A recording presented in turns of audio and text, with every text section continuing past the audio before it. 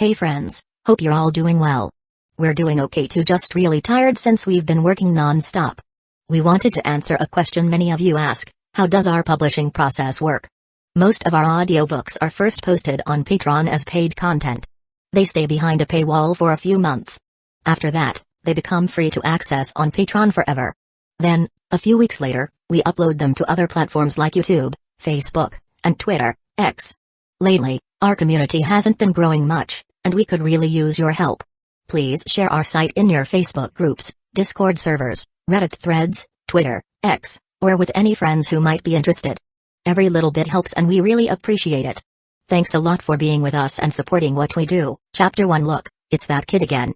I heard he was making a scene on the street again. What a nuisance. I really don't understand why the Hokage still keeps this troublemaker around. They should have dealt with him already. After all, he is a foe, SH. Have you forgotten what can and can't be said? TCH. Whatever. Just ignore him from now on. And we need to remind the kids not to play with him. He's too dangerous, who knows when he might suddenly. Dozens of mouths, spewing cold words in the heat of summer. Dozens of eyes filled with indifference, even resentment. The little blonde boy walking down the street lowered his head, at a loss for what to do. He looked like he wanted to explain, but couldn't find the words. In the end, he could only leave with a lonely silhouette. Natsuki stood quietly behind the crowd, silently watching little Naruto walk away. He then looked up at the Hokage rock. The stone faces of the 4 Hokage seemed to be silently watching over the village. As expected. I've really come to the world of Naruto. This is Hidden Leaf Village. Judging by Naruto's appearance, he's about 5 or 6, same as me. Looks like there's about 6 years until the main story begins. With that thought, Natsuki decisively turned and headed home. His house was in a relatively remote area of the village, far from the bustling streets. It took him quite a while to walk back. There weren't many people living in this area. It wasn't as lively as the marketplace, but the houses here had more space. Most families had their own little yard. Natsuki pushed open the wooden gate to his yard. His eyes swept across the vegetable patch. The greens were thriving in this season, fresh and vibrant, mouth-wateringly tender. In another corner of the yard, cured meat was hung out to dry on a rack, surrounded by fishing net to ward off birds and cats. Beneath the wall, slices of sweet potato were sun-drying, and 2 strings of orange peels hung above the window. It all felt surreal. Planting vegetables in the yard, making cured meat and dried sweet potatoes, even collecting orange peels, this is clearly something ingrained in my DNA. Maybe I was actually born here and just temporarily lost my memory. All of this was instinctive. And only yesterday, after extracting chakra, did my memories awaken. Natsuki remembered it clearly. He had recently passed the entrance exam for the Ninja Academy and had received his acceptance letter. So these past few days, he had been training hard. It wasn't until last night that he successfully extracted chakra for the first time, then immediately passed out. After that, it was like he had a dream, one full of memories from his previous life. To confirm his suspicions, he ran to the town center early this morning. The Hokage rock was unmistakable. He also found familiar places like Ikiraku Ramen, BBQQ, Yamanaka Flower Shop, and Mantendu Ninja Tool Store, all iconic locations from the anime. He even saw little Naruto just moments ago, which confirmed everything. Not only that, he now had a general grasp of the timeline.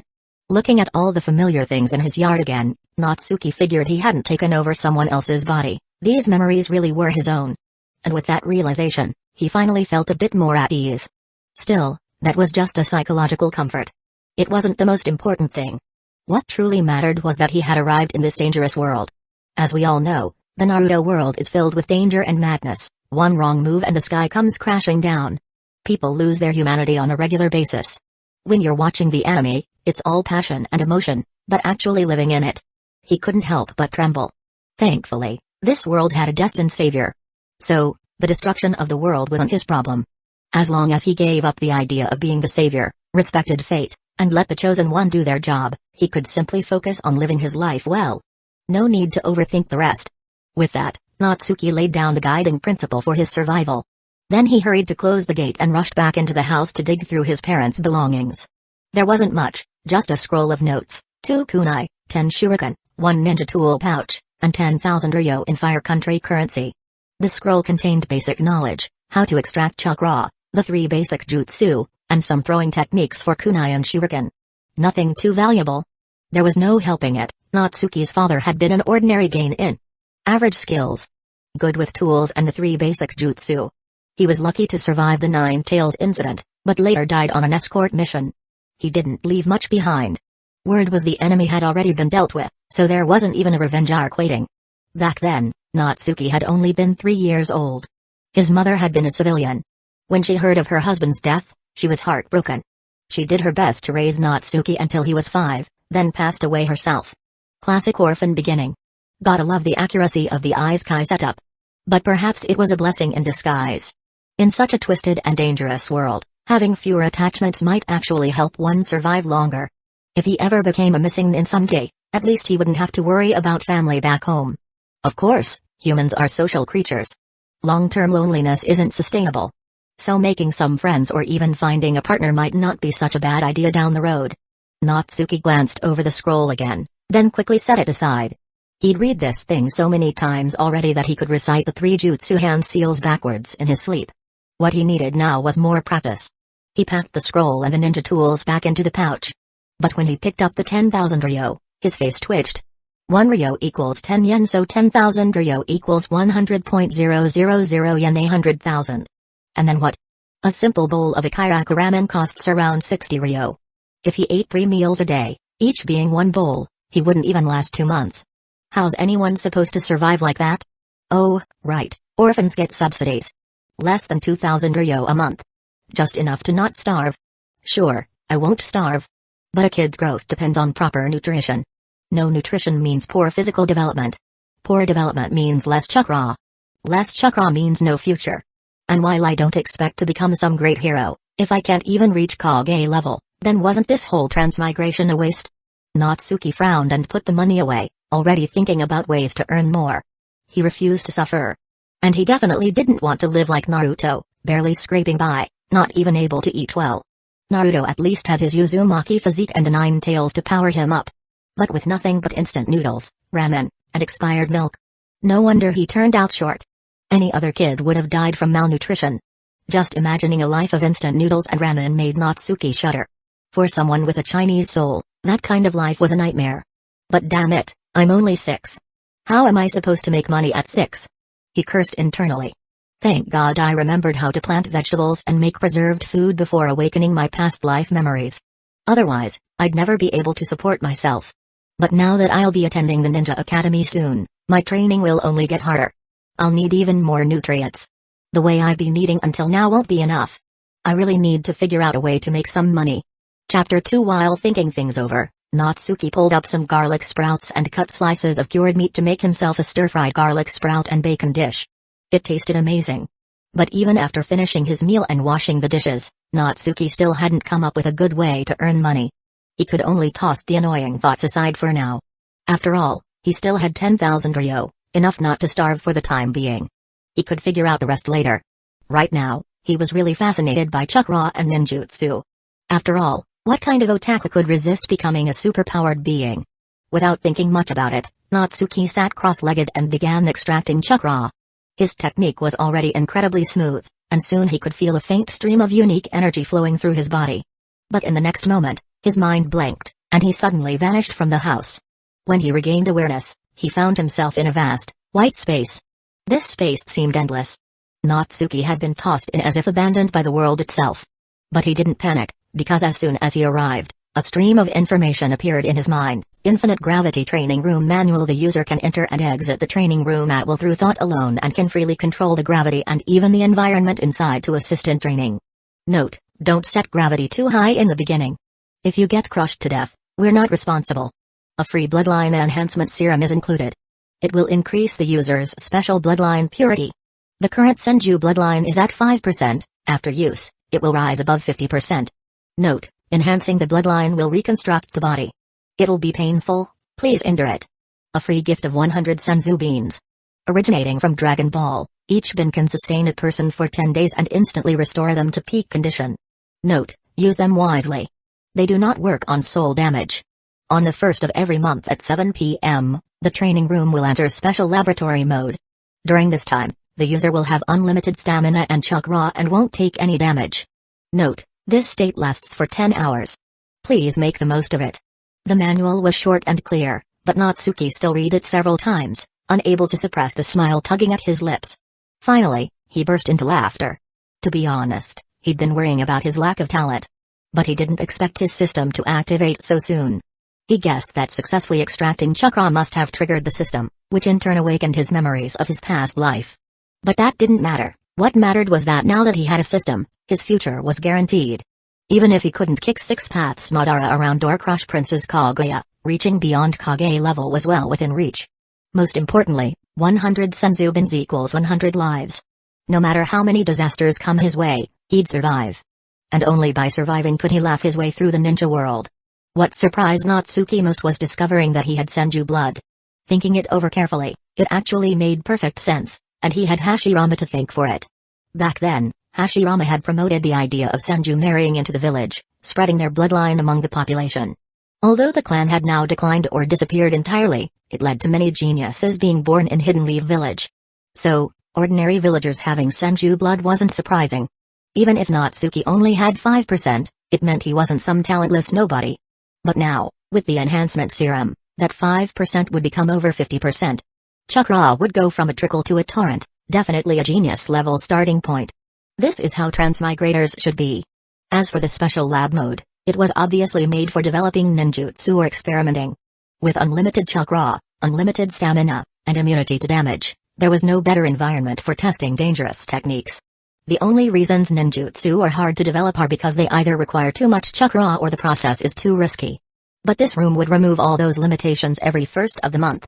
Natsuki could do whatever he wanted in there. If he couldn't come up with something powerful, he'd be ashamed. This system is perfect. But today isn't the first. The next one is in 2 days, which is also the start of school. The lab mode is limited time, so I need to seriously plan what to work on, otherwise it'll be wasted. For now, I'll just set a reasonable gravity level for regular training. I'm still young, and too intense a workout might break me. Even with Senzubins, they're life-saving items. I can't afford to waste them during regular training. With that, Natsuki made up his mind. He used his thoughts to summon a Senzubin and examined it, wondering if he could plant it someday. Maybe he'd give it a shot when he had time. Then he took out the bloodline enhancement serum, and without hesitation, injected it into his arm. As soon as the shot was done, his entire body felt like it was on fire. A moment later, intense pain surged through him, as if his bones, blood, and organs were being shattered and reconstructed. It was excruciating. But he clenched his teeth and endured. The manual had clearly said to please endure, which probably meant the longer you could endure, the better the results. He couldn't be sure, but he didn't dare risk it. If he passed out too quickly and the result was worse, wouldn't that be a huge loss? Unfortunately, he couldn't hold on. It was too painful. He ended up fainting in spectacular fashion. Who knew how much time passed before he finally woke up? His mind was still foggy when a message appeared in his head, Senju bloodline enhancement complete. Current purity, 80%. 80%, huh? Not bad. Maybe if I held out a bit longer, I could have reached 90. TCH. So lame. He grumbled at himself, but quickly cheered up. 80% was still amazing, way better than the measly 5% he had before. That kind of foundation surpassed most people in Hidden Leaf Village. With a training room to assist, reaching Kage level was practically guaranteed. And with enough effort, going beyond, maybe even to 6 paths level, was within reach. If Guy could kick 6 paths Madara into the dirt, then he could show up afterward and land the finishing blow. That'd be a perfect ending. And if Kaguya dared show up? He'd drag her down and make her eat the dirt. The more he thought about it, the more he smiled. His eyes sparkled. He tried extracting chakra again. The surge of energy flowing through his body shocked him. It was vastly more than before. As expected of the Senju bloodline, chakra for days. He didn't know how many cards he had now, but it had to be a lot. And he was only 6 years old. Chakra would continue to grow with age. By the time he graduated from the academy, who knew how much he'd have? It might even rival a Naruto's. Shaking his head, Natsuki pushed those thoughts aside and began practicing the 3 basic jutsu. Chapter 3 Swish. Swish. Swish. Natsuki formed hand seals with a serious expression. Clone jutsu. Poof. Success. Transformation jutsu. Poof. Success. Substitution jutsu. Poof. Success. Natsuki was momentarily stunned.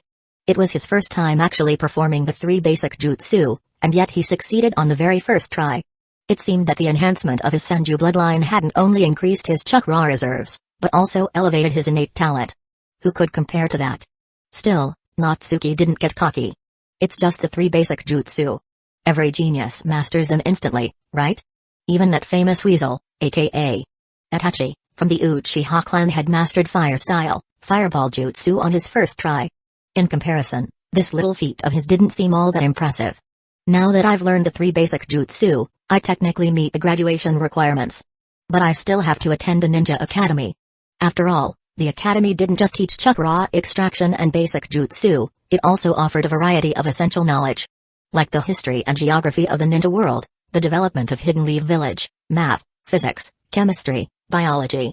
And most importantly, professional training, tracking skills, clue analysis, stealth, trap setting, rope escape, and more. These foundational skills were crucial. Without them, one had no business becoming a ninja.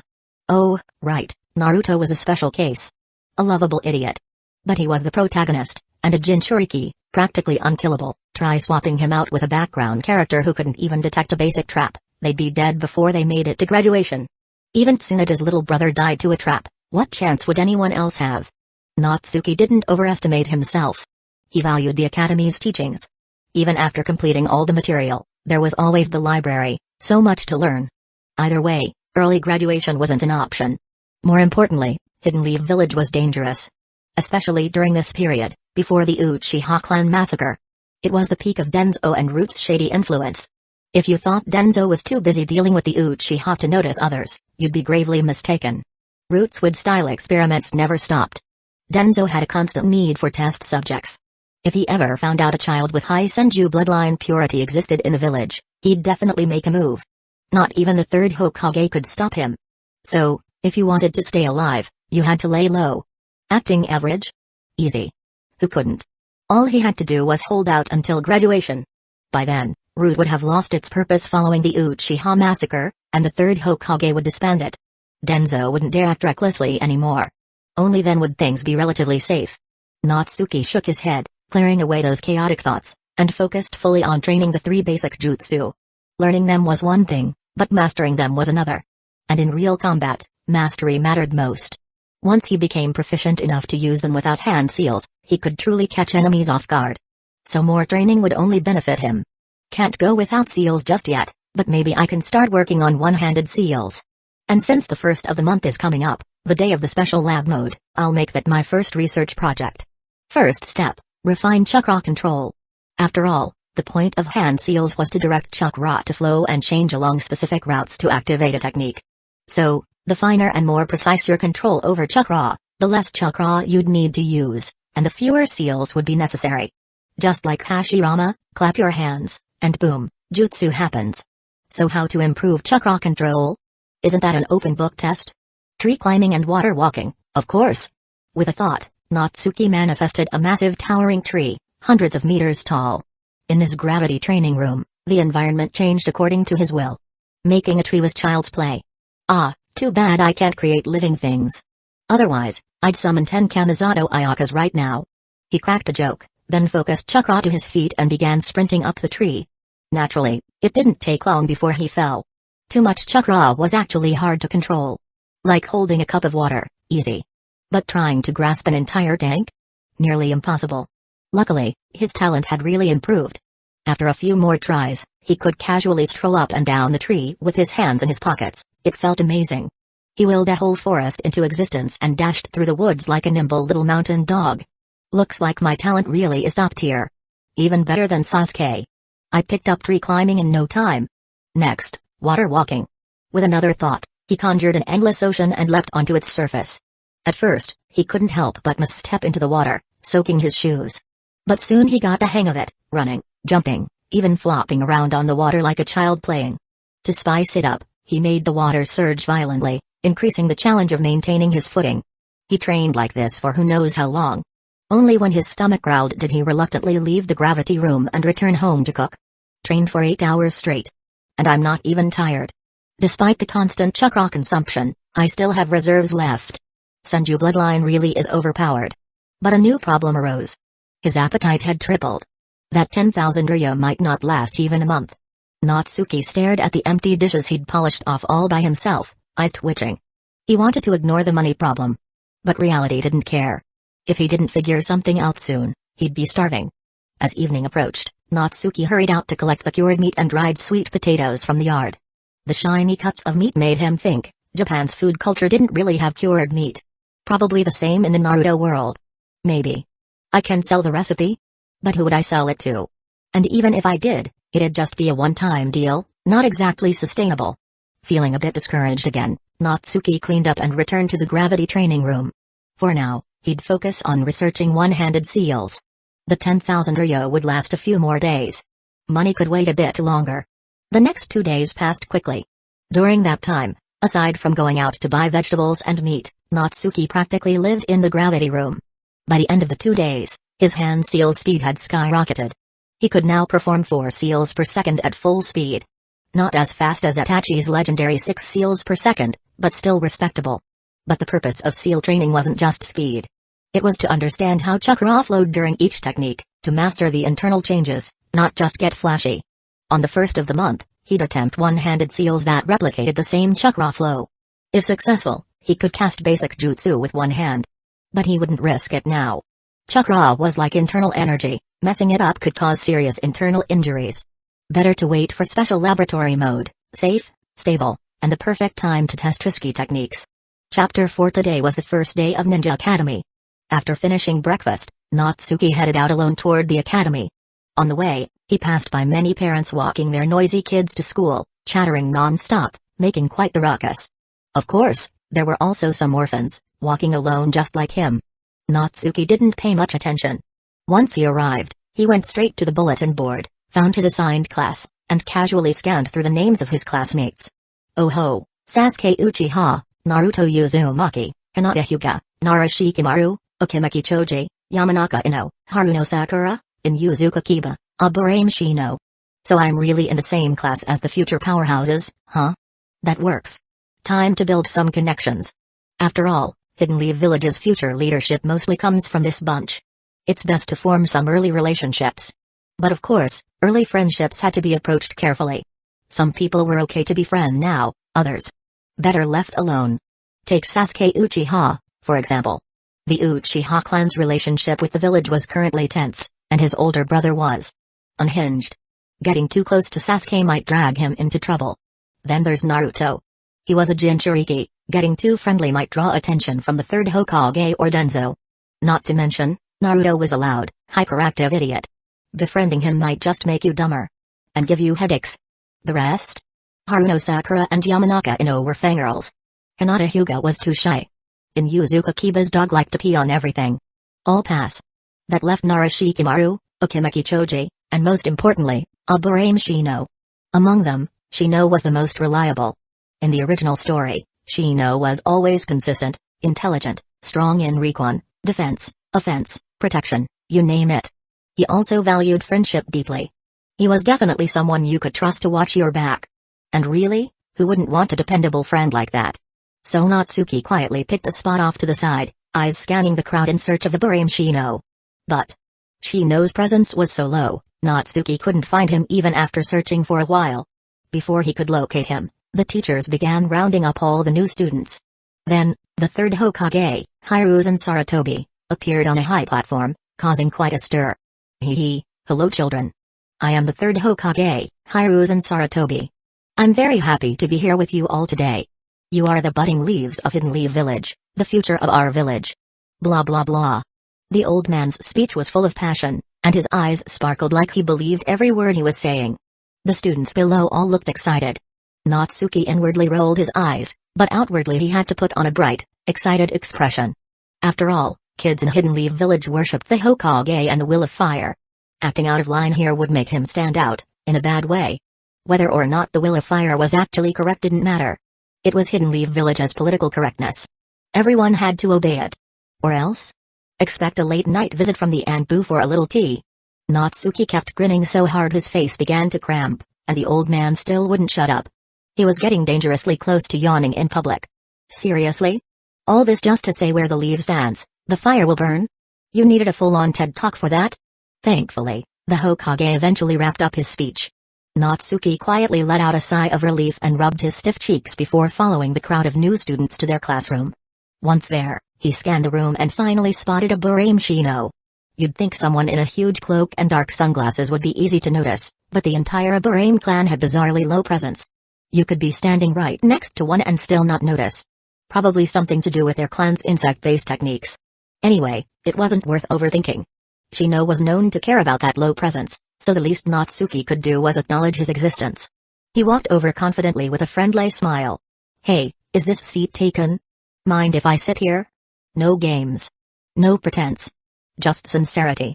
Even if he had ulterior motives, as long as he was genuine, Shino wouldn't dislike him. Shino blinked behind his sunglasses, then nodded promptly. No one's sitting here. Go ahead. Cool. Guess we're desk buddies now. Natsuki sat down without hesitation, then pulled out a paper packet from his sleeve and offered it. I'm Natsuki. These are sweet potato slices I made myself. Want to try one?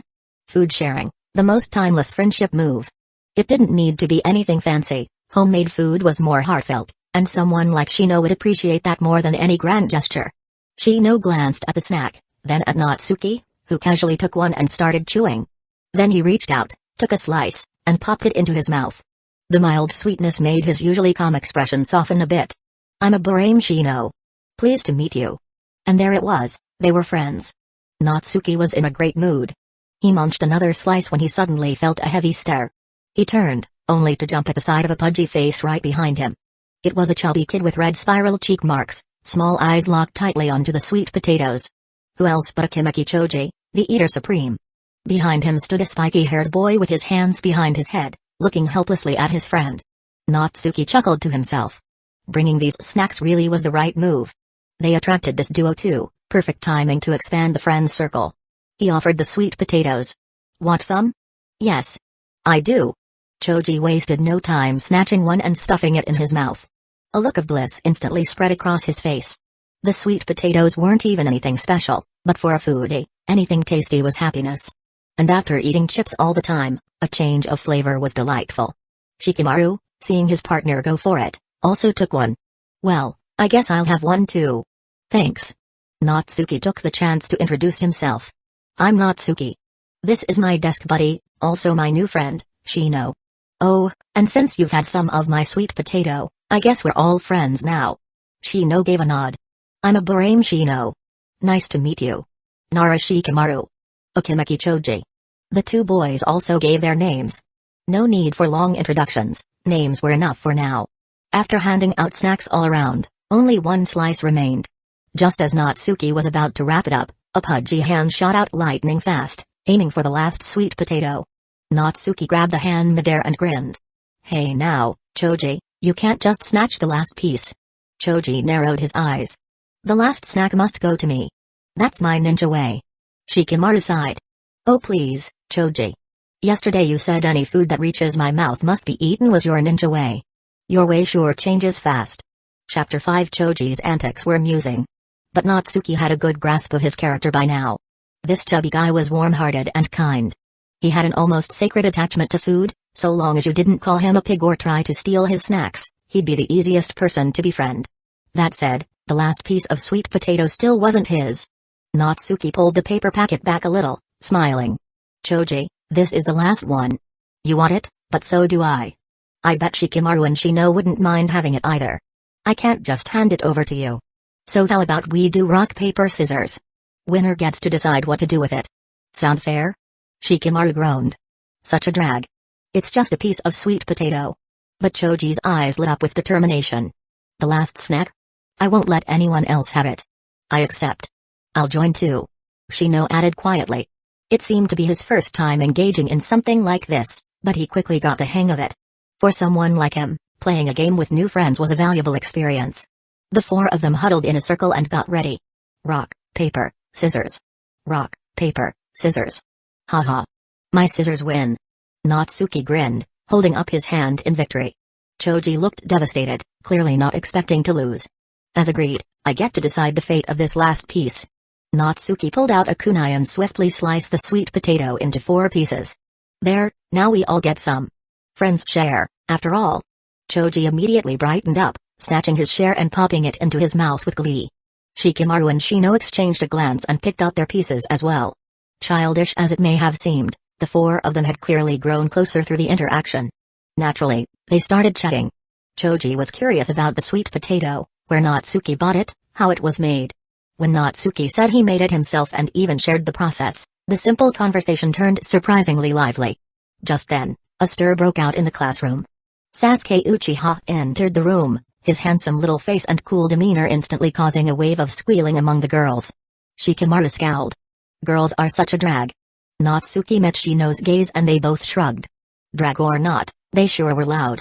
Only 6 years old, and already obsessed with pretty boys? Talk about early bloomers.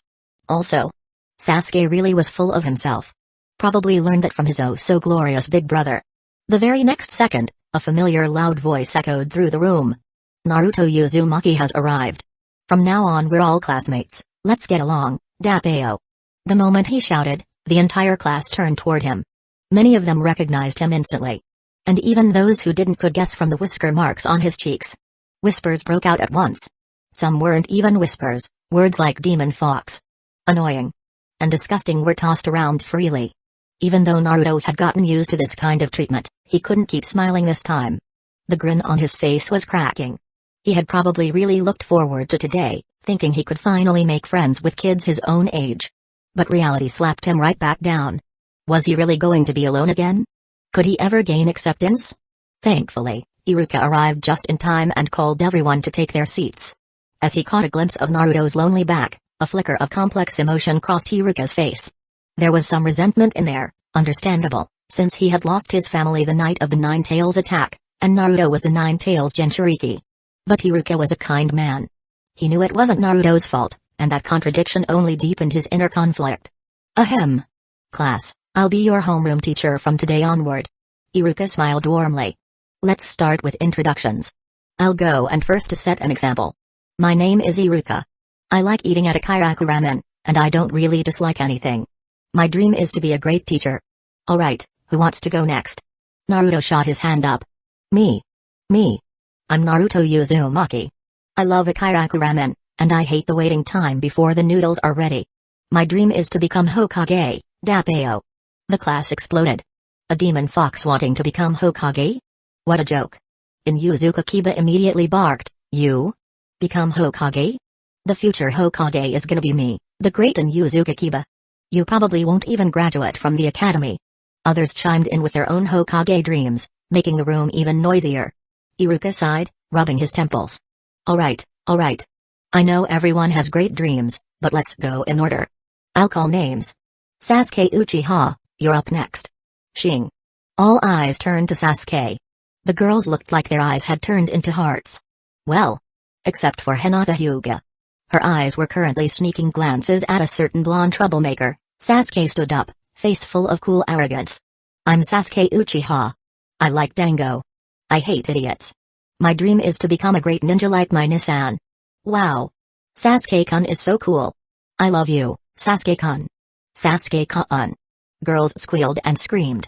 The boys rolled their eyes in disgust. Especially Naruto. He narrowed his eyes like a fox, glaring at Sasuke. TCH. What's the big deal? I'm totally handsome too. Why are they all fawning over that guy? He's not that great. So full of himself. Bet he'd go down with one punch, Dappeo.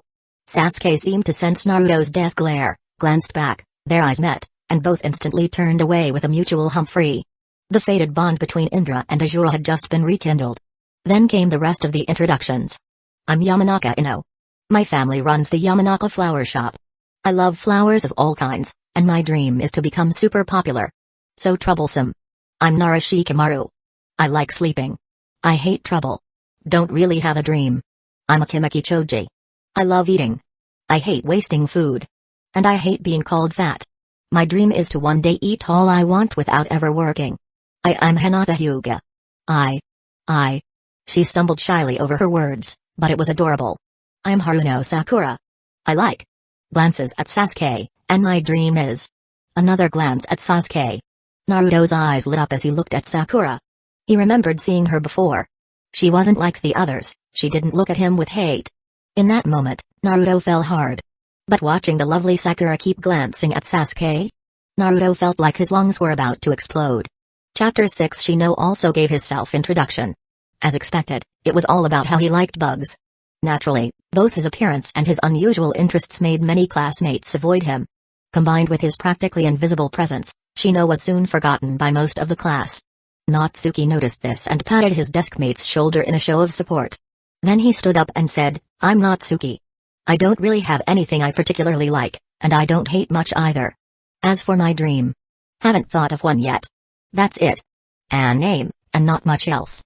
Most of the class looked a bit speechless, but since Natsuki wasn't willing to share more, there wasn't anything they could do about it. Plus, he wasn't especially eye-catching, just a clean and neat face. Like Shino, he was quickly overlooked. That was fine with Natsuki. For now, he was focused on keeping a low profile. He just wanted to absorb knowledge, build a few useful friendships, and avoid trouble. After everyone introduced themselves, the teachers began handing out textbooks. As Natsuki had guessed, the curriculum included topics like the Will of Fire, the history of Hidden Leaf Village and the Shinobi world, geography, math, physics, chemistry, biology, and of course, core ninja foundation classes. Of course, there were outdoor classes too, training in taijutsu, kunai and shuriken throwing, rope escape, trap setup, and mock battles. These were the most important, since the real purpose of the academy was to produce ninjas. And real ninjas lived and died by combat. Once the textbooks were handed out, class officially began. The first subject, reading. Yep. Reading and writing. This was a chaotic era, after all, and literacy was rare. Especially among 5 or 6-year-old kids. Many were orphans who barely knew any words at all. If you wanted to train a proper ninja, first you had to teach them how to read. Still, reading lessons wouldn't last long. The schedule was tight, and physical training couldn't be delayed. And with that, Natsuki's school life had officially begun. That afternoon, once classes ended, Natsuki said goodbye to Shino, Shikamaru, and Choji, then hurried home, made a quick dinner, and began waiting for 7 p.m. to arrive. It was the first of the month, time for the special laboratory mode to activate. As soon as the clock hit 7, Natsuki activated the training room with a thought and stepped inside. The room looked the same as always, but it felt different. There was this odd sensation, like strength was limitless, like he was invincible. Though it could have just been his imagination. He quickly brought up the timer, 10 hours remaining. Without wasting a second, he began his first research task, one-handed hand seals. Using transformation jutsu as a test case, he tried to mimic the chakra flow from two-handed seals using only one hand. 10 minutes in, sweat was pouring down his face. One-handed seals were vastly different from two-handed ones. Not only was finger flexibility an issue, but monitoring the internal chakra control at the same time was mentally exhausting. Fortunately, the special laboratory mode seemed to boost his stamina and mental focus. He calmed himself and resumed the attempts. He had no fear of injury or chakra drain. This was his greatest advantage right now. An hour passed. Natsuki completed a string of seals with his right hand, and poof. He transformed into Shino. That's it? I did it? Natsuki stared at his reflection. As expected, special laboratory mode is amazing. No risk, no resource limits. With my above-average talent and solid chakra control from earlier, I learned one-handed seals in no time. Now I just need to train my left hand. Another hour passed. Natsuki scratched his head, realizing he'd underestimated himself. In just 2 hours total, he had mastered one-handed seals with both hands. It now felt as natural as breathing. Now what? I'm already good at this. No point grinding it more. But I still have 8 hours left. I really should have prepped more projects to research. Gotta make the most of this. After thinking it through, he made a decision, train the Rasengan. He had transmigrated into the world of Naruto. Besides the 3 basic jutsu, what else could he train right now if not the Rasengan? Plus, the training method had been thoroughly shown in the anime. Each stage was clearly outlined. And with unlimited chakra and no risk of injury, this was the perfect time to attempt it. With a thought, a water balloon appeared in his hand. Time to begin the Rasengan steps. Step 1, gather chakra and form a spinning mass inside the water balloon, without bursting it. Step 2, increase power until the balloon bursts. Step 3, switch to a rubber ball and burst that. Simple steps. Far from easy. But Natsuki's understanding was excellent, and his current state gave him the perfect training conditions. His progress was rapid. And 5 minutes before the lab mode ended, Natsuki successfully formed a Rasengan in his palm. Boom. He pressed it against a thick tree trunk, blasting a clean hole through it. Haha. IDIDIT. Finally made the most of these 10 hours. He was overjoyed. He played around with a Rasengan for a bit longer until the mode ended, and only then did he feel a wave of fatigue wash over him. It was already 5 a.m. Chickens were starting to crow outside. Natsuki yawned. Staying up all night was brutal for a 6-year-old. He hadn't felt it while he was training, but now that the excitement had faded, exhaustion slammed into him like a truck. He left the training room, made breakfast, ate quickly, and by the time the sun was fully up, it was time for school again. No chance for a nap, he had to head out. He was the first one to arrive at class, and immediately slumped onto his desk and fell asleep. Who knows how long had passed? Hey, Natsuki. Wake up. Class is about to start. Shino gently nudged him. I'm awake. Natsuki mumbled. Except. He didn't move. Suddenly, his instincts flared. He snapped up his hand, and snatched the incoming chalkboard eraser between 2 fingers. The whole class stared. Even Iruka was momentarily stunned. Well. Pretty sharp there, sleepyhead. Iruka said with a wry grin. Well, see. I was training late last night. Thought I was still in training mode. Got a little too used to reacting, sensei. Should I go stand outside for a bit? Natsuki asked with a sheepish grin. Chapter 7. Fortunately, Iruka was a good teacher. He could tell that Natsuki wasn't lying. So he simply warned, you're still young. Don't overdo your training, especially not at night. For now, stay focused in class and don't fall asleep again. Yes, sensei. Thank you, sensei. Natsuki thanked him sincerely, rubbing his face to wake himself up a bit more. After that, he listened carefully and even took detailed notes. Iruka noticed this and, reassured, let it go. Once class ended, Natsuki let out a long yawn. Shino glanced over curiously. Did you really train that late into the night? Natsuki nodded mid-yawn. Yup. I got a little too excited and didn't stop. Before I knew it, the sun was almost up. Shino's curiosity only grew, but out of politeness, he didn't pry further.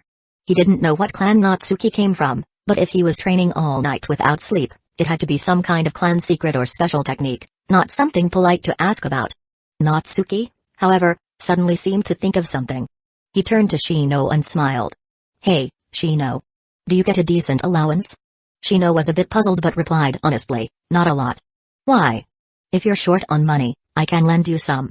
Natsuki shook his head. I'm not borrowing. I wouldn't be able to pay you back anyway. But how about this, after school today, come by my place. I've got something I want to show you. You might even be willing to spend money on it. If not, that's fine too. I mainly want to treat you to dinner, you are my first friend, after all. Alright. Shino agreed without hesitation. He was curious, of course, but since Natsuki didn't want to say anything yet, he respected that. More importantly, being invited to a friend's home and offered a meal, especially by someone who considered him a first friend, made him genuinely happy. That was more than enough. Before long, morning classes ended. Natsuki headed to the Hokage Tower to collect his monthly orphan stipend, and ran into Naruto there, also picking up his money. As a gesture of goodwill, Natsuki gave him a small nod, a polite acknowledgement as classmates. Naruto's reaction was explosive. He beamed brightly and nodded back so enthusiastically he looked like a pecking chick. After being shunned for so long, a tiny gesture of kindness was like a miracle to Naruto, it made his whole day. As for Natsuki, even though Naruto was loud, impulsive, always shouting, and generally annoying, he was still just a pitiful kid. Right now wasn't the best time to befriend him, but there was no harm in being polite. The stipend was 1,800 ryo, just enough to afford a single bowl of ikiraku ramen per day. Perfectly calibrated to make sure an orphan won't die of hunger. Natsuki pocketed the money and headed straight to ikiraku. He'd heard about it so much, time to see what the fuss was about. Naruto, who had finished picking up his stipend and was in a great mood, decided to treat himself to ikiraku ramen for lunch. He entered the shop only to see Natsuki already seated there. Hey, old man Toki. One bowl of ramen please. Naruto plopped down right beside Natsuki and glanced over. Hey, what's your name again? Back at the Hokage building, you nodded at me, right, Datbeo? Natsuki had just taken his first bite of ramen, 60 ryo a bowl. It tasted pretty decent. Not quite as amazing as Naruto always bragged, and it didn't exactly suit a Chinese palate, but for Hidden Leaf Village, this was probably the best you could get. After all, plenty of Jonin ate here. Unless they were just coming to see Ayam. Yeah. Toki's daughter Ayam really was quite the beauty. Hearing Naruto's question, Natsuki gave a polite nod. I'm Natsuki. That was just a friendly greeting between classmates.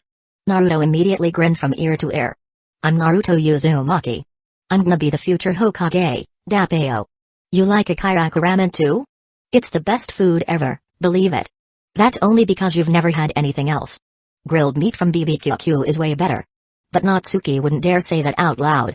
Tsuki was right there behind the counter. Say something bad about his ramen and you might get kicked out on the spot. Natsuki was already regretting giving Naruto a friendly nod. Just one little gesture, and the hyper kid latched on like glue. As expected, he was loud, nosy, and impossible to eat next to. Dappeo, can you not for 1 second? Yeah, Ikiraku is the best. Natsuki replied half-heartedly. Right then, Tuki brought out Naruto's ramen, and his eyes crinkled into a smile. Who knows if those smiling eyes were hiding the Rinnegan underneath. Thankfully, Naruto finally shut up and started eating. He slurped down noodles like he hadn't eaten in days, and honestly, he probably hadn't. One bowl wasn't going to fill him up. Still, Natsuki wasn't about to play the good guy and offer to pay for more. They weren't that close. He was a broke orphan too. I'm heading out. Natsuki finished his meal, cleaned his bowl, and left the ramen shop without a backward glance. Naruto looked up at his retreating back, his appetite suddenly fading. Old man Tuki. Ayamne-chan. Does Natsuki hate me too? Despite his usual cheer, Naruto was incredibly sensitive. He'd thought that not earlier meant he'd made a friend. But Natsuki hadn't waited for him, hadn't said goodbye. Maybe he was just another person who saw him as the demon fox? Ayam smiled gently. Of course not. If he hated you, he wouldn't have bothered to talk to you. He looked super tired. I think he just went home to catch up on sleep. Oh yeah. He was napping in class this morning. Said he stayed up all night training. So that's it. He's not mad at me, Dappeo. With that comforting thought, Naruto's appetite returned full force, and he resumed devouring his ramen. Natsuki, meanwhile, had no idea what was going on in Naruto's head. He strolled back toward the academy, stopping by the Ninja Tools store Nintendo to pick up a sheet of chakra paper. After successfully forming the Rasengan last night, the next step was figuring out how to integrate his elemental chakra. First, he had to know what his chakra nature was. Back at the classroom, he infused chakra into the paper. In the next second, one part of the paper became damp, one part crumbled into dust, and another section wrinkled up. Water, earth, and lightning, huh? Wonder what a water-based Rasengan would look like? Can I even merge earth or lightning into it? It was a frustrating puzzle. He knew there was no use guessing, he'd have to test it himself. But such experiments were dangerous, and he'd have to wait until the next special lab mode on the 1st of next month. In the original story, Naruto's Rasen Shuriken was incredibly risky, even harmed him when he first used it. Natsuki wasn't about to take that kind of gamble. Even with his stash of senzu bins, they weren't infinite. There were only 100, and every single one had to be saved for life or death moments. Note to self, prep more research projects next time. No more last-minute scrambling like last night. Still deep in thought, Natsuki returned to class and promptly flopped down on his desk for a nap. Chapter 8 That afternoon was their very first outdoor class. Iruko had everyone start with a 3,000-meter run to test the kids' physical base. Naruto, burning with competitive spirit, charged ahead with all his might, determined to leave Sasuke in the dust. But Sasuke, taking his glorious big brother as his role model, was just as determined to be number one in the class, especially when it came to Naruto. He simply couldn't lose to him. As for Natsuki, he ran leisurely in the middle of the pack, pretending to be tired while secretly enjoying the drama unfold like a soap opera. By the time the 3,000 meters were done, Natsuki barely had a drop of sweat on him. Naruto, meanwhile, had collapsed like a dead dog on the ground, barely able to breathe, and he didn't even place that well. See? Having Uzumaki vitality and a nine-tails chakra doesn't mean much if you're malnourished every day. That body's way too frail. Naturally, first place went to Sasuke. The little pretty boy gave Naruto a smug glance, then stood coolly off to the side as the girls erupted into squeals and admiration. Naruto shot up in a rage. What's that Sasuke guy being so smug for, Dappeo? Natsuki, meanwhile, noticed something interesting among the girls. They had already split into factions, one led by Yamanaka Ino, another by Haruno Sakura, and a few scattered cliques. While all of them were Sasuke fans, they clearly didn't get along with each other and looked ready to tear each other apart at any moment. Ino and Sakura used to be close friends, but now their friendship lay in ruins, shattered by their shared crush on Sasuke. They even started exchanging snide insults. It was quite the spectacle. And just as Naruto began trying to impress Sakura with a barrage of praise and goofy grins, Sakura rolled her eyes and stared only at Sasuke, clearly finding Naruto annoying. Oh, and over in the corner, a certain timid girl with white eyes was giving Naruto non-stop side eyes. Too bad Naruto didn't notice. These girls. Such a drag. Shikamaru muttered, annoyed. Choji crunched his chips, entirely ignoring the chaos around him. Natsuki and Shino exchanged glances and shrugged. Not their business. If it got too noisy, they could just cover their ears. Next up, kunai throwing practice. The kids from ninja clans had obviously trained before. Their accuracy wasn't bad at all. Especially Sasuke, shuriken jutsu is a signature skill of the Uchiha clan. Every throw hit the bullseye, which earned him another round of shrieking fangirls. Not to be outdone, Naruto started yelling again and tried to show off. The result? None of his kunai hit the target, and one of them almost neutered Iruka, who promptly scolded him with a stormy face. Natsuki, meanwhile, ignored all the drama and followed Iruka's instructions step by step. He also drew on the throwing techniques recorded in his father's scroll. At first, he barely hit the target, but with consistent practice, his accuracy rose steadily. A few even landed in the bullseye. His improvement was so noticeable that Iruka gave him direct praise. Other students were envious, but what could they do? They wasted their time squabbling and posturing instead of focusing during class. Who else could they blame? After school, Natsuki took Shino shopping. They bought fresh meat and seasonings before heading to his house. This is my place. A bit out of the way, Natsuki said as he opened the gate. My parents passed away, so I live here alone. Grew some veggies out back for food. I'll go cook. Shino, could you help pick some vegetables? He really didn't treat Shino like a guest at all, which meant he wasn't treating him like an outsider. These plants look great, Shino said, complimenting the garden as he picked up a basket. He started plucking leaves as he added, the Aburame clan grows vegetables too, for feeding our bugs. But yours look much healthier.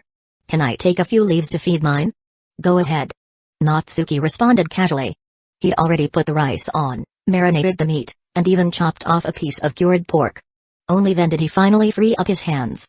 Shino had finished picking the vegetables. He fed a tender leaf to one of his bugs. They didn't speak, but the atmosphere was peaceful. Even with his sunglasses on, Natsuki could tell Shino was genuinely happy. Maybe it was because he'd finally made a friend. Maybe it was because it was his first time being invited to a friend's house. Natsuki didn't beat around the bush. Shino, I actually stayed up all night researching one-handed hand seals. That's why I was so tired. One-handed? Hand seals? Shino was visibly shaken. Even behind his glasses, you could feel his surprise. Everyone knew how rare one-handed seals were. Even elite Jonin rarely used them. Kakashi himself was stunned when he saw Haku do it during the Land of Waves mission. Someone who could do one-handed seals was undoubtedly a genius. And Natsuki was only 6 years old. A genius among geniuses. Natsuki lifted his left hand and performed several seals. Poof! He transformed into Shino himself, with one hand. Shino couldn't deny it even if he wanted to. Natsuki, you're incredible. Natsuki smiled. I invited you over not just for dinner, but to teach you one-handed seals. Not for free, though. The thing is, my appetite's grown a lot. Between my savings and the orphan stipend, I won't be able to make ends meet soon. So I figured, maybe you, my friend, could help out. Want to learn? I do. Just tell me how much. Shino agreed without hesitation. Honestly, he would have been happy to lend Natsuki money. He was Natsuki's first friend, after all. Even if Natsuki never paid him back, he didn't mind. He could tell Natsuki's situation was tough and genuinely cared about him. But he also understood Natsuki's pride. Natsuki wouldn't take a handout. That's why he offered something valuable in exchange instead. And really, learning one-handed seals was an incredible opportunity.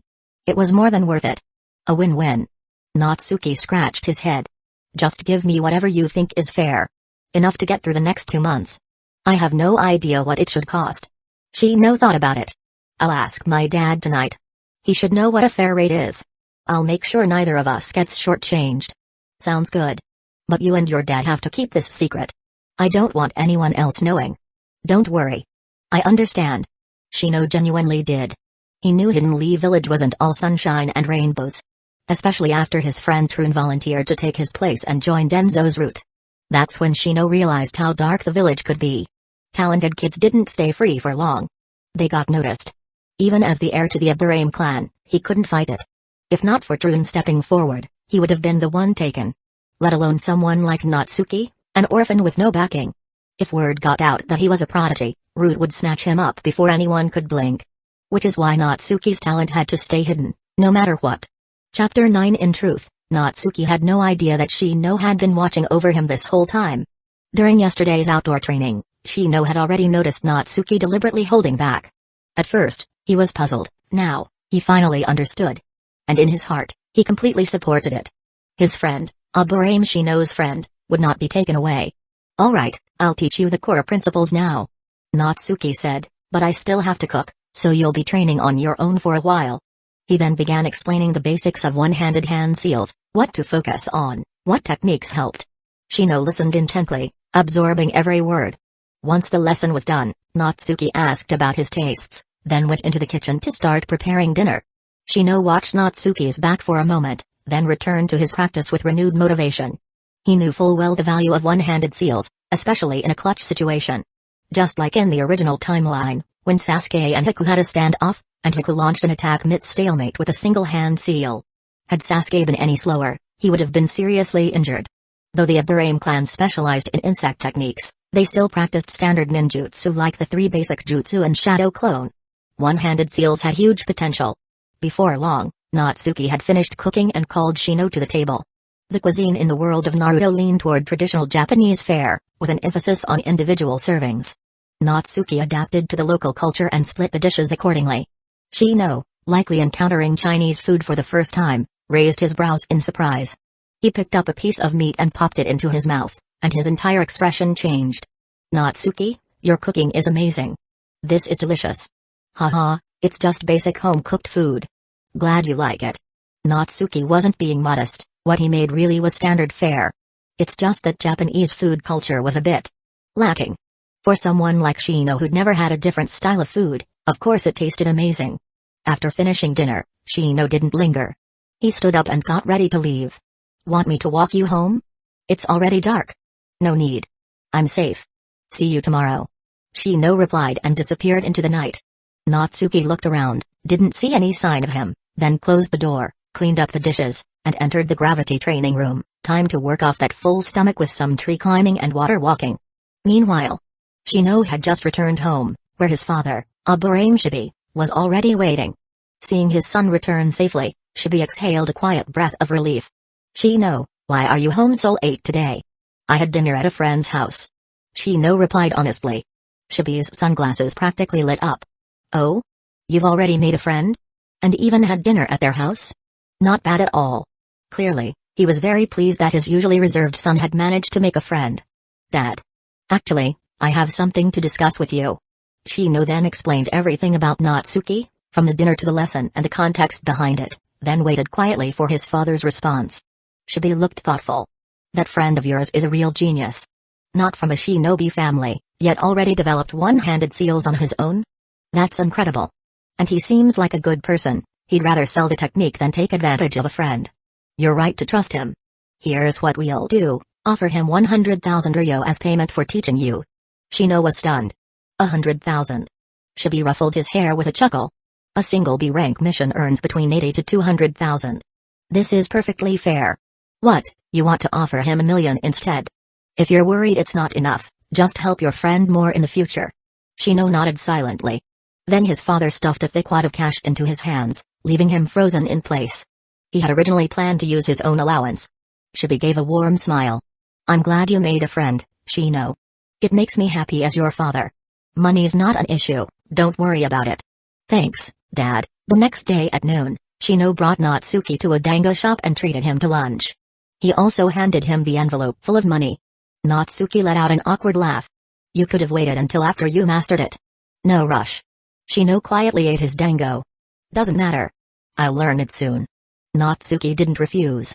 He accepted the money and asked how Shino's training had gone. Not that he had to monitor Shino closely, this wasn't Naruto they were talking about. Shino was diligent and disciplined.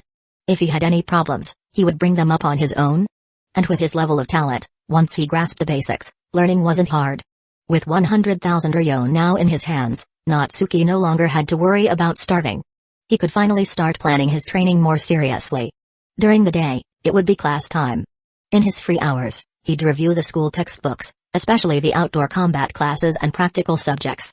In the mornings and evenings, he'd train in the gravity training room. For now, he'd set the gravity to 2x. He was still a kid, overdoing the weights could stunt his growth, and that would defeat the whole purpose.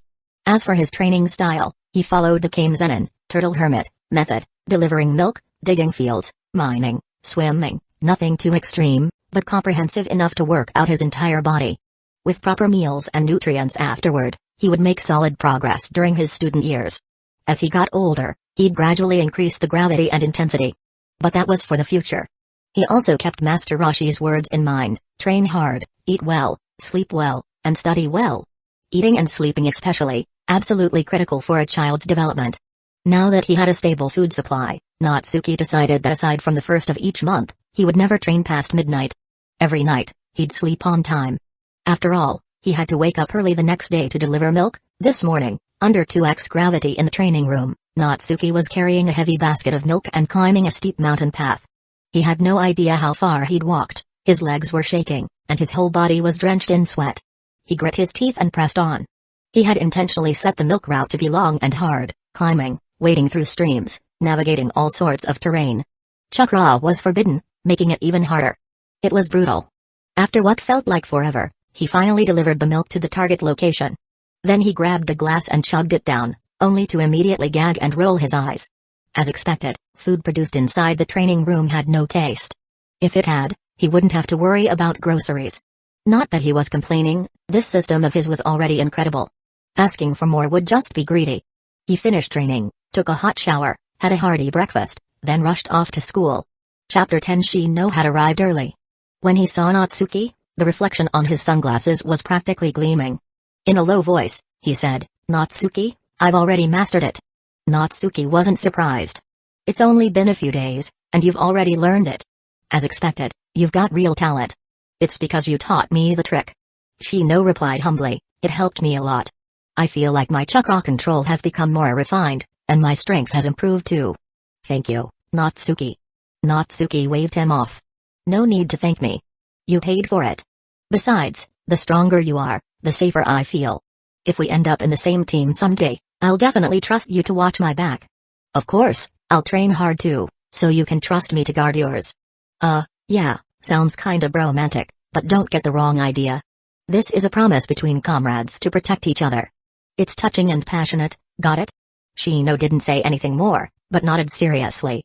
For a ninja, being able to entrust someone with their back meant being partners through life and death, the most trustworthy kind of friend.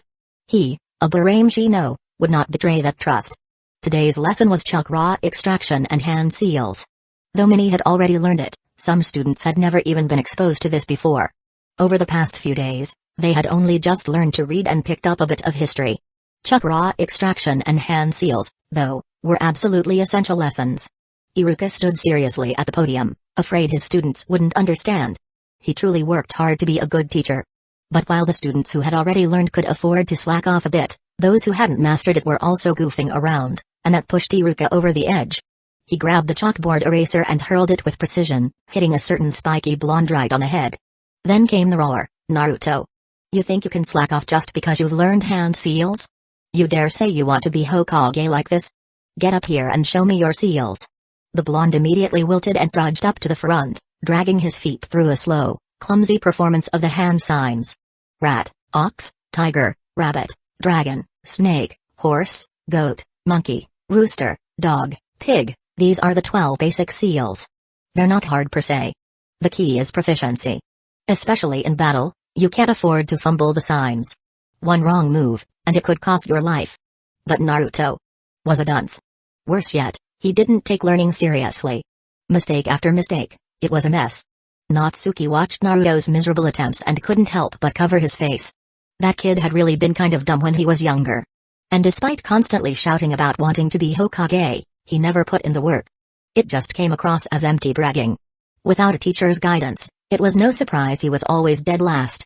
If Jiraiya hadn't taken him in later on, forget becoming Hokage, he'd probably be stuck as a genin forever and end up as a joke. Passion and hot-bloodedness are fine if you're the protagonist. If you're not, those lines are just empty talk.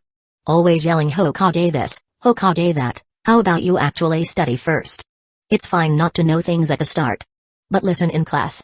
Ask the teacher for help after school. Iruka was fuming too. He roared, Naruto. Don't even think about going home after class. Came to my office, I'll give you one-on-one tutoring. You're not allowed to leave until you get it right. Naruto was dumbfounded. Huh? Iruka-sensei, you can't be serious. I was gonna ask Sakura to hang out after class. You? Ask a girl out? Dream on. But. No buts. Came to my office after class. Got it? Okay, geez. Naruto ultimately gave in. He probably knew Iruka was doing it for his sake. But still. He really liked Sakura. He genuinely wanted to hang out with her. But just as Naruto returned to his seat, Sakura's cold voice cut through the air. Naruto, don't flatter yourself. I'd never agree to go out with you. Smack. Naruto's heart shattered on the spot. Of course. Sakura had always had a thing for that aloof Sasuke guy. She'd never looked at Naruto kindly. No matter how many sweet words he spoke, no matter how hard he tried to win her over, he only got scolded or even beaten up. Still, he liked her. What could he do? Natsuki watched Naruto's dejected figure walk back and sighed. Like Hinata, he rolled his eyes. This guy. Always shouting about becoming Hokage, but he's constantly chasing girls? Is this how you achieve your dreams? And he's only 6 years old. Isn't his way too early to be chasing romance? Also, if you're going to chase someone, at least pick a better girl. Hinata is so sweet, and she only has eyes for you. How are you this blind? Seriously, I can't bear to watch. Thankfully, Natsuki only grumbled to himself. He wasn't going to get involved in the main character's drama. After class, Naruto was dragged away by Iruka. Natsuki, of course, was planning to bring Shino home, to see if he really had mastered one-handed seals. Also, to treat him to a meal and strengthen their bond. Since they were building friendships, he figured he might as well invite 2 more friends too. He turned to the 2 who were about to head home. Shikamaru, Choji, want to come over for dinner? The veggies in my garden are at the end of the season. Planning to cook them all and plant a new batch. Shino and I probably can't finish it all. Want to join? Hearing the word food, Choji agreed without hesitation. I'm in. Shikamaru scratched his head. How troublesome. Tell me where your house is first. I'll go home and grab some deer meat. There's been a surplus lately, too much to eat at home. You guys can help out. See? He grumbles about trouble, but he still agrees, and even brings meat. Who wouldn't like a friend like that? Shino chimed in, Natsuki, your garden doesn't have many vegetable varieties. I'll grab some from my house, let you all taste the fresh vegetables grown by the Ibarame clan. Choji munched on chips and added casually, then I'll go grab some snacks. You guys. Natsuki rubbed his forehead. Do whatever you want. But you don't have to be so formal when coming over. We're friends. I just wanted to have a nice meal together. They just smiled. But there was no way they'd show up empty-handed. Natsuki let them be. After giving his address, they split up. He went straight to the market, bought some pork and pig's feet, grabbed some tomatoes and eggs, and even picked up 2 chickens. He didn't know that many home-style recipes, but since he was hosting friends today, he was giving it his all. He didn't know how to cook deer meat, so Shikamaru would have to handle that.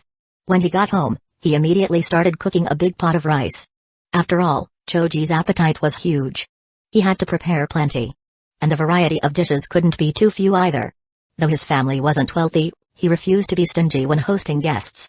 Just as Natsuki was prepping the pig's feet, Shino showed up with 2 large baskets of vegetables. Natsuki looked at him, speechless. Shino, are you setting up a market stall or something? Shino responded matter-of-factly, we grow a lot of vegetables at home. Might as well bring more since we can't finish them. Oh, right. Let me show you my one-handed seals. Tell me if there's anything wrong. This guy knows how to change the subject now. Fortunately, Natsuki didn't press him. He watched as Shino performed the transformation jutsu, substitution jutsu, and clone jutsu using one-handed seals, and nodded in approval. Chapter 11 Shino, you've indeed mastered one-handed seals. Just keep practicing from now on. Oh, and make sure both your left and right hands are equally skilled. Also, try switching other jutsus to one-handed seals to get familiar with them. In battle, it'll definitely come in handy. Natsuki gave a few reminders while tossing the prepped pig's feet into a pot to stew, not forgetting to add tangerine peel, and having soybeans ready too.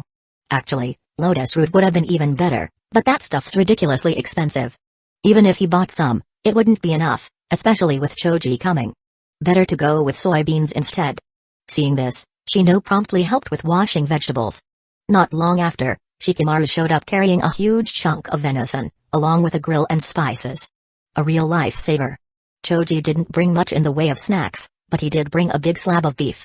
Salivating, he said, "I told my parents I was eating at a friend's house, and they insisted I bring some beef. Hee, since Shikamaru brought the grill, let's roast it all together." What a pain. "I'll do the grilling then." That was just Shikamaru being Shikamaru, always grumbling, but when it came to friends, never cutting corners. Natsuki quickly offered, "Leave me some of the beef. I'll make a few dishes with a different flavor." Naturally, neither Shikamaru nor Choji refused. It was Natsuki's treat, after all. Whatever he wanted to do, they were just the support crew, waiting to eat. At that moment, Natsuki was busying away alone in the kitchen, while Shino, Shikamaru, and Choji set up for grilling outside. Shikamaru casually asked, "Shino, this isn't your first time visiting Natsuki's place, right?" Shino nodded, with a hint of pride in his voice. "Natsuki invited me over once before. His cooking is amazing. I was the first friend to taste it." "It's really that good? Then I'm gonna eat my fill today." Choji's stomach was already growling, especially as waves of delicious smells wafted through the air, making him drool uncontrollably. Fortunately, Natsuki was efficient. In no time, he brought out dish after dish and even set out a few bottles of fruit juice. Looking at the table loaded with food, soybean stewed pig's feet, garlic shoots with cured pork, tomato scrambled eggs, spicy stir-fried chicken, spicy beef, white-cut chicken, stir-fried greens, pork veggie soup, grilled venison, grilled beef, and a massive pot of rice on the side. Shikamaru twitched at the corner of his mouth. "Tea this much? Can we finish it all?" Choji swore solemnly, "Of course we can. And it all looks so good, I won't leave a single bite." Shino was also clearly tempted. The last time he'd eaten Natsuki's cooking, he couldn't forget the taste. Now the dishes were more plentiful and even more enticing in smell and appearance, surely the taste wouldn't disappoint. Natsuki scooped a bowl of rice for each of them, a big one for Choji, and even placed a whole bowl of rice beside him just in case. He also gave everyone an empty bowl and prepared communal chopsticks and spoons. After all, the custom in this world was to eat separately, and Natsuki followed suit. "Alright, don't be shy. Let's eat." As the host, Natsuki took the first bite, and the others followed eagerly. In no time, the table was silent, everyone too focused on eating, afraid to fall behind. What they thought was too much food vanished quickly, with even the pig's foot soup cleaned out by Choji. By the time the sky darkened, all four of them were slumped in their chairs, the table a complete mess. "Burp, I'm stuffed. That was too good. I want more." Choji was clearly not done. "Natsuki, your cooking's really something." Shikamaru praised sincerely. Shino didn't say a word, just nodded repeatedly like he wanted to give 10 thumbs up. Clearly satisfied. Natsuki was also pleased. Not just because he wanted to befriend these three, but because eating with friends was a lot better than sitting alone every day. Truly, humans aren't meant to be alone, friends are a must. "Alright, don't just sit there all full. Let's get up and walk around, or your stomachs will hurt when you sleep." Natsuki urged them to get moving. They all took a stroll around the neighborhood and soon wandered onto the main street, where the smell of food from various stalls drifted toward them. Choji looked tempted again but was quickly held back by the others. As they passed a kairaku ramen, they saw Iruka-sensei eating with Naruto. Naruto was all smiles, clearly delighted to have Iruka eating with him.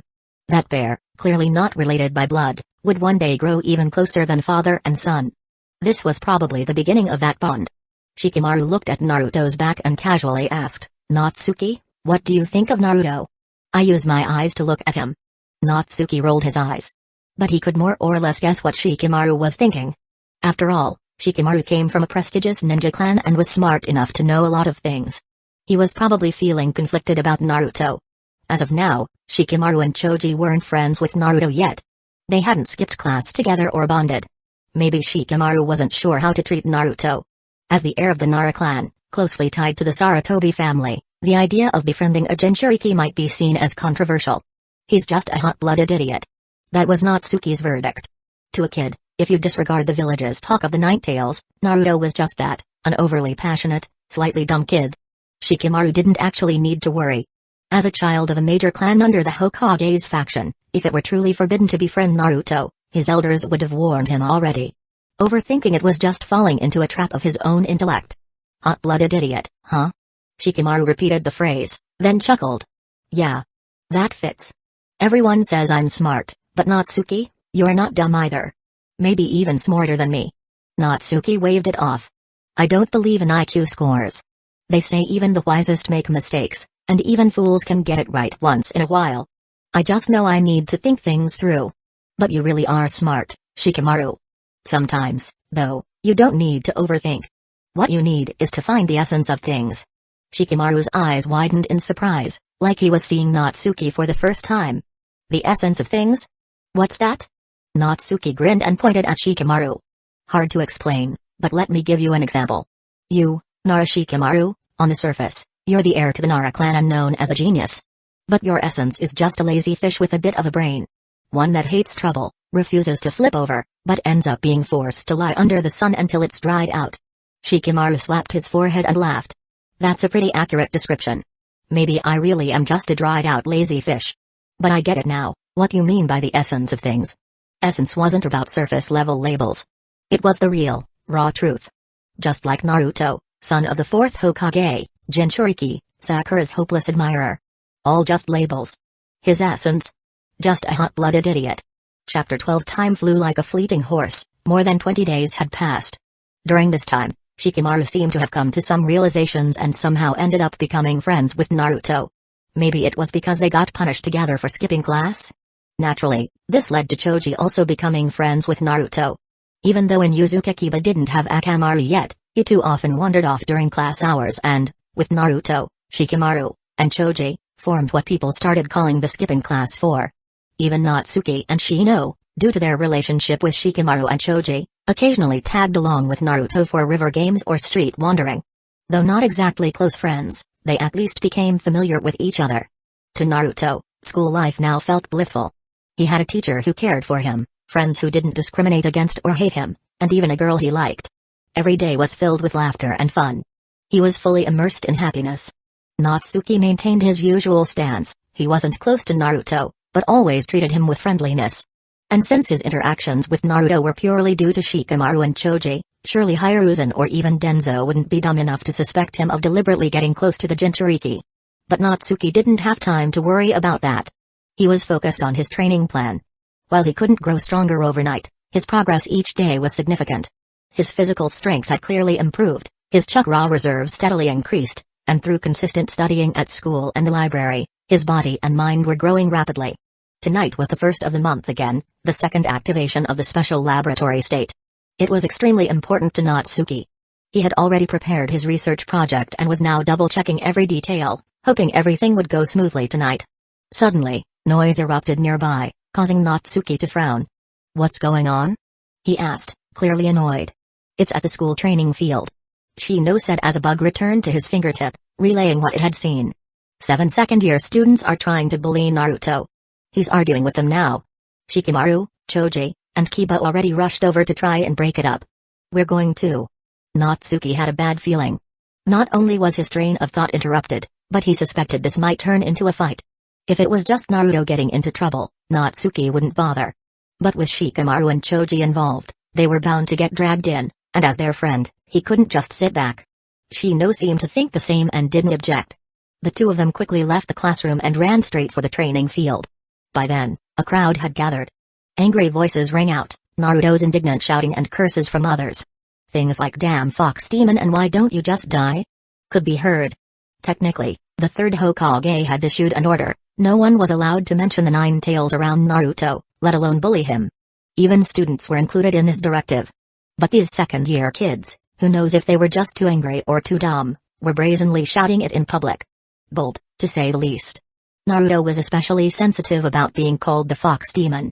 He didn't know how to respond. Surrounded by the scornful, disgusted eyes of the onlookers, he felt isolated all over again. Just then, Choji tried to step in. "Come on now, we're all classmates. No need to act like this." But the leader of the second years glared at him. "Shut up, you fat pig. Mind your own business, or I'll curse you out too." "A fat pig? Did you just call me a fat pig?" That hit Choji's bottom line. His anger exploded, he charged forward and landed a punch right on the guy's nose, drawing blood. That stirred the hornet's nest. The 7 second years flew into a rage and rushed at Choji. Shikamaru clicked his tongue, clearly irritated. What a pain. Don't these guys have better things to do? Even so, He ran toward the fray. When it came to his friends, he'd never back down. Anyone who insulted Choji was asking for it. Kiba, meanwhile, was thrilled. He charged in yelling, "Naruto, you coward! We're the ones helping you. These guys? Watch me knock 'em flat. You just stand there and enjoy the show." Humphrey. "I'm not just gonna stand here." Naruto, moved to tears by his friends jumping in to help, shouted back with reddened eyes and charged in too, determined to beat the ones who insulted him. But someone else was faster. Just as one of the bigger kids raised his hand to hit Choji, a dark blur flashed forward and grabbed the kid's wrist. "Picking on someone smaller? I won't go easy on you." With a cold snort, Natsuki squeezed the boy's wrist, making him scream, then slapped him hard across the face, sending him staggering back. Another boy lunged at Natsuki from behind, but was swiftly kicked down by Shino, who had arrived silently. Seeing his friends join the fight, Shikamaru's confidence surged and he dove into the melee. However, the 7 second-year students were still older and bigger, with more strength and better brawling skills. Since chakra wasn't allowed, Shikamaru's group quickly fell behind. Only Natsuki and Shino, thanks to their constant training, didn't flinch even when facing older opponents. In fact, they had the upper hand. Truthfully, Natsuki could have taken down all 7 alone. But he didn't. He deliberately took a few punches and kicks now and then. If he looked too capable, he might attract the attention of those lurking in the shadows. Better safe than sorry. Who knew what those rats in the dark were thinking? Caution kept the ship afloat for 1,000 years. Fortunately, the commotion was big enough to draw the attention of a teacher. "What are you doing? Fighting on school grounds? You think you're tough? I'm reporting this to the Hokage. Get ready for punishment." Iruka's voice boomed across the field, and the brawl immediately halted. Even though the Hokage was just the village chief, he was also the highest authority, and a role model to many students and shinobi. If he found out about this fight, not only would it ruin their image, but there was also the risk of public reprimand. It would be humiliating. Within 10 minutes, the crowd had dispersed, leaving only the two sides of the fight behind. Iruka was fuming. "Speak. Why were you fighting?" Natsuki stepped up first, raising his hand. "Reporting, sensei. Shino and I heard that second years were bullying Shikamaru and the others, so we came to help. As soon as we got there, we saw them about to hit Choji, so we stepped in. But they were aggressive and refused to back off. We had no choice but to fight." Shino nodded firmly. "That's exactly what happened. You know me, sensei, I'm well behaved. I don't fight." Shikamaru chimed in. "You know me, sensei. I'm lazy and skip class sometimes, sure, but I've never argued or fought with classmates. They picked the fight. We just defended ourselves." Choji added, "Sensei, you know I only like eating. I don't like fighting." Chapter 13. The 7 second-year students turned red with rage upon hearing that. "Seriously? Each one of you just dumped the blame so cleanly like you're saints? Don't act like you're totally innocent. Sure, we started it by calling him a fox demon, but it was that damn fatso who threw the first punch." Iruka's sharp gaze fell on the 7 second years, making them shrink back instinctively. Kids were naturally scared of their teachers, especially ones who had the power to report them to the Hokage. There was no room for disobedience. Finally, the ringleader timidly spoke up, "Iruka-sensei, we actually lost a sparring match to Neji Hyuga earlier and we're still pissed about it. Then we saw the fox, that blonde brat walk by, and we just felt annoyed and yelled at him. Then that fat the student eating chips tried to step in and calm things down.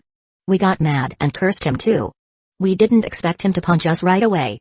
So they started it." Iruka stared at the boy for a good while, confirming that he was telling the truth, or at least part of it, and finally understood the situation. He rubbed his temples in frustration. A student brawl wasn't a big deal in itself. Usually, a stern lecture and punishment would take care of it.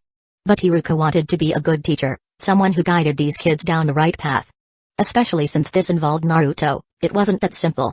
He spoke seriously, "I'll report this to the Hokage. What happens next will be up to him. But before that, let me ask, do you all realize what you did wrong?" The 7 second years nodded quickly. "Yes, sensei, we were wrong."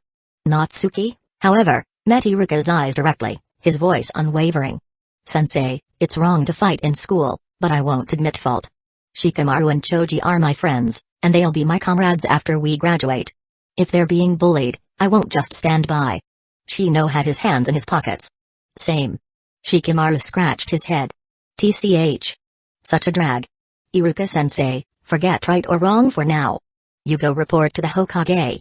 Choji, Kiba, and Naruto all had that same not gonna apologize look. Especially Choji, he'd been called a fat pig, and in his mind, punching the guy was more than justified. He'd done nothing wrong. Iruka's headache only got worse. In the end, he punished all of them with handstands while he hurried off to the Hokage's office. Inside the Hokage's office, Hiruzen was using his crystal ball to monitor the situation at the school's training field. He casually pulled out the student roster from his drawer. He already knew Shikamaru, Choji, Kiba, and Shino well, they were all from major clans. But this kid, Natsuki, was someone he was seeing for the first time. Reading through Natsuki's file, Hiruzen didn't see anything unusual. Just an ordinary orphan, with some talent in ninja tools, but otherwise average across the board. However, the fact that Natsuki could make friends with so many kids from major clans, and now stood up like that. He was either intentionally trying to win favor, or he genuinely had a strong sense of loyalty. Hard to tell. He'd have to ask Iruka. Of course, the boy was only 6 years old, there wasn't much need to overthink it. At that moment, Iruka arrived and quickly reported everything. Hokage-sama, that's the situation. What do you think we should do about the fight? If possible, I hope we can deal with it seriously so they'll realize what they did wrong. Your intentions are good, Iruka, but we shouldn't be too hasty in assigning blame. Hiruzen spoke slowly and calmly, clearly in no rush. Iruka. What do you think of these children? For example, this one called Natsuki, he seems to have a strong sense of camaraderie. If he becomes a ninja one day, I imagine he'll treasure his comrades too. Iruka immediately recalled his impressions. Now that you mention it, Natsuki is actually quite well behaved. He pays close attention in class, actively studies after school, and often goes to the library. During outdoor lessons, he's very engaged and has shown talent in kunai and shuriken throwing. Him fighting today and refusing to apologize was really unexpected. Hiruzen nodded thoughtfully. So far, nothing seemed suspicious about the boy. Throwing skills weren't anything special. An Uchiha with Sharingan could easily surpass that. So he didn't seem like a prodigy worth special attention. His ability to make friends with so many kids from important clans probably stemmed from his personality. After some thought, Hiruzen still felt they needed to be punished. If not, it might set a bad precedent for other students. He made his decision. Iruka, go back and have them run 10 kilometers, and copy the Will of Fire 10 times. They must turn it in within 5 days. If their handwriting is messy, they'll redo it. Yes, Hokage-sama. Iruka accepted the order and rushed back in a hurry. Not long after, the office door slammed open. A middle-aged man with his right eye wrapped in bandages and his right arm in a sling stormed in, full of fury. Hiruzen. You've heard, haven't you? The Jinchuriki went berserk and got into a fight. Listen to me, hand him over so I can train him. If he loses control, it'll be too late. Give him to me, and I promise I'll turn him into a top-tier war machine. Denzo, that's enough. Hiruzen's expression turned stern. Naruto didn't go berserk. He's not out of control. Denzo ignored him and pressed on. Hiruzen, you're still too soft. No Jinchuriki ever stays sane. You can't control him. If the Nine Tails goes wild again, you'll bear the blame. Shut up, Denzo. I'm the Hokage. You. Hiruzen, you'll regret this. Slam. Denzo stormed out, furious. Natsuki, unaware of the drama playing out in the Hokage's office, was pretending to grit his teeth and do a handstand, while secretly observing the 7-second years. So they lost a sparring match against Neji Hyuga, got pissed, and happened to see Naruto. That's why they took it out on him. So basically, Naruto got dragged in because of his future brother-in-law. Neji Hyuga, huh? Wonder how strong he is right now. Could I beat him? Among the Hidden Leaf Village 12, only Gay's team was a year older, and ironically, they had the worst fate. Neji died, Tenten stayed single forever, and Rock Lee probably plateaued after his injury during the Chunin exams. Meanwhile, Naruto's generation? Every single one of them turned out pretty well. Life really is unfair. Just then, Naruto spoke up. Choji, Shikamaru, Kiba, Natsuki. Thank you for stepping in to help me. Natsuki rolled his eyes. I was helping Shikamaru and Choji. Also, you forgot Shino. Naruto blinked, then noticed Shino standing off to the side muttering to himself, and looked awkward. That wasn't his fault, Shino's presence was so low, he just hadn't noticed him. Naruto quickly apologized, sorry, Shino. Thanks to you too. Shino muttered, as expected. Naruto didn't even notice me. And I helped quite a bit. Naruto didn't know how to respond, but he still looked happy. Even if Natsuki and Shino had come for Shikamaru and Choji, they'd still helped him. That was enough. Chapter 14. After Iruka returned, he announced the punishment decided by the Hokage. Running 10 kilometers? That was nothing. But copying the Will of Fire 10 times? That was just cruel. The book may be thin, but it had a lot of words. Copying it 10 times would practically break their wrists, and worse, it was basically a form of indoctrination. That old man Sarutobi was ruthless. Oh well. Might as well accept the punishment obediently. Natsuki flipped upright from his handstand and began to run. The others followed one after another. By the time school ended, the 10 kilometers were finally done. Everyone was panting heavily. Natsuki had to pretend to be tired too, forcing out quite a bit of sweat. After all, a 6-year-old running 10 kilometers without sweating or gasping for breath. That would look too suspicious. At that moment, Natsuki caught sight of a short-haired, white-eyed little figure peeking from a corner. He couldn't help but sigh inwardly. Who else could it be but Hinata, the ultimate peeking maniac? Back when he watched the anime, he already thought this girl was way too shy. Seeing it in person was even more exasperating. She couldn't even talk properly, let alone get close to Naruto. Natsuki looked at the goofy Naruto, then at the girl hiding behind a post, and his mouth twitched. You two. Want me to give you a hand? Oi? Hinata. Come over here for a second. Natsuki waved at her. Hinata jumped, shrinking back reflexively. But after a moment, she poked her head out again. Under everyone's curious gaze, her face flushed red, but she still walked over slowly. Coming from the Hyuga clan, strict upbringing dictated that if someone called her by name, especially publicly, she had to respond. Naruto looked confused. Hinata? Why were you hiding in the corner? Hinata fidgeted with her fingers and mumbled, Naruto-kun, I just... Natsuki cut in, Hinata, this guy's trash at hand-to-hand. Got beat up pretty bad and he's injured. Do you have any medicine? Give him a bit. What? Naruto-kun got badly hurt? I have ointment. Hinata immediately panicked, pulling out a container of ointment. She wanted to apply it for him but was too shy to get close. Naruto, annoyed, said, Hey.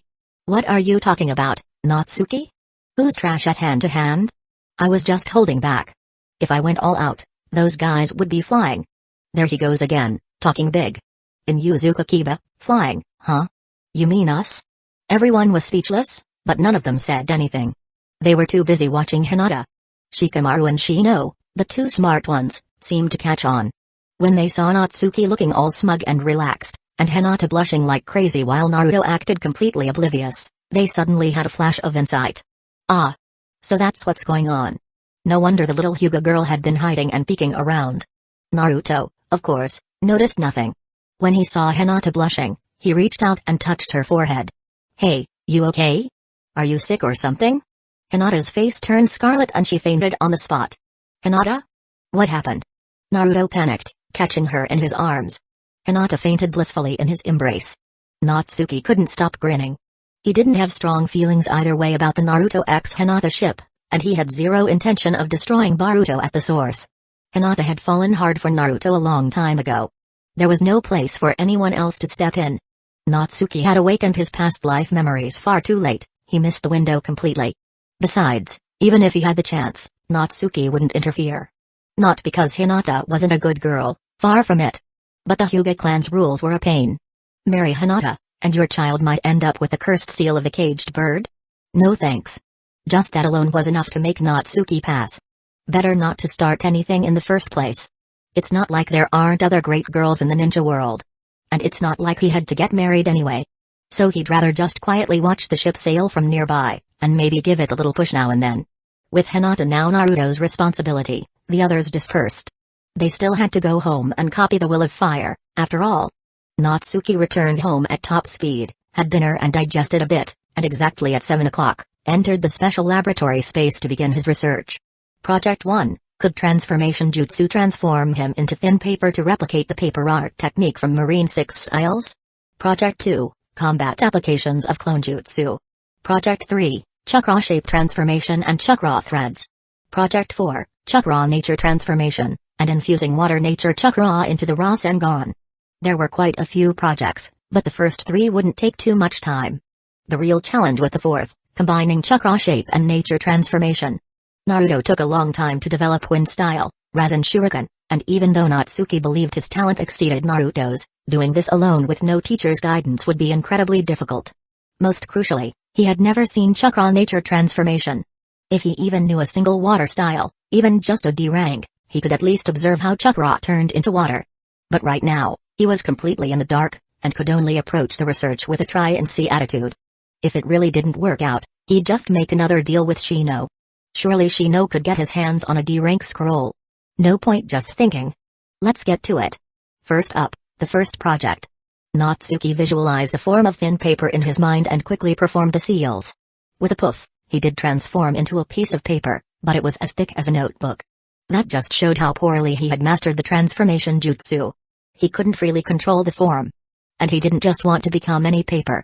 What he wanted was a paper-thin form, like a 2D cutout that swayed in the wind, light enough that a punch wouldn't land, the air alone would push it aside. That was the essence of paper art from One Piece's Marine 6 styles, a superb dodging technique, well worth researching. After all, Natsuki didn't have that many techniques to study at the moment. He pushed on, refining his image and transforming over and over. After half an hour, he finally succeeded in turning into a paper-thin version of himself. Then, using thought-controlled wooden puppets to attack, he found that no matter how heavy the blows were, his transformed body could easily dodge or be blown away, completely unharmed. Phew. Transformation Jutsu, paper art. Completed. He returned to his normal form, extremely satisfied with the first project's success. But before he could celebrate, one of the wooden puppets smacked him on the head, making him wince. He'd forgotten to dismiss them. He quickly dispelled the puppets and rubbed his aching head. It didn't cause damage, but it still hurt. No time to waste. On to the second project, combat development of clone jutsu. This wasn't too hard, but definitely worth experimenting with. Clone jutsu created one or more chakra-based illusions with no substance or attack power. Its main purpose was to confuse opponents. Sounded great in theory, but the drawback was huge. Once the enemy realized which one was real, the technique became useless and was just a chakra drain. That's why it only appeared in the early stages of the original series, like the graduation exam, or in the Chunin exams during Sakura vs. Ino. It was ultimately treated like a useless textbook technique. Chapter 15. But just a small change in how the technique was used could give clone jutsu some real combat value. For instance, what if the clone and the real body moved as one during close combat? Normally, once the opponent figures out which is the clone, they can just ignore the illusions. But if the clone overlaps perfectly with the real body, it becomes impossible to disregard. Let's say I throw a punch, how would the opponent know if it's a real hit or just a clone's illusion?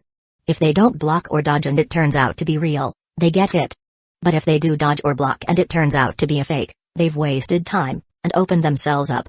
It's not a particularly sophisticated move, but it could be quite effective early on. Especially against rookies. Natsuki even gave it a name, Bunshin Gatai no Jutsu, Clone Integration Jutsu. He summoned a few wooden puppets again, formed hand seals, and layered a clone perfectly on top of himself. Then he began sparring with the puppets. Naturally, he got distracted, and once again got smacked in the head by a puppet. TCH. Damn it, get outta here, get outta here. Natsuki scowled. Ugh, I really must be losing it. Puppets can't react to illusions. I need an actual person to test this on. He realized he'd gotten too absorbed in his research again. 2 whacks to the head from his own puppets in one night. Still, this second project was more or less complete. He could test it later on a real opponent, maybe even during the next combat training class. It shouldn't raise too many eyebrows. Next up was the third project, chakra shape transformation and chakra threads. Natsuki's expression grew serious. He had already trained himself to create a Rasengan, meaning he had already mastered chakra shape transformation once. But this time, it was a bit different. What he wanted now was to create chakra threads. Chakra threads were mainly used for puppet control, and they were actually quite practical. But if he could combine chakra nature transformation with them, they could become truly deadly. For example, if infused with wind-natured chakra, could the threads gain razor-sharp cutting power? If infused with water, especially sticky water, could they act like webs with high adhesion? What if he infused them with lightning? Or fire? There was a lot to explore. But for now, since he hadn't mastered chakra nature transformation yet, he could only focus on creating the threads, making them as thin and durable as possible. He started by concentrating chakra into his palm, then began to stretch it out like noodle dough. Soon it elongated into a chakra strand, but one wrong move, and snap, it broke apart. All that effort wasted. But Natsuki wasn't discouraged. He tried again and again, like playing with dough. Thanks to his refined chakra control, Once he focused completely, he managed to pull the chakra thinner and thinner. Half an hour later, he finally created a strand of chakra as fine as a strand of hair. That was very thin. Any thinner would probably be meaningless. However, when he gave it a light tug, it snapped immediately. So yeah. Thin, but not durable. He needed to keep improving. 2 hours later, Natsuki raised his left hand and flicked his fingers. 5 chakra threads shot out from his fingertips and neatly wrapped around one of the wooden puppets. With a small tug, he yanked the puppet over without the threads snapping. Finally, durability secured. Creating the threads wasn't too difficult. The hard part would be using them effectively. Wrapping things up was just a basic technique. Controlling a puppet? That was the real deal. But puppet mastery wasn't easy. It required precise technique. Hidden Sand Village was the expert in this field. If Natsuki wanted to develop puppet skills himself, it'd take a lot of time. Luckily, Natsuki didn't care much for puppet jutsu. Puppets were flashy in the early arcs, but in the later stages, they barely saw use. Too much work for too little payoff. Instead, he preferred the idea of infusing chakra threads with elemental properties, giving them qualities like cutting, adhesion, etc. If he could pull that off, they'd be way more useful in real combat. With that, the third project was done. And he still had over 6 hours left. Now came the final project, Chakra Nature Transformation plus Water Nature Chakra plus Raw Senatorgon Fusion. Natsuki stared blankly into space. He had no clue where to start. He didn't have any actual knowledge in this area. No one was teaching him either. He couldn't just wish it into existence. Screw it. Let's at least try. He summoned a sheet of paper in his palm and began to visualize soaking it with Water Nature Chakra. He was copying Naruto's original method. Naruto had Wind Nature Chakra and drained by imagining cutting a leaf in half, focusing on the sharp, slicing nature of wind.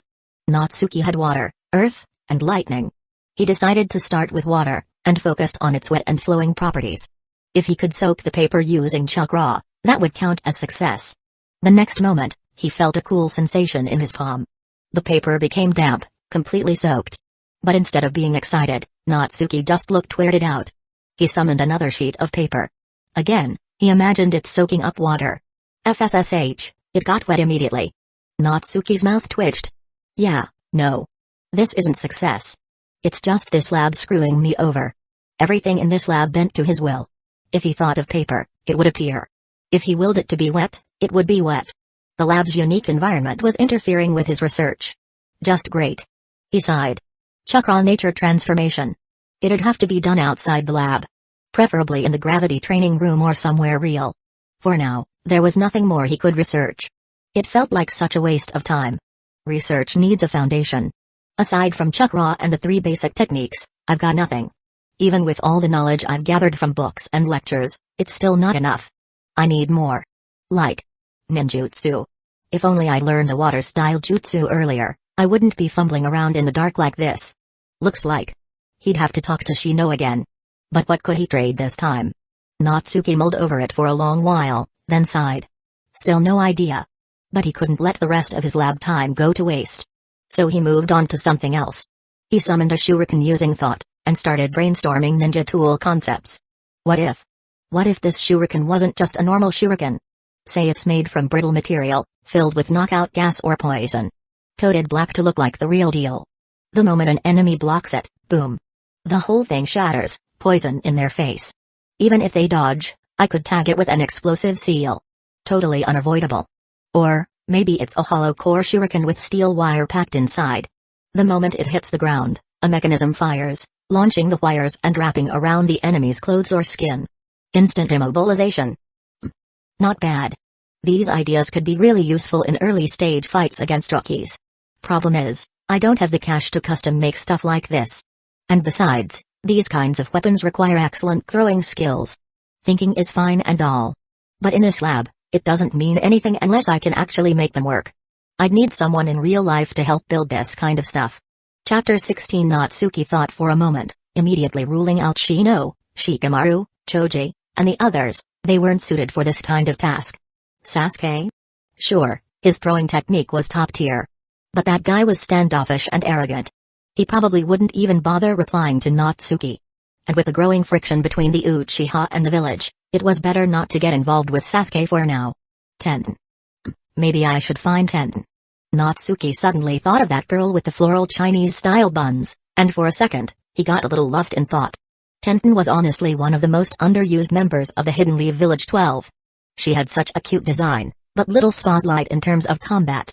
All she ever did was throw weapons, maybe with an explosive tag or two. Her one shining moment was when she picked up the Bashozen, one of the Sage of Six Paths apostrophe tools, and blew a hole through Kakazu's heart. Later, even though she acquired the Kohaku no Johai and the Bene Izago, she never really got to use them. Still, Natsuki thought of her now because, well, her family probably owned a ninja tool shop. That meant they likely had money. If anyone could help custom make special shuriken, it'd be her. Maybe he could even sell his design to her, solving both the production and funding problem at once. Plus, after graduation, Tenten would be trained under Meido-ge. Thinking of that eccentric green-clad Jonin, that man who almost ended the series with one kick, Natsuki couldn't help but feel fired up. He'd already thought about seeking out Guy to learn the 8 Gates released formation. In fact, when planning out his path to power, Natsuki had already set his sights on 3 major techniques: 8 Gates, the Hatake Sword Style, and Flying Thunder God. The Hatake Sword Style and Flying Thunder God were harder to get, but 8 Gates seemed more feasible, especially if he could get close to Guy. With the support of his gravity training room and the special lab, he believed he could master it in no time. Especially with the lab's safety net, even opening the 8th gate wouldn't kill him during training. But Guy might be simple.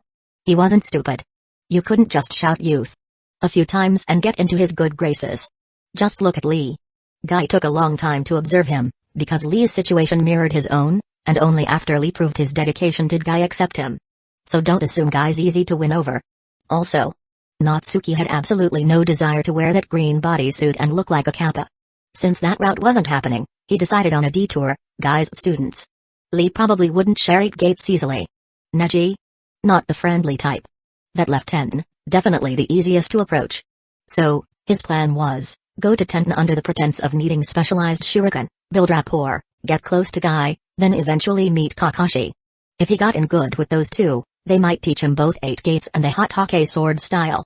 As for Flying Thunder God, he'd wait until after Hiruzen died. The plan sounds good, but reality's never that easy. And now's not the time to be thinking about that anyway. Natsuki slapped his cheeks, clearing his head of all the scattered thoughts. He redirected his focus and drafted 2 new research projects: deepening chakra-shape transformation, studying the Shunshin no Jutsu. Chakra-shape transformation could take many forms. Rasengan and chakra threads were only the beginning. The more shapes he mastered now, the more versatile his techniques would be later. He wanted to experiment with a spinning top shape that could be fused with earth style, great for high-impact drills. Or a spinning disc, like Krillin's Destructo disc in Dragon Ball, which could be fused with water chakra to create a water disc slash. Basically, this was like playing with chakra dough. By shaping more forms now, he'd be laying groundwork for combining them with elemental transformations later. As for Shunshin no Jutsu, it was all about using chakra to increase movement speed, to the point of seeming like teleportation. Similar to instant transmission from One Piece's Marine 6 styles or flash steps from Bleach. Even without guidance, this was far simpler than chakra nature transformation. He was bound to gain something useful. After a full night of research, Natsuki arrived at school with dark circles under his eyes and collapsed into his seat to catch up on sleep. When Shino arrived and saw his friend like that, he couldn't help but recall the scene from last month. Funny. Last time was also on the 2nd. Was this some kind of habit? He gently nudged Natsuki. Natsuki, did you stay up training again last night? Didn't Iruka-sensei warn you not to stay up so late? Natsuki didn't even lift his head. I'll tell you later. Let me sleep for now. Wake me when the teacher arrives. Luckily, the first period was self-study. Why? Because Naruto, in protest of being made to copy the Will of Fire, had gone and vandalized the Hokage rock with paint. Iruka had been so furious, he'd dragged Naruto to the Hokage's office to apologize. By the time Iruka brought Naruto back, Natsuki had caught up on enough sleep to be functional. Still tired, but manageable. Natsuki, did you really train all night? Shino asked again. Yeah.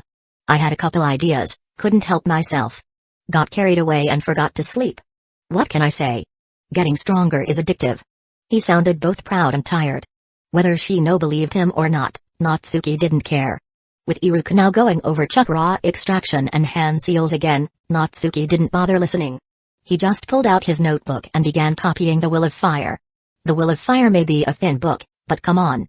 That one quote, where the leaves dance, so too does the fire burn, could have summed it up.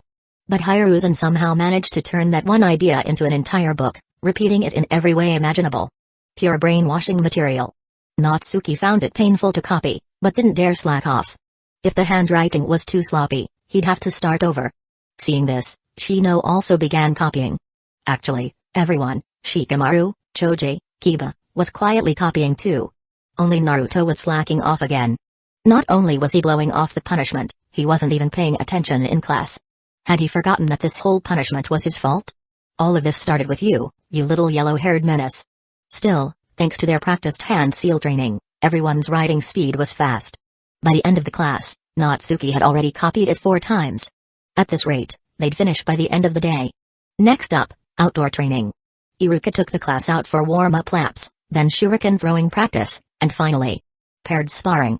These were all hand-to-hand combat drills. Most students didn't know any ninjutsu yet, and throwing tools could be dangerous, so taijutsu matches were the safest option. Of course, the 3 basic techniques were still allowed. Combining the 3 basic jutsus with taijutsu was the bread and butter of ninja combat. Chapter 17 The first match, Sasuke vs Natsuki. Iruka called out from the match sheet. Oh ho, time to fight the emo duckling?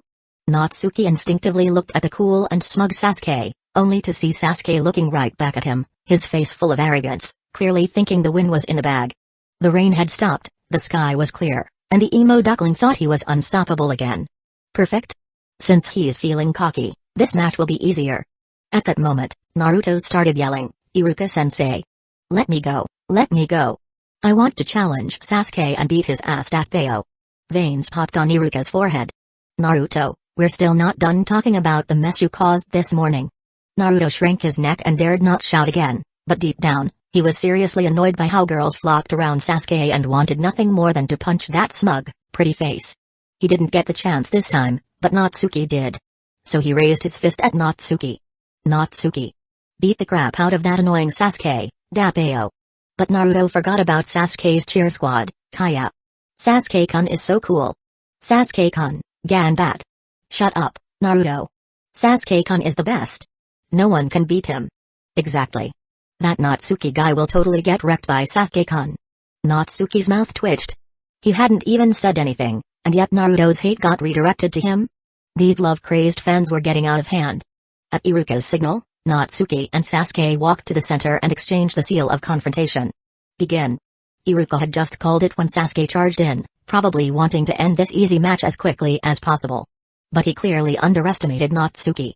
Though Natsuki intended to keep a low profile, he wasn't going to act like a complete amateur either. He sure as hell wasn't about to get beat up for free.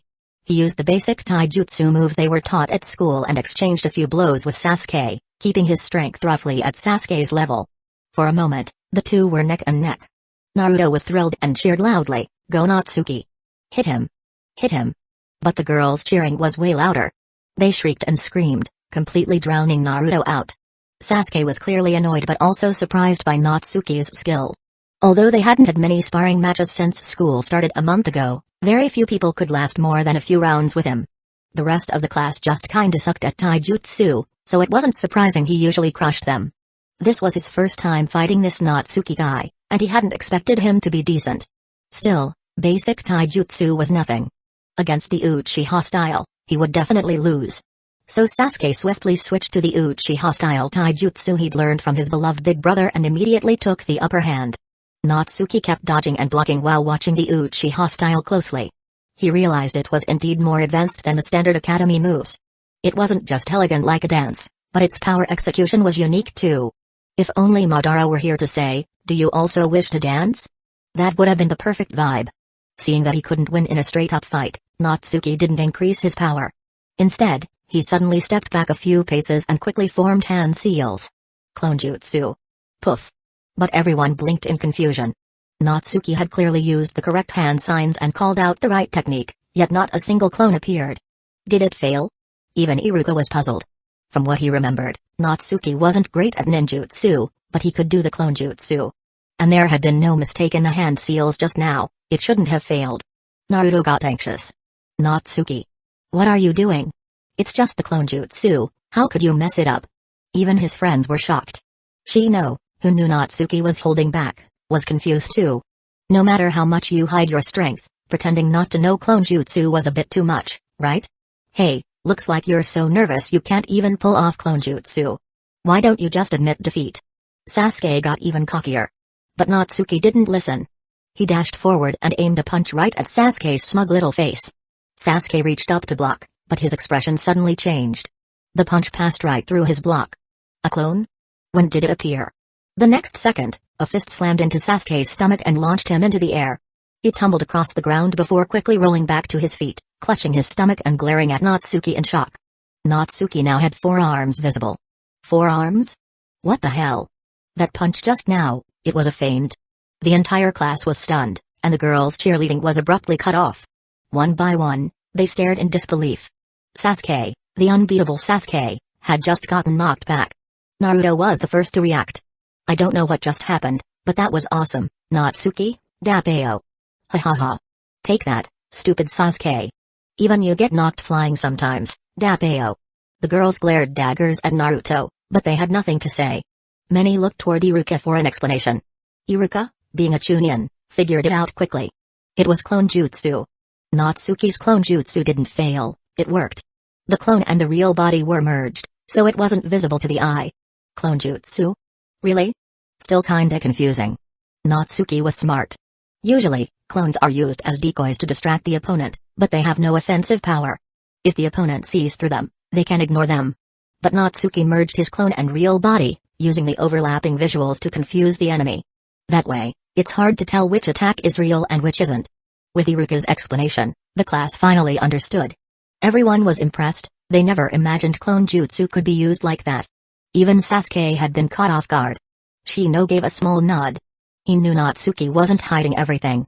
He had to show some skill eventually, and this creative take on clone jutsu was definitely eye-opening.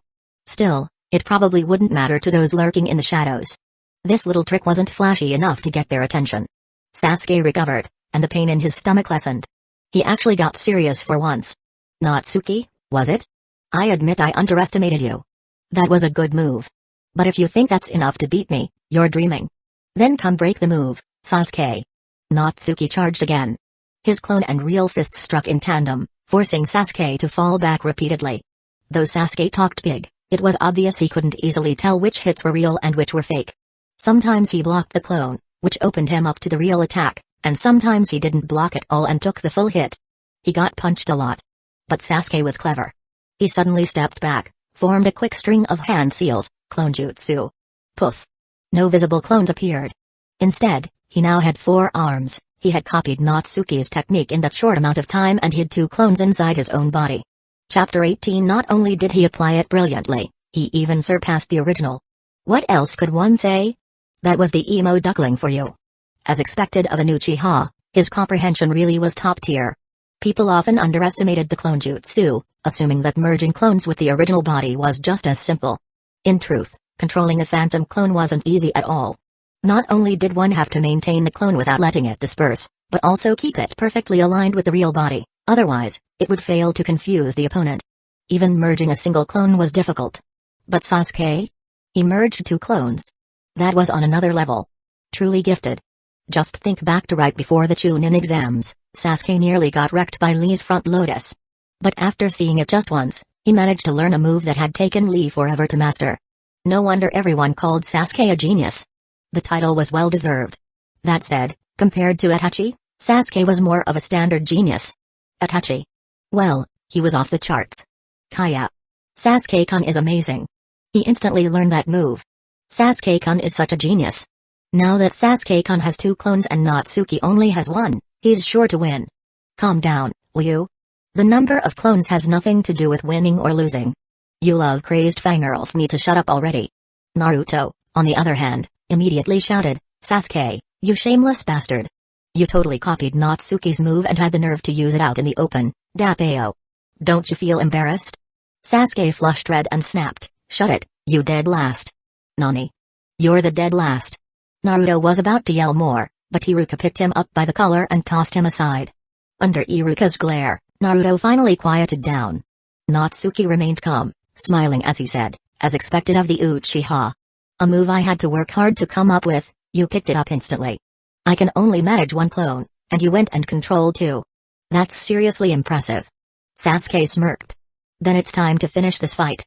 With that, he lunged forward. Natsuki didn't back down and charged in as well. The two clashed once more. This time it was even fiercer. To the onlookers, it looked like a storm of arms flailing between them. No one could tell which were phantom clones or which fist belonged to the real body. They traded dozens of blows. Sasuke got hit more than a few times, and Natsuki took a few hits too. Once he judged it was enough, Natsuki suddenly pulled back. Poof! The clone on his body vanished, and he staggered back, panting heavily and drenched in sweat. I give up. I'm out of chakra. Natsuki admitted defeat without hesitation, making Sasuke, who was just about to charge again, stumble forward and nearly face-plant. Iruka quickly declared, match over. Sasuke wins. But Sasuke didn't look the least bit happy. Not only had he failed to knock Natsuki out, he'd actually taken more hits than Natsuki did. If anything, he got the worse end of the deal. Still, the opponent surrendered, and Iruka declared it over. What could he do? How could you just give up? I didn't even beat you down yet. Sasuke growled as he formed the seal of reconciliation. Can't be helped. I ran out of chakra. Natsuki replied, forming the seal too, grinning all the while. After all, getting in a few good punches on the cocky duckling had been very satisfying. Sasuke always acted so smug, someone needed to bring him down a notch before his ego hit the stratosphere. The fangirls all cheered Sasuke's victory, completely ignoring the fact that his face was dark as thunder. Iruka glanced down at his clipboard again. Next match, Naruto Uzumaki vs Shino Aburame. Natsuki had just returned to the sidelines. Hearing that, he gave Shino a thumbs up. Good luck. Shino gave a slight nod and walked calmly to the center. Naruto bounced into place like a firecracker. Hey. I didn't get to fight that smug Sasuke, but Shino, prepare yourself.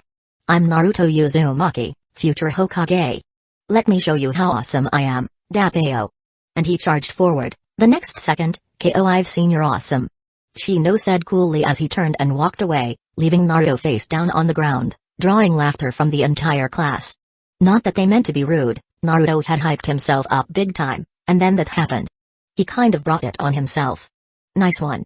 Natsuki gave a thumbs up. You too. Shino replied, his sunglasses trained on Natsuki. Your take on clone jutsu was impressive. Most people would have trouble beating you. Without my insects, I probably wouldn't win either. You didn't happen to stay up late last night developing that, did you? Natsuki grinned and shook his head. Nah, just a simple clone jutsu, doesn't need an all-nighter. I'm working on something even better, but that's still a secret. Shino didn't press. As long as he knew Natsuki was strong, that was enough for him. The rest of the matches were nothing special, just weaklings flailing at each other. The girl fights were worse, face scratching and hair pulling galore. People watching couldn't stop rolling their eyes. Oh, except Hinata. She stood out quite a bit. The Hyuga's gentle fist was no joke. Even though Hinata hadn't fully mastered it, it was more than enough to handle the other girls. I wonder what Naruto-kun thought of my match. Hinata mumbled to herself as she shyly looked around for her crush, only to see him fawning all over that pink-haired girl. Her heart shattered into pieces right then and there. Natsuki saw everything, and sighed at the fact he didn't have popcorn on hand. In the following days, after finishing the Will of Fire copy assignment, Natsuki finally got some breathing room. He could now go back to the plans he'd been working on in the secret lab. First priority, draft the blueprints for a special type of shuriken. It would be best to design a few more unique ninja tools as well, and then go find Tenten. Of course, he'd also look for Might Guy when he had free time. Maybe he could befriend him directly, though that path was uncertain. The Tenten route definitely had a higher success rate. Still, best to pursue both. After all, he wasn't letting the 8 Gates jutsu slip through his fingers. Whether or not he could reach Kage level, or even 6 Paths level, might all depend on the 8 Gates. The gravity training room primarily enhanced physical strength, which raised the upper limit of 8 Gates usage. With a tough enough body, he might be able to open just 6 gates and still kick Madara's 6 Paths form into oblivion. Compared to that, even the Hatake swordsmanship and Hyroshin had their limits. The 8 Gates might actually be better overall. Enough thinking. Time to act. With some time to spare, Natsuki quickly jotted down designs for 2 special shuriken and brainstormed other types of ninja tools, like short guns and long guns. The ninja world did seem to have guns already, but they were mostly matchlocks and flintlocks, slow, clunky, with laughable range and accuracy. Fine for civilians maybe, but definitely not for ninja. It wasn't until Boruto that someone finally whipped out a Gatling gun and nearly mowed the brat down. Now that was satisfying. Chapter 19. Ahem. In any case, gunblade-type weapons might really have great potential. Better to design it first. Since matchlocks and flintlocks were too clunky, why not make a version that used chakra to activate the ammo? And it'd be even better if a spatial ninjutsu system could be installed inside the magazine. Every shot could summon a new bullet directly, or even special bullets stuffed with explosive tags. Now that would be satisfying as hell. Tenten would probably love it. Even if she was still a little kid, her talent as a weapons specialist should make her receptive to new ninja tools. By the time they got familiar with each other, and once Tenten graduated into Guy's team, Natsuki could naturally get to know Might Guy too. The 8 gates were calling. Oi? Natsuki, your smile's getting creepy. Shino reminded him. Huh? Oh, I was just thinking about something exciting. Natsuki replied awkwardly and went back to sketching his designs. Shino raised a brow in doubt but didn't ask further. He just couldn't figure out what kind of happy thought could make someone smile like that. Only Naruto ever looked like that when fantasizing about Sakura. After school in the afternoon, Natsuki said goodbye to his friends and waited near the school gate. One by one, students from other years left campus, and before long, the person he was waiting for appeared. There she was, Tenten, her hair in 2 small buns, wearing a pink short jacket a size too small and dark green cropped pants. Cute and full of energy, yet with a hint of capability. Seriously, all the kids were cute when they were little. Sasuke was, Tenten was too. Natsuki didn't approach her immediately and instead followed silently behind. He failed to notice that Shino, who should have gone home by now, was actually peeking out from behind a utility pole not far behind. Watching Natsuki's back, Shino hesitated for a moment.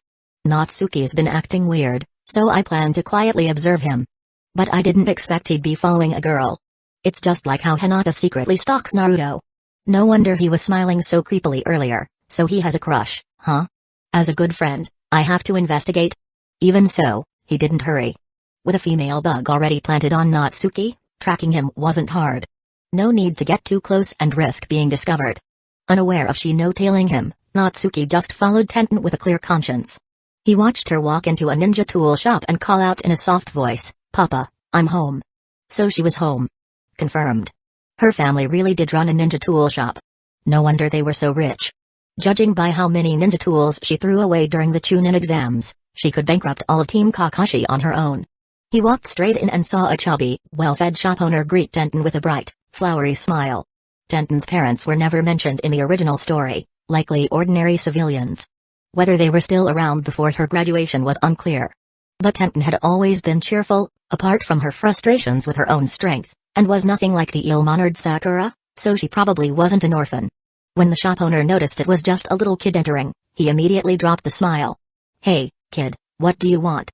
Natsuki ignored him and walked right up to Tenten, putting on what he thought was a dazzling smile.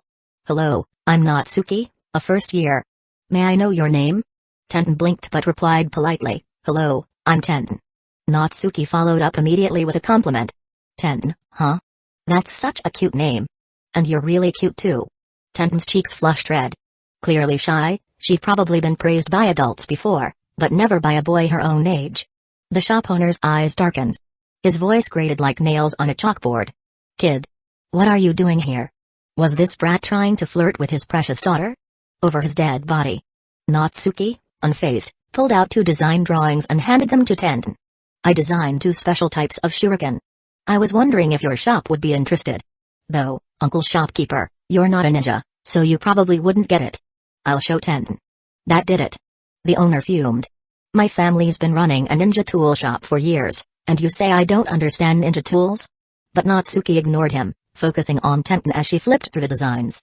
He began explaining enthusiastically, "First, this poison shuriken. It's made from fragile wood or ceramic, and filled with poison or knockout gas. If the enemy blocks it with a kunai, it shatters and sprays the contents. Even if they don't block, you can detonate it with a seal. It's like poisoning right in their face, super effective. Then there's this wire trap shuriken. It has a mechanism inside for steel wires. The point isn't to hit the target, but to embed around the enemy, on the ground or in trees. The mechanism then fires hooked wires to latch onto their clothes or skin. It's perfect for restraining and creating an opening to attack." Tenten nodded repeatedly as she looked through the designs. Despite being young, her talent in ninja tools was real. Not just in use, she had a sharp eye for design too. The shop owner peeked over and sneered, "Kid, you've got some interesting ideas, I'll give you that. But now that your designs are out, even if I don't buy them, I could just make them myself. Dad. You can't do that. Tenten stood akimbo, scolding him. Natsuki clearly worked hard on these designs. Even if you don't want to buy them, you can't just steal his ideas. And anyway, I like these two shuriken. I'm buying them. Once they're made, I'm keeping them for myself. The owner instantly caved. Papa was just joking. If Tenten wants to buy them, we'll buy them. That said, he quietly shed a tear inside. His daughter was standing up for some punk? Curse this damn brat. Tenten finally smiled, turning to Natsuki. Natsuki, how much do you want for these two designs? Natsuki replied seriously, I'm not really sure. You probably know better than I do. And you're so cute, Tenten, I believe you wouldn't rip me off. See cute or whatever. Tenten blushed again, then thought it over. Let's do this, I think both of these designs are really good. I'll buy each one for 20,000 ryo. That's 40,000 total, okay? Natsuki blinked, surprised. That much? Are you sure? Shouldn't you ask your dad? Back when he taught Shino how to do one-handed seals, he only earned 100,000, and that was a high price agreed upon by Shino's father. He didn't expect these two blueprints to fetch 40,000 outright. But Tenten nodded firmly. I think it's worth that much. Just take it. Besides, if you can design stuff like this at your age, I'm sure you'll come up with even better tools in the future. Promise me you'll sell those to me too. Oh, so this price was to build a relationship. That young and already this socially savvy? Natsuki didn't say more. He silently accepted the money handed over by the fuming shopkeeper, then got to the point. So Tenten, we're friends now, right? Can I come find you often from now on? Chapter 20 Coming by often to see Tenten, brushing up on his presence. Once Tenten graduated, it'd be perfectly natural to go looking for Guy's team. Wouldn't that be the chance to meet Guy? But there were still quite a few years before Tenten graduated. He had to wait. If only he could bump into Guy someday, then he could shamelessly walk up and make friends, casually ask a few things about taijutsu, and once they got close enough, beg to learn Hikam and Tanko. The key problem was, he just couldn't bump into him. Hidden Leaf Village might be called a village, but it was actually huge. How could you just randomly run into someone? Sure, he could try asking around, but for a kid to suddenly inquire about a jonin he didn't know, anyone would find that suspicious. These days, even children could be spies. All in all, Tenten was his most stable route. He had to hold on to it tight. Plus, just like Tenten said, if she came up with some good ninja tool designs, she could bring them to sell. Wouldn't that take care of living expenses? Two birds with one stone, right? Tenten blushed a little at those words, nodding instinctively. We're friends now. You can come find me if you want. Natsuki smiled with satisfaction and said his goodbye, then I'll head home for now. See you. After leaving the ninja tool shop, Natsuki finally let out a breath of relief. Seeing it was getting late, he hurried toward home. But after only a few steps, something felt off. He suddenly turned around, and saw none other than Shino, wrapped up tightly, standing behind him. Shino? What are you doing here? Natsuki felt oddly guilty for some reason. Sorry, Natsuki. I know everything now. Shino's sunglasses were gleaming. I didn't follow you on purpose. I just thought you were acting a little weird and got worried, so I followed. I didn't mean to pry into your secret. You have to believe me. Natsuki was confused. My secret? What secret? Shino had a look like don't try to fool me. You were tailing a girl in a pink vest, just like how Hinata often tails Naruto. Plus, the way you were smiling today was super sketchy, like Naruto fantasizing about Sekiro liking him. So, you must like the shopkeeper's daughter from that ninja tool store. Don't worry, I won't tell anyone. What now? Natsuki didn't expect to be misunderstood by Shino, and for a moment didn't know how to explain. Looking back on it. Yeah, what he did was kind of shady. He tailed Tenten, then used the ninja tool design as a reason to approach her. First thing he did when they met was praise her for being cute. Isn't that just like Naruto? But to be fair, Tenten was really cute, and besides, he was just trying to charm the little girl. Still, hearing Shino say all that, it really did sound bad. Like, legally questionable bad. She's only 7 years old, for God's sake. But then again, maybe it's not so bad. Natsuki rubbed his chin, deep in thought. Thinking about it, of Hidden Leaf Village's 4 great beauties, Sakura was just a hopeless romantic, Ino was all about looks, and Hinata was timid and hopelessly devoted to Naruto. Only Tenten had the best personality. A lot of Naruto fans ship Tenten and Neji, but honestly, There was never any real romantic development between them. At most, there might have been some mutual fondness, but before anything could happen, Neji died. Tenten never married afterward, which left many fans heartbroken. But really, even if Neji hadn't died, he probably wouldn't have considered marriage anyway. He was a victim of the clan's main and branch family system. Would he really want to have kids and watch them get branded with the caged bird seal? Better to live alone forever. As for Naruto's promise to change the Hyuga clan once he became Hokage. What changed, exactly? All that happened was that Naruto's status gave him enough face for the Hyuga clan to avoid branding Boruto and Himawari with the seal. The clan itself stayed the same. So Tenten and Neji were doomed from the start. In that case, maybe he still had a shot? Tenten really was a great girl. And on top of that, she was rich. What's wrong with clinging to a rich girl's leg? Even better, once she graduated, she'd become Guy's student. As her boyfriend, wouldn't it be totally justifiable for him to learn the Hakamantanko? Natsuki thought about all that and gave Shino a serious pat on the shoulder. Shino, thank you.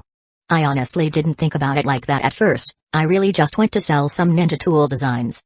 But now that you've said it, I really do think Tenten is super cute. So I've made up my mind. I'm clinging to this rich girl for dear life. You've gotta help your bro out, okay? Shino stood there blankly.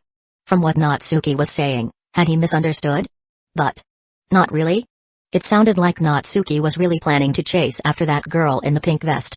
So Shino nodded seriously. Alright. If you ever need help, just say the word. A friend's lifelong happiness, I won't hesitate to support it. Haha. Thanks. Come on, let's go get some Akiraku ramen, my treat. The next day after school, Natsuki dragged Shino along to Tenten's family's ninja tool shop. The moment the shopkeeper saw Natsuki, he blew up. Kid, you sure come by a lot. I'm warning you, don't even think about my daughter. Natsuki grinned and pointed at Shino. Shopkeeper Ojizan, this is my friend, Aburame Shino. Aburame Shino? From the Aburame clan. Judging by his outfit, it really was him. The shopkeeper immediately toned it down and smiled politely. Welcome. How can I help you? Looking for any ninja tools? Shino spoke coolly, we're here to see Tenten. Natsuki quickly added, I figured a day's time would be enough for her to make those 2 shuriken I designed, so I came to check them out. Is Tenten back? The shopkeeper really wanted to refuse, but since Tenten had already acknowledged Natsuki as her friend, and now there was even a kid from the Aburame clan involved, he couldn't turn them away. As a civilian, he actually hoped Tenten would make more friends, especially kids from shinobi clans like the Aburame. It'd help her when she became a ninja herself. So he said, those 2 shuriken are indeed ready. Tenten just got back and is testing them in the backyard. Come with me. Saying that, he led the 2 of them toward the rear. As they walked, Natsuki glanced around, inwardly impressed. As expected of a wealthy household, while the front of the shop looked modest, the backyard was huge. There was even a cleared training area just for Tenten. At that moment, Tenten was holding a shuriken, aiming at a wooden target. Hearing them approach, she turned around. Huh? Natsuki, you're here. And this is my friend and seatmate, Aburame Shino. We came to check out the new shuriken. Seeing Tenten's face slightly red, Natsuki found her cuter and cuter. Now that he was actually considering her, he could barely stop himself from smiling. He casually waved off the shopkeeper. Thanks, shopkeeper Ojizan, you can go back to the shop now. The shopkeeper glared at this kid fiercely. Seeing his precious daughter ignoring her own dad and even blushing, he felt his heart crack. His sweet little girl had already caught some brat's eye at such a young age. This brat is so dead. Chapter 21. After the shopkeeper left, Natsuki walked up to Tenten and asked, have you tried out the shuriken yet? Tenten shook her head. I just got them. I was about to test them out when you showed up. Natsuki nodded and turned to Shino. Shino, try it with a shadow clone. Without a word, Shino raised his hand, and a swarm of insects flew out, startling Tenten so much that she hid behind Natsuki. But then, the insects quickly gathered and formed into a humanoid shape, eventually taking on Shino's appearance. Natsuki gently reassured her, don't be afraid. The Aburame clan specializes in insect techniques. Shino is a strong and trustworthy comrade.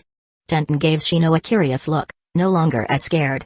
When the insect clone gestured for her to attack, she raised her poison shuriken and threw it. The insect clone blocked with a kunai, but with a loud bang, the poison shuriken exploded, releasing toxic smoke that engulfed the clone. Then Tenten tossed several wire shuriken, embedding them precisely around the clone. As the mechanisms activated, steel wires shot out, successfully hooking onto the clone's clothing. Just like I imagined. These two types of shuriken are perfect for ambush and restraint. From now on, they're going to be my exclusive tools. Clearly pleased, Tenten smiled with satisfaction. She dispelled the insect clone and commented, the design of these two shuriken types is quite ingenious. If the enemy is unaware, they can be very effective. Tenten's throwing technique is also excellent, especially her precision control with the wire shuriken. Almost every strand was used effectively. Tenten placed her hands on her hips, beaming with pride like a little girl. Humphrey. I might not be good at everything, but I am the best when it comes to throwing ninja tools. Natsuki chimed in with praise. Yes, our Tenten is the master of ninja tools. Who's our Tenten? Tenten blushed, too shy to continue. Natsuki found himself at a bit of a loss. After all, in both his lives, this was his first time trying to pursue a girl. The problem was, the girl was just 7 years old. Even if early relationships weren't frowned upon in this world, it still felt too young. Fortunately, Shino stepped in to help. By the way, Tenten, you're in 2nd grade, right? Do you know someone named Neji Hyuga? You mean Neji-kun? Yeah, he's in my class. Tenten looked curious. Why are you asking all of a sudden? Don't tell me you've got beef with him? Shino's sunglasses turned toward Natsuki, as if to say, I set you up, now go for it. Natsuki quickly responded, no beef. But remember a few days ago when there was that big school fight? Shino and I had some friends who got picked on by some second years, so we stepped in. Later, we found out that those second years were angry because they lost to Neji in a sparring match, and took it out on random students, who just happened to be our friends. Tenten's expression turned stormy. So that's what happened. Those guys came back to class whining and playing the victims. Turns out it was their fault. Humphrey. Just because they couldn't handle Neji's juken, they went and bullied underclassmen? Pathetic. Exactly. And honestly, they weren't that strong. They couldn't even beat me and Shino. So we were wondering, just how strong is Neji Hyuga? Neji-kun?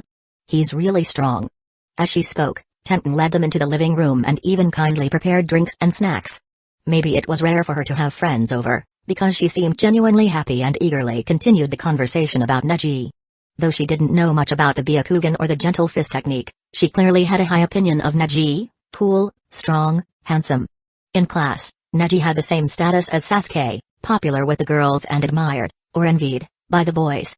But unlike Sasuke's arrogance, Neji was just cold, thanks to the curse of the caged bird. As for Tenten, she wasn't like the love-struck girls. What she felt toward Neji was more like admiration. She admired Neji's strength, his powerful clan techniques and bloodline, and the fact that he was well-liked. My dream is to become a kunoichi as amazing as Lady Tsunade. But after 2 years at school, I've realized my talent is just average. Only my throwing techniques are anything to brag about. I don't even know how to get stronger, sigh. As she spoke, Tenten couldn't help but sigh. For someone her age, she thought way too much. Most girls at this age were focused on playing with friends, dressing up nicely, or which boy looked cute, like Sakura and Ino. But once Tenten set her dream, she had been working hard ever since. Unfortunately, with limited talent and no famous teacher to guide her, her progress had been slow, which was why she was so troubled. Now that the topic was here, Natsuki had something to say. He casually patted her shoulder. Tenten, talent is important, and hard work is important, but choosing the right direction and method is even more important. Tenten blinked. Direction and method? Exactly. Let me explain. Natsuki sat down beside her, speaking seriously. First, direction. You need to figure out your strengths and weaknesses, and then move forward in a way that maximizes your strengths and overcomes your weaknesses. For example, Jiraiya-sama, one of the legendary Sannin like Lady Tsunade, was a total idiot as a kid. He couldn't learn a single ninjutsu properly. Even with shuriken, all he could do was a move called throw all the shuriken at once no jutsu. Throw all the shuriken at once no jutsu? What kind of move was that? Tenten giggled. She didn't expect one of the Sannin, Jiraiya, to be so amusing. Even Shino was surprised. Natsuki, are you saying Jiraiya-sama was a fool as a child? Is that true? Natsuki nodded solemnly. Totally true. You can ask around. Jiraiya-sama was trained by the 3rd Hokage, and it's said even the 3rd tried every trick in the book but still couldn't teach him properly. Later, Jiraiya-sama learned the summoning jutsu and accidentally summoned himself to Mount Mayabaku, one of the 3 great sage lands. There, he trained under the Toad Sage and eventually returned with great strength. He later proved himself on the battlefield. Tenten listened with fascination. When she was little, All she ever heard was how amazing and legendary Lady Tsunade was, and that's why she wanted to be like her. She never imagined that Jiraiya, also one of the Sannin, had such a legendary underdog story. A true example of a fool rising to greatness. Natsuki was right. Picking the right direction really was important. Jiraiya-sama was once so hopeless that even the Hokage couldn't teach him, yet he became powerful at Mount Myabaku. So what about her? Where was her direction? Who should she learn from? Tenten couldn't figure it out just yet, so she simply asked Natsuki directly, "Natsuki, what do you think are my strengths and weaknesses? And how can I get stronger? Come on, Natsuki, tell me. I'll treat you to a feast." Chapter 22. Treating him to a feast wasn't just talk, she actually did it. At Barbecue Q, Natsuki, Shino, and Tenten, 3 little kids, were grilling meat together. Shino was very considerate, claiming a seat on one side by himself so Natsuki and Tenten could sit together. As for the bill, of course it was on Tenten. After all, her family didn't lack money.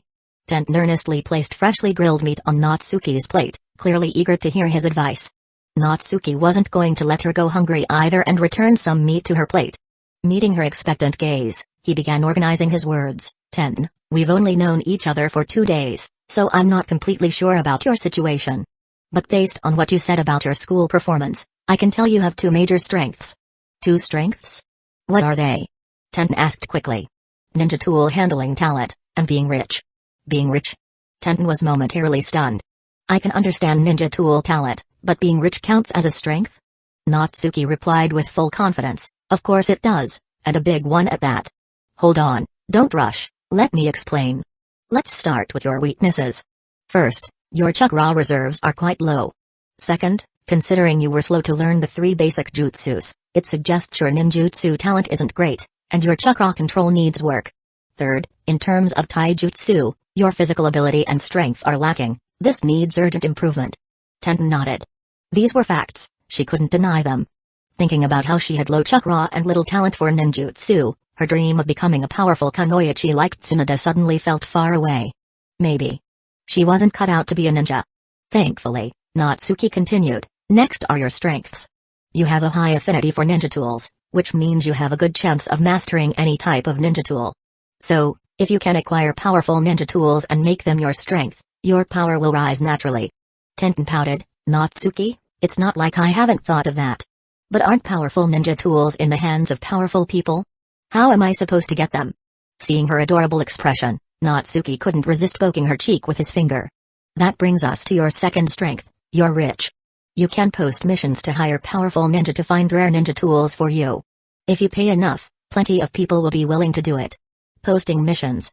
That was a thing? Not just Tenten, even Shino was stunned.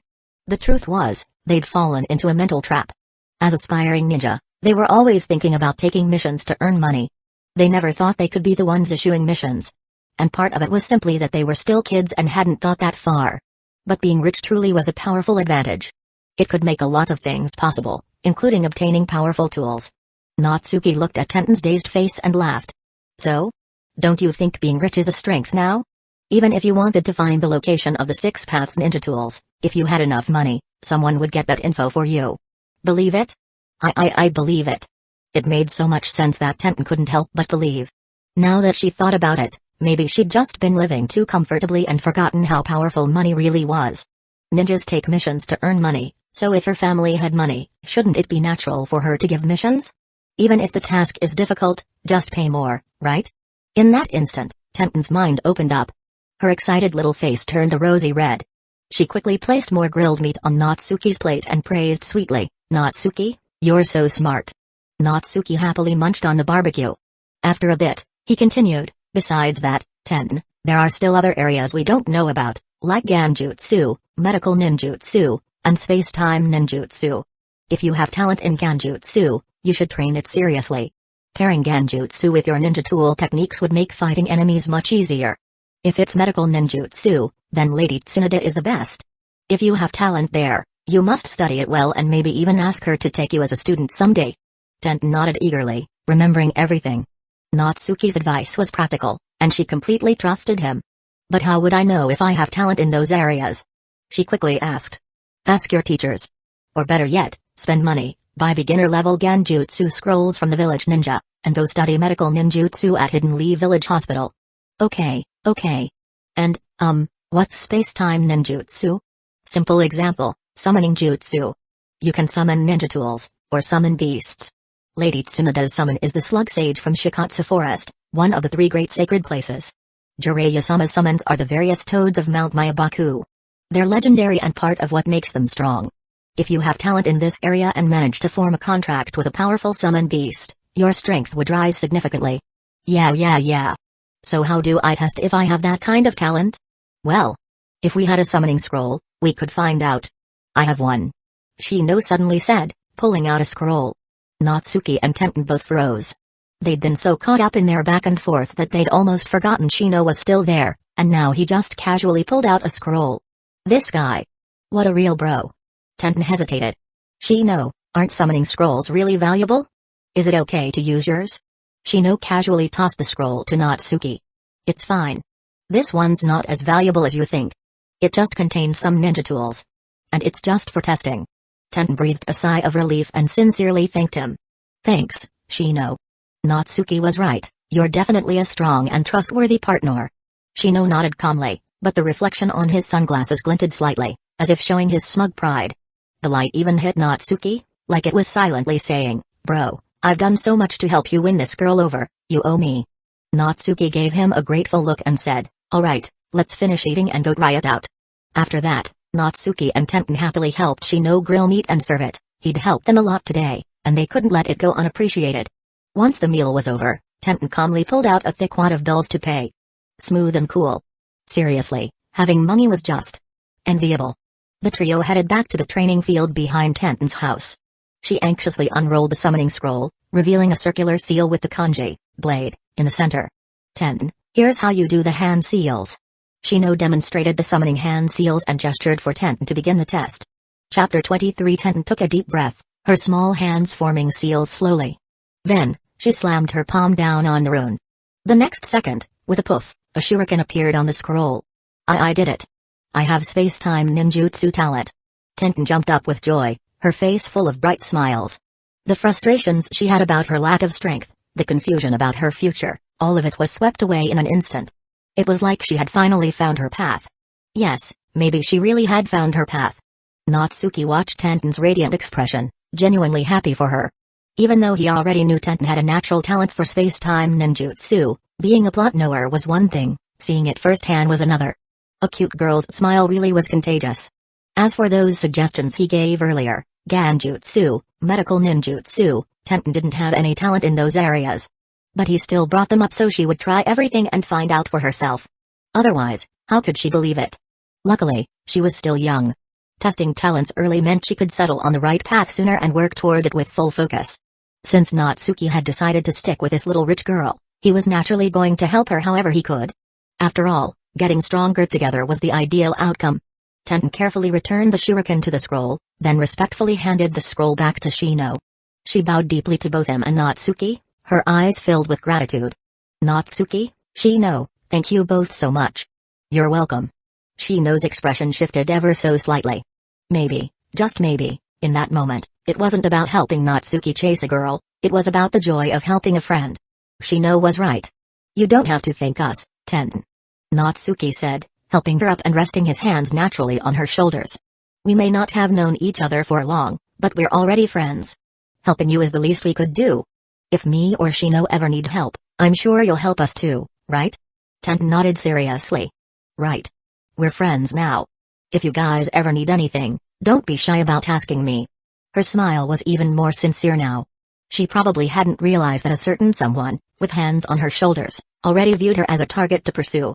After that, Natsuki gave Tenten more detailed advice, like how strengthening her physical body could increase both her physical power and chakra reserves, and how she should practice chakra control techniques such as tree climbing and walking on water.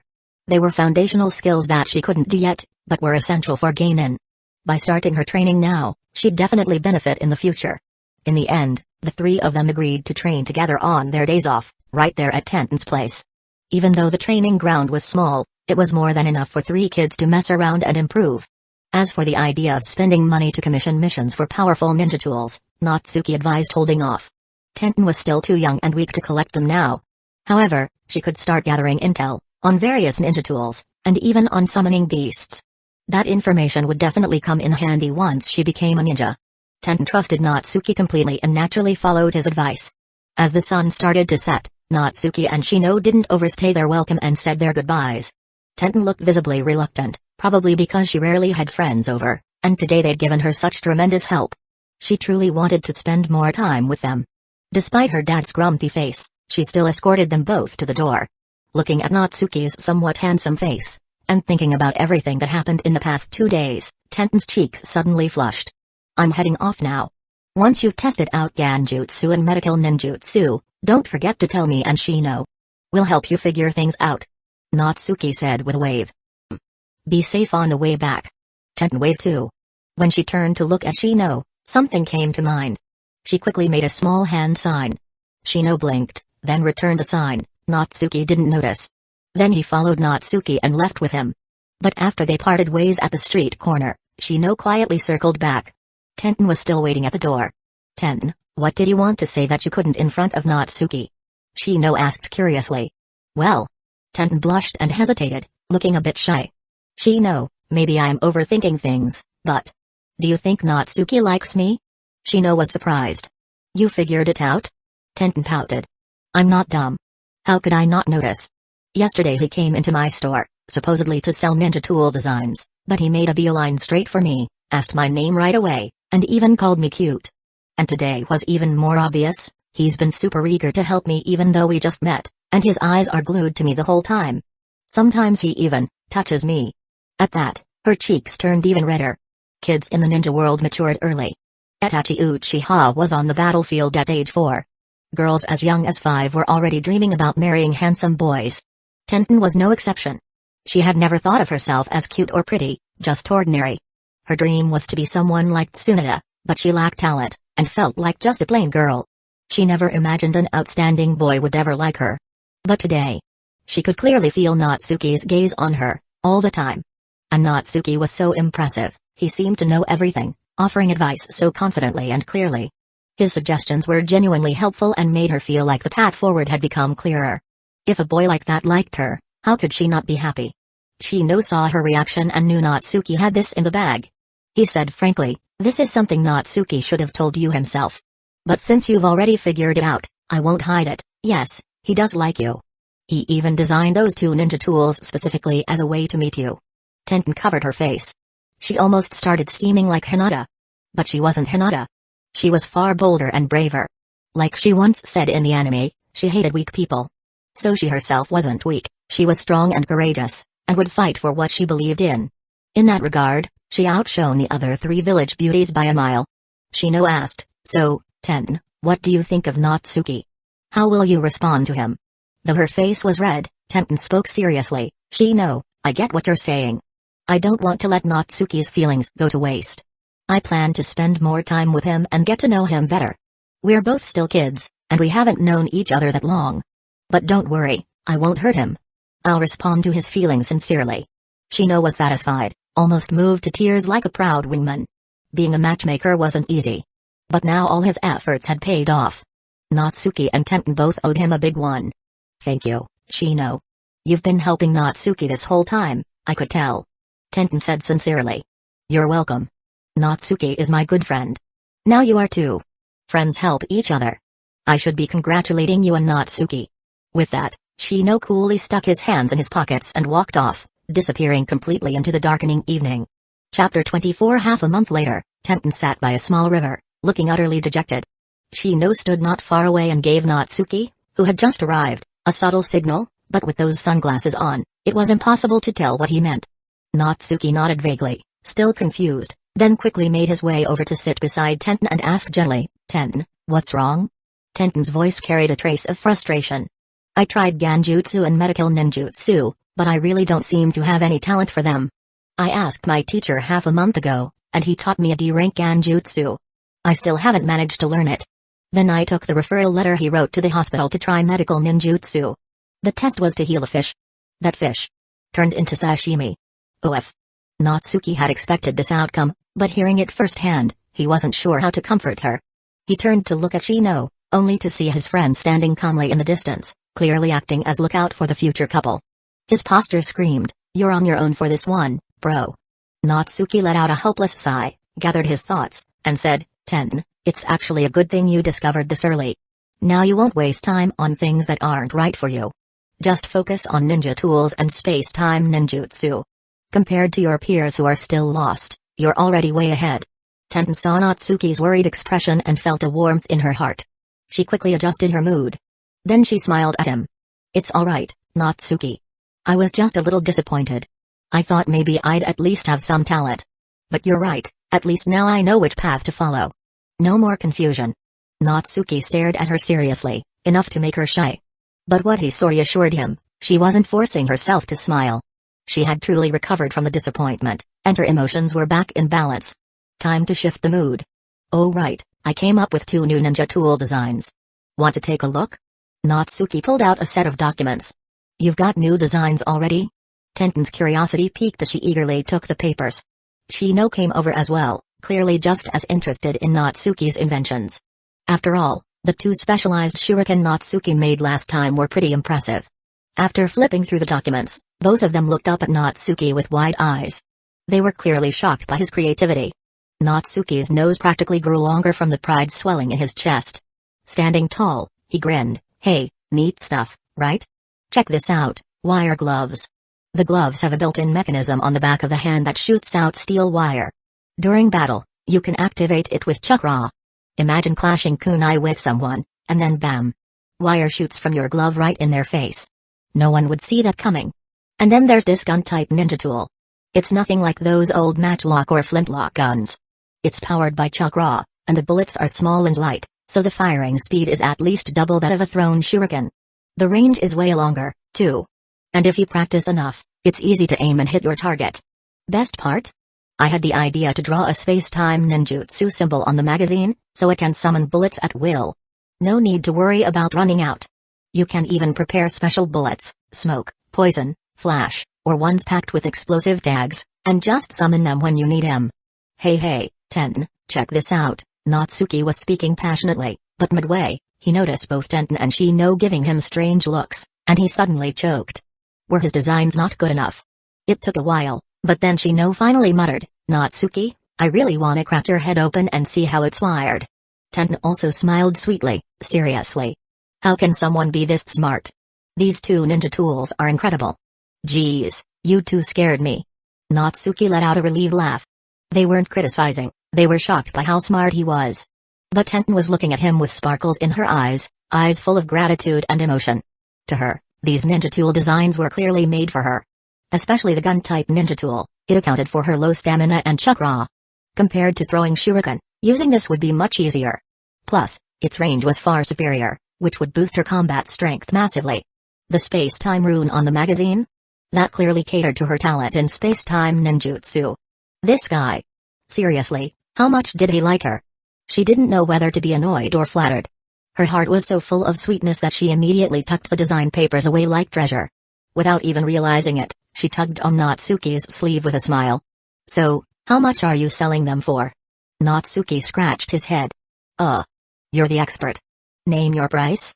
Or, free is fine too. No way. Tenten pouted. You have to take money.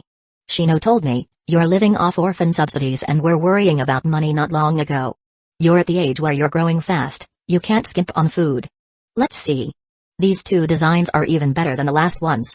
I'll give you 100,000 ryo. If that's not enough, I'll add more. That's more than enough. Way more. Natsuki was nearly stunned by her generosity. If he were her dad, he'd probably pass out from the shock. The tools were good, sure, but they weren't that good. The last time she gave him 40,000 was already a lot. Now she's giving even more. It almost looked like she was supporting him. Off to the side, Shino nodded repeatedly, even letting out a quiet burp. He'd eaten too much dog food, apparently. But he was genuinely happy for Natsuki. His friend wasn't just progressing in romance, his poverty situation was getting better, too. He could finally worry less. It was clear now, Natsuki had good taste. Compared to Sakura's shallow crushes and bad manners, compared to Hinata's timidity, compared to Ino's vanity and obsession with looks, Tenten's personality really was amazing. And the fact that she was a little rich girl? Bonus points. Like Natsuki always said, there's no shame in sticking with a rich girl. Especially one who's pretty, kind, and thoughtful. Who wouldn't like her? Seeing that Tenten had completely shaken off her earlier disappointment, Natsuki finally relaxed. So he seized the moment. Well, I just made some money today, so how about you two come over for dinner? Tenten, you can try my cooking. They say guys who can cook are attractive. Natsuki wanted to show off this skill in front of her. Shino instantly agreed. Sounds good. I'll run home and grab some veggies. With that, he vanished in a blink, not even giving Natsuki a chance to stop him. Chapter 25. Tenten looked curiously at Shino's sudden departure. What's up with Shino? He seemed kind of in a rush. Natsuki chuckled. He's just greedy for my cooking and rushed home to pick his favorite veggies. Oh, right, since the Aburame clan raises insects, they're also good at growing vegetables. Shino's the clan head son, and their veggies are top quality. Shino is the clan head son? Tenten was stunned. She hadn't expected that Natsuki was friends with the heir of the Aburame clan. This social circle doesn't feel like something a regular kid has. Natsuki noticed her dazed look and tugged her along. Alright, enough daydreaming. Let's hit the market. We especially need to buy some winter melon, Shino loves it. Tenten looked at their interlocked hands and felt the warmth in his palm. Her fingers instinctively curled around his. A gentle smile bloomed on her lips, one she didn't even realize she wore.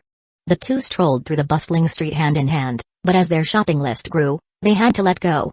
And the moment their hands separated, both felt a hint of reluctance. When their eyes met, both blushed uncontrollably. Nearby, some aunties and uncles at the vegetable stalls looked on with knowing smiles. Ah! Young love. Natsuki seemed totally immersed in the moment and didn't notice at all that a certain blonde girl delivering flowers, Yamanaka Ino, was standing right behind them, eyes gleaming with gossip. That's Natsuki, right? He actually has a girlfriend now? Natsuki wasn't especially handsome, nor was he the top of the class. But ever since his fight with Sasuke, he'd become someone unforgettable to his classmates. And Ino, being a shameless looks-obsessed fangirl, liked Sasuke, but she'd also been secretly curious about the guy who once beat him. Now seeing him holding hands with such a cute girl?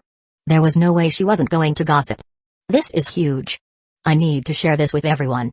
So, while Natsuki remained blissfully unaware, the rumor that he had a girlfriend started spreading rapidly through the girls' circle in class. Meanwhile, Natsuki and Tenten returned home with bags full of groceries, only to find Shino already waiting at the gate with 2 baskets of freshly picked vegetables. Even with his sunglasses on, the eager look on his face was obvious.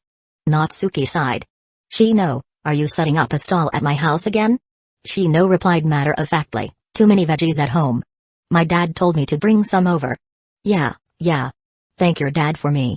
Natsuki opened a gate and brought the 2 inside. Then he started giving orders like a pro. Tenten, wash the veggies.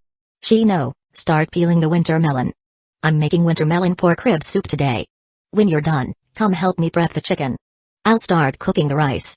The moment Shino heard winter melon pork rib soup, his eyes lit up. Even if he hadn't tasted it before, he knew it was gonna be good. He jumped into action right away. Tenten, meanwhile, filled a basin and started rinsing vegetables, all the while looking around curiously. So this is Natsuki's house. It's a little quiet around here, but the yard's really nice. Full of life and warmth. I wonder if Natsuki gets lonely living alone? She didn't even notice that she was actively trying to learn more about Natsuki's life. She even caught herself picturing what it'd be like if she lived here too, her lips curling into an unconscious smile. Cooking didn't take long.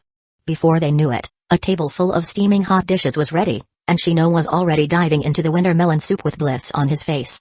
Tenten took her first bite of Natsuki's cooking, and was instantly surprised and delighted.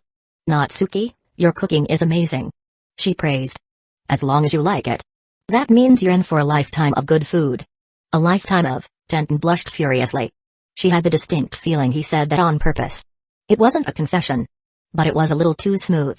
Still, even though there was no sugar in the dishes, everything tasted sweet to her. By the time the meal was over, night had already fallen. Shino, ever the tactful one, said goodbye and vanished into the darkness like a true wingman.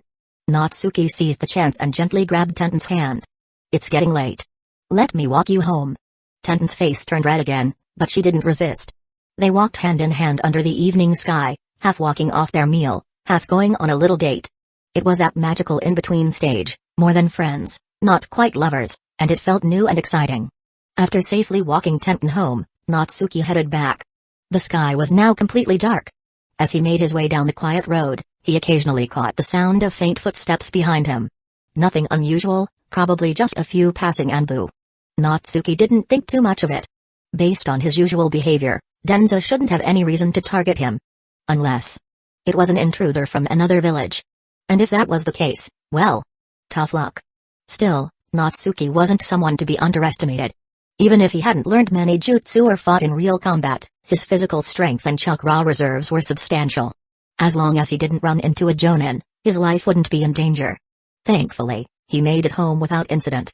But along the way, he kept sensing someone watching him.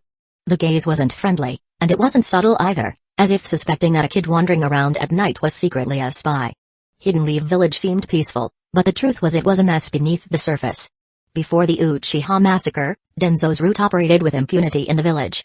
Afterward, even though route was technically disbanded, the absence of the Uchiha clan meant the village was wide open, like a sieve. Spies walked in like they owned the place. Especially after the third Hokage died and Tsunade took over, things only got worse. Even nobodies could stir up chaos. Man, what a mess. Still, Natsuki could complain all he wanted, it didn't change the need to be careful. Especially for Tenten and Shino. He'd have to remind them to be cautious. He couldn't afford to let his future girlfriend or his best friend get hurt. As expected, without strength, all you get is anxiety. I need to train harder and grow stronger as soon as possible. Without delay, Natsuki entered his gravity training room and used his mind to crank the gravity up to 3 times the normal level. Instantly, he felt the weight press on his entire body, even his blood seemed to sink. He hadn't spent much time in this room yet, but he'd already adapted to double gravity. Now with triple gravity, it was still bearable, but he had to worry if it would affect his height in the future. After all, he was still a kid. Then, he pulled out 2 scrolls. One was a C-rank water-style ninjutsu, water-style, wild water wave, which he had traded for with Shino using his transformation-based paper drawing jutsu. The Aburame clan specialized in insects, but weren't good at close-range combat. The paper drawing jutsu was perfect for Shino. If enemies got too close, he could use it to dodge and buy time for his insects to counterattack or for backup to arrive.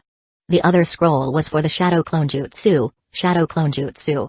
He had borrowed it from Shino, all because he had a special idea he wanted to try. He'd return the favor later by sharing the results with Shino. Even though Natsuki treated Shino as a close friend, he wouldn't take advantage of him. Give and take. That way, he'd never feel guilty borrowing again. Chapter 26. Alright then, let's start studying first. I'll test out the idea in my head on the 1st of next month. Natsuki first skimmed through the Shadow Clone Jutsu scroll, then began forming hand seals. In the next second, poof, a clone identical to himself appeared beside him. As expected, his talent was no joke. He learned it in one go. He glanced at his clone. It was indeed a perfect copy. For his girlfriend, this could very well mean double the pleasure. Now he couldn't help but wonder, after Naruto married Hinata, did he ever use multiple Shadow Clone Jutsu? And just how many clones did he use each time? Everyone knew Hinata had quite the appetite. Ahem. He was getting sidetracked again. Natsuki continued practicing. After an hour, he had not only completely mastered the Shadow Clone Jutsu, but also became proficient in performing the hand seals with just one hand. That's the trouble with being able to do one-handed seals. Every time he learned a new jutsu, he had to consider the possibility of executing it one-handed, and he had to be fluent at it too. After all, you never know when you'll need it.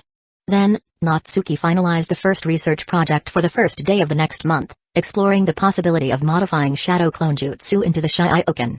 Shioken was a move from Dragon Ball, used by Tenshinhan. It gave him 2 additional arms on his back, granting the advantage of 4 arms in combat. They say 2 fists can't beat 4 hands. With 4 hands, you'd have the upper hand in taijutsu. Since the Shadow Clone Jutsu could produce a physical clone, why couldn't it be modified to sprout a pair of hands on his back? Of course, the weaknesses of the original jutsu were obvious. The clones were fragile and exploded upon taking damage. That made them mostly good for distraction. Naruto's Tajukage Bunshin looked impressive, sure, dozens or hundreds of clones, but they only worked against small fry like Mizuki. They were useless against real powerhouses. But hand clones would be a different story. If the new hands appeared on the user's back, destroying them wouldn't be so easy. The opponent would have to get past the user's defenses first. Having an extra pair of hands could allow for surprise attacks in close-range combat, or secret hand seals from behind. You could even spray your opponent in the face with a water gun sneak attack. The advantages were obvious. And if you could grow 1 pair of hands, why not multiple arms, legs, even heads? That's the endgame of modifying the Shadow Clone Jutsu. He named it, Shio no Jutsu. But that experiment would wait until the first of next month. Without the safety of the special lab, the cautious Natsuki didn't dare to go wild. Natsuki put away the Kage Bunshin scroll and opened the one for water style, Wild Water Wave, studying it carefully before memorizing it. Then he created 2 shadow clones and had them learn alongside him. Shua. Shua. Shua. Natsuki and his 2 clones formed seals together. Water style, Wild Water Wave. PFF. All 3 spewed massive streams of water at the forest ahead, blasting through several thick trees and even flattening a small grove. This. Natsuki was startled, but quickly understood. His chakra was just that abundant. Combined with 2 clones unleashing the jutsu simultaneously, the resulting force was terrifying. If there had been a group of Genin ahead, they would have been wiped out in one move. That's the benefit of having more chakra than others. Even a mere C-rank jutsu could unleash the power of a big move. He could cast it repeatedly and still have chakra left. What enemy wouldn't be scared? And this jutsu would be perfect against Gaara and his sand. In water, that sand loses its edge. Even his mom's shukaku probably wouldn't help. When that time came, Natsuki could roar, "Gaara! I'll Gaara you into pieces." Well, just kidding. Gaara wasn't that easy to kill. After all, he was a Jinchuriki of the Ikubi. And once Naruto's talk no jutsu kicked in, Gaara would become a valuable ally. Besides, Gaara's sister Temari would later become Shikamaru's wife. If he killed Gaara now, wouldn't that ruin the whole ship? Oops, off track again. Natsuki pulled his thoughts back and continued practicing water style, Wild Water Wave. He had to become fluent in both two-handed and one-handed seals, but more importantly, he needed to observe the chakra transformation process that created the water. The reason Natsuki had asked Shino for a water-style jutsu was to study how chakra changed its nature. Water styles worked by guiding chakra through hand seals, and when it reached the throat, the chakra transformed into water and was expelled. Once he understood this process, grasping water-style chakra transformation would be much easier. Before, he had been blindly trying to understand it, like trying to solve advanced math without ever learning algebra. But now that he had a real reference point, even just one jutsu helped immensely. With that, his second research project for next month was clear, water-style chakra transformation. The third project naturally followed, infusing water-style chakra into the Rasengan. And beyond that, he'd try using what he learned from water-style to attempt earth and lightning transformations. Then he'd combine those transformations with other chakra shape manipulations. All in all, he had plenty to work on. The next morning, after getting a full night's sleep, Natsuki was up early for his daily training. He still delivered milk, but this time the route was longer, the terrain harsher, and he did it under triple gravity. It was a real challenge. By the time he finished, he was completely wiped out. Even so, he still had to shower, eat breakfast, and rush to school. The moment he entered the classroom, he could tell something was off. The girls were all staring at him with curious, gossipy eyes, sending chills down his spine. The boys, on the other hand, seemed clueless, as if they didn't understand what was going on. Luckily, Shino explained quietly, "Yesterday, you were seen holding hands with Tenden while shopping for groceries. Ino saw you." So that was it. Natsuki instantly relaxed. He'd thought it was something serious. So what if he was seen grocery shopping with his future girlfriend? No big deal. Ignoring the girls' stares, Natsuki sketched a design for Shioken on paper and handed it to Shino, explaining his plan to modify the shadow clone jutsu. When he'd asked Shino for the clone jutsu before, the guy had handed it over without a second thought or asking why. Now that's a friend worth having. Still, Natsuki felt he owed him an explanation. Besides, Shioken could be a great technique for someone like Shino, who struggled with taijutsu. Sure enough, when Shino saw the concept, the lenses of his sunglasses gleamed. "Natsuki, your brain is really something else. I can't believe you came up with this. Shio no jutsu could definitely make up for my weaknesses in close combat." Natsuki grinned. "By the 2nd of next month at the latest, you'll see the results. Just wait." The 2nd of next month? Shino had a realization. He figured Natsuki probably had a habit of staying up late to study jutsu every 1st of the month. Maybe his inspiration peaked on those nights.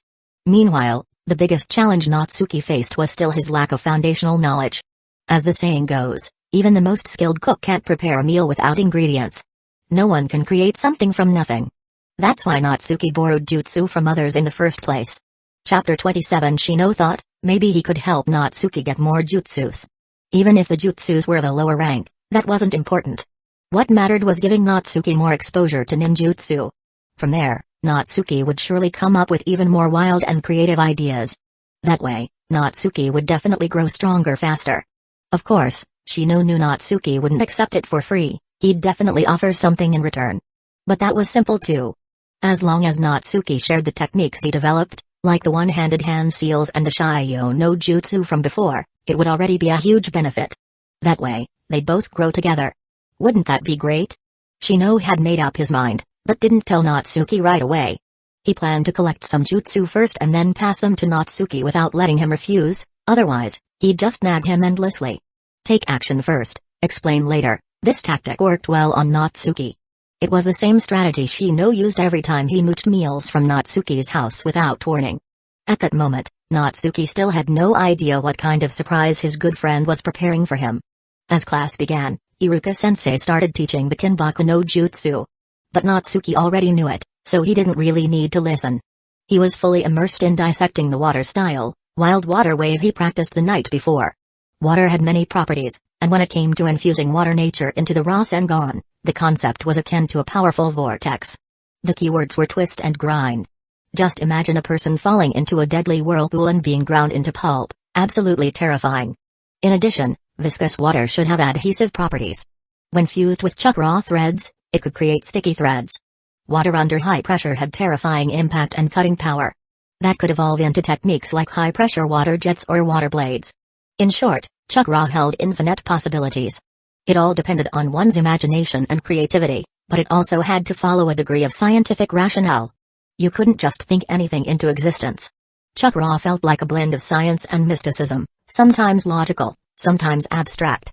It all came down to who could harness this power to the fullest. The next day was a rare day off. Natsuki, Shino, and Tenten went to the riverside to train. Originally, they planned to train in Tenten's home dojo, but since Tenten was learning how to walk on water, the setting wasn't ideal. The riverside was far better. At this point, Tenten could already walk up trees.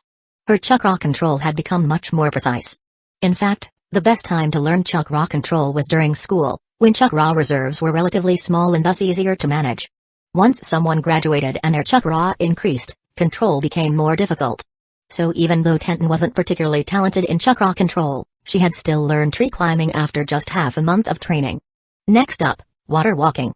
Tenten focused her chakra into her feet and stepped cautiously onto the water. Immediately, her ankles were submerged. Natsuki instructed, water isn't stable like tree trunks, so it requires even finer chakra control. You have to stay fully focused. Try to stand steadily first, once you get used to it, it'll become a habit. I'll do my best. Tenten tried to balance herself, but the moment her mind wandered, she fell right into the water. Luckily, she wasn't the pampered type. Without a word, she got right back up and continued training.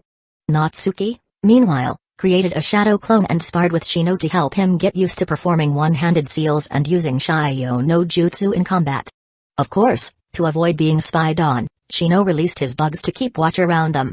As for Natsuki himself, he placed a sheet of paper on his palm and started trying to comprehend the nature transformation of water chakra. He had tried doing this in the gravity chamber before, but the chamber would respond to his intentions. If he willed the paper to get wet, it would, making it impossible to properly grasp the process. So he could only practice in the real world. Thankfully, with his future girlfriend and best friend keeping him company, he didn't feel lonely or bored at all. Time flew by, and by noon, Natsuki sent a shadow clone home to cook and bring over a nutrient-rich meal. Sure, grilling fish at the riverside would have been fun, but training was exhausting. Grilled fish alone just wouldn't cut it. Tenten, who had been working hard non-stop, was drenched in sweat by now. Natsuki felt a twinge of heartache but didn't stop her. Tenten wanted to become stronger, and suffering was part of training. If she couldn't handle a bit of hardship, she could forget about her dreams and settle for being a quiet, well-behaved girl. This was Tenten's choice, and not only would Natsuki not stop her, he should be cheering her on. Natsuki, this spicy beef is amazing. Tenten praised between mouthfuls. After intense training, people often lost their appetite. Spicy food helped stimulate taste buds, and beef was great for protein. No wonder she found it delicious. Shino was too busy scarfing down food to say a word. After the meal, everyone felt refreshed. Tenten leaned against a tree, gazing at the rippling river with a dazed expression. Water walking is really tough. But I think I'm getting the hang of it. I should be able to master it in the next couple days. Shino immediately raised the bar. Tenten, Just walking on calm water doesn't count as full mastery. Look, this river is completely still, easy mode. To truly master it, you need to run on raging waters. Eh? Run on raging waters? Tenten was stunned. She was still struggling with standing still on water, let alone this crazy difficulty. Natsuki quickly said, "Don't worry. I'll train with you." Tenten blushed and smiled sweetly at him. Maybe she was really tired, because she soon dozed off, her head tilting and landing gently on Natsuki's shoulder. Natsuki hadn't expected such a bonus, his heart soared with joy. Just then, Shino made a hand gesture. Natsuki turned to look and saw a cute blonde girl walking toward them, a mischievous smile on her face. It was Ino. Just as she was about to say something, Natsuki quickly signaled her to stay quiet. Ino noticed the girl with the twin buns resting on Natsuki's shoulder, fast asleep. She covered her mouth and giggled, refraining from speaking but also not leaving. Instead, she came over and sat down beside them. "Natsuki, is that your girlfriend? She's pretty cute." Ino teased in a hushed voice, her eyes full of gossip. Natsuki glanced at Tenten sleeping soundly, then replied, "Not yet. But almost. And you're super nosy, you know that? Just cause you saw me and Tenten grocery shopping together, you've been spreading it all over class." Ino scratched her cheek with her finger. TSK, what's there to be shy about? I even saw you two holding hands, her face was red, yours too. And now she's sleeping on your shoulder? Come on, how is she not your girlfriend? Her name's Tenten, right? That twin bun hairstyle really suits her. Chapter 28. Natsuki accepted Ino's praise without hesitation. After all, Tenten really was adorable. But still. Ino, what are you doing here? It's your day off, shouldn't you be helping out at the flower shop? Natsuki asked, puzzled. Hee, I came here just to see your girlfriend. Ino looked smug. I already knew this morning that you'd be here. I was busy earlier, so I couldn't come over. But when I saw you carrying a lunchbox, I followed. I'm really interested in your love story, tell me how you won over Tenten. I might use it as reference for chasing Sasuke. No wonder she was so enthusiastic, not just gossip, but also here to learn. For someone like Ino who was all about looks, Natsuki really had nothing to say. She probably didn't even realize it herself, but what she liked wasn't Sasuke, just handsome guys. Otherwise, why was it that when Sasuke left the village, Sakura was devastated, while Ino barely reacted? Because she liked Sasuke's face, not his heart. Lots of transmigrators liked to pursue Ino in fanfics, and honestly, she was very pretty. Once she grew up, her figure was amazing too. But the catch was, if the transmigrator wasn't super handsome, Ino wouldn't even glance at them. And well, Natsuki simply wasn't handsome enough. He didn't really feel like talking about it, besides, his relationship with Tenten wasn't official yet. Thankfully, Shino stepped in. Ino, I know I probably shouldn't be commenting on others' business, but as your classmate, I think I should say this. Ino blinked. Ah. Shino, you're here too? Oh that stung. Didn't she know the thing Shino hated most was being ignored? This girl really had no filter. Shino muttered under his breath, clearly annoyed, but Ino quickly apologized. Sorry. I was too focused on Natsuki's girlfriend and didn't notice you. Please, go on, what did you want to tell me? Fortunately, Shino didn't hold grudges and continued, Ino, you're the daughter of the Yamanaka clan leader. You'll likely inherit the clan head position one day. Your family will expect you to take in a husband. But Sasuke is the son of the Uchiha clan head, even as the second son, there's no way they'd allow him to marry into another clan. So, you and Sasuke are basically impossible. Ino froze, eyes wide in shock. She'd probably never thought about it that deeply before, being so young. But now that Shino pointed it out, it really did make sense. So what had all her obsession with Sasuke been for? She even fought with her best friend, Sakura, over him. Did that mean she failed both in love and friendship? Ino looked completely deflated. Seeing this, Natsuki couldn't help but chime in. Ino, as a classmate, I have to say something too. I think. Maybe you don't really like Sasuke. Maybe you just like handsome guys. Your feelings for Sasuke might not be as deep as you think. Think about it, could that be the case? Ino's mind was spinning. She'd come here to gossip about Natsuki's love life and pick up some tips. How did things flip around like this? Shino said she and Sasuke were impossible. Natsuki said she didn't really love Sasuke. What was going on? Natsuki pressed on, think about it.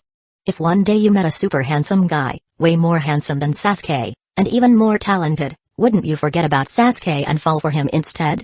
Super handsome guy. Ino couldn't help imagining such a figure. She even started drooling without realizing it. Come to think of it, that kind of sounded right. Maybe she really just liked handsome guys, and Sasuke wasn't irreplaceable. So why had she even fought with Sakura? Still, as a proud Yamanaka, she wasn't about to just admit it outright. That'd make her look super shallow. So she stiffened and said, ahem. It's not like that. I'm pretty loyal, you know. Even if I did meet someone more handsome than Sasuke, I'd just sneak a few glances, that's all. Her voice got lower and lower, even she didn't believe herself by the end. Natsuki and Shino exchanged glances. They could both tell this girl was in denial. Unless, of course, she really did meet a super handsome guy. Just like in the original timeline, when Sasuke left the village, Ino later met Sai, who insulted Sakura as ugly but praised Ino as beautiful. Sai was definitely a looker too. Naturally, Ino moved on. After all, there'd never been anything real between her and Sasuke. This girl, advice wouldn't help. Natsuki laughed and teased, once you figured things out, go apologize to Sakura, alright? You don't want to throw away a precious friendship, do you? Ino seemed slightly moved but remained stubborn. Humphrey. Mind your own business. Why would I apologize to that big forehead? Fine.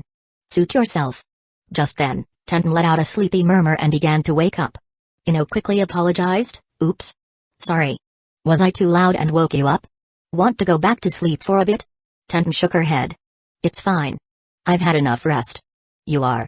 Ino gave her a friendly smile. I'm Yamanaka Ino, a classmate of Natsuki and Shino. I saw Natsuki bringing lunch over here, so I followed to take a look. Wanted to see his girlfriend for myself. You're Tenten, right? Tenten blinked, suddenly realizing she'd been mistaken for Natsuki's girlfriend. What's more, she'd been sleeping on his shoulder the whole time. While this girl had been watching. Her face turned bright red. Still, Tenten was cheerful and open by nature. She wasn't like Hinata, who might faint from embarrassment. And she didn't explain either, almost like she was accepting the role of girlfriend. Yes, I'm Tenten. Nice to meet you. Just call me Ino. Ino was quick to make friends. I saw you and Natsuki holding hands while grocery shopping the other day. I was wondering where he found such a cute girlfriend. Tenten's cheeks flushed again, but she remembered Ino. You're the girl from the Yamanaka flower shop, right? I think I saw you when I bought flowers. Yup. My family owns the Yamanaka flower shop. So we've already met before. My family runs a ninja tools shop. The two girls actually started chatting. With both of them being outgoing, one loving gossip, the other full of witty banter, they got along surprisingly well. Just like that, they became friends. Natsuki and Shino exchanged amazed looks. Girls really were mysterious creatures. Wow. So you're in the middle of training, Tenten? You're already learning water walking? Ino asked, surprised. I didn't know how before, but Natsuki's been teaching me. Shino's helped a lot too, so now I'm determined to work hard. But you're still so young. Girls our age should be learning how to dress up. Look at your hands, they're all rough. It's fine, Ino. My dream is to become a strong kunoichi like Tsunade-sama, someone who'll be famous across the ninja world. Since I have that dream, I have to work hard for it. Besides, Natsuki and Shino have helped me so much, I can't let them down. Natsuki is amazing. I want to stand by his side in the future, and I can't do that if I'm not strong enough. Ino stared at Tenten's serious face, and for a moment, she was speechless. Chapter 29. Although Ino had once introduced herself as someone who aspired to be adored by everyone, that wasn't entirely true. Like nearly every little girl in Hidden Leaf Village, her true role model was Tsunade, and she was no exception. But most of the girls she knew only talked about becoming the next Tsunade. Few of them actually trained hard toward that goal. Ino was the same. Now, for the first time, she had met a girl like Tenten, who was truly working hard for her dream. And standing beside her, Ino felt like a clown in comparison. Yeah. If you have a dream, you should be working hard for it. And more than that, she could tell that Tenten really liked Natsuki. It wasn't like her obsession with Sasuke's handsome face. Tenten wanted to grow stronger, to be worthy of standing by Natsuki's side. That might be what true love actually looked like. Tenten, I really envy you. Ino said sincerely. Tenten blinked. Actually, I envy you. You come from a great clan, have powerful inherited jutsu, and ninja clan kids always have better talent. So yes, I'm jealous, but I'll work hard to catch up.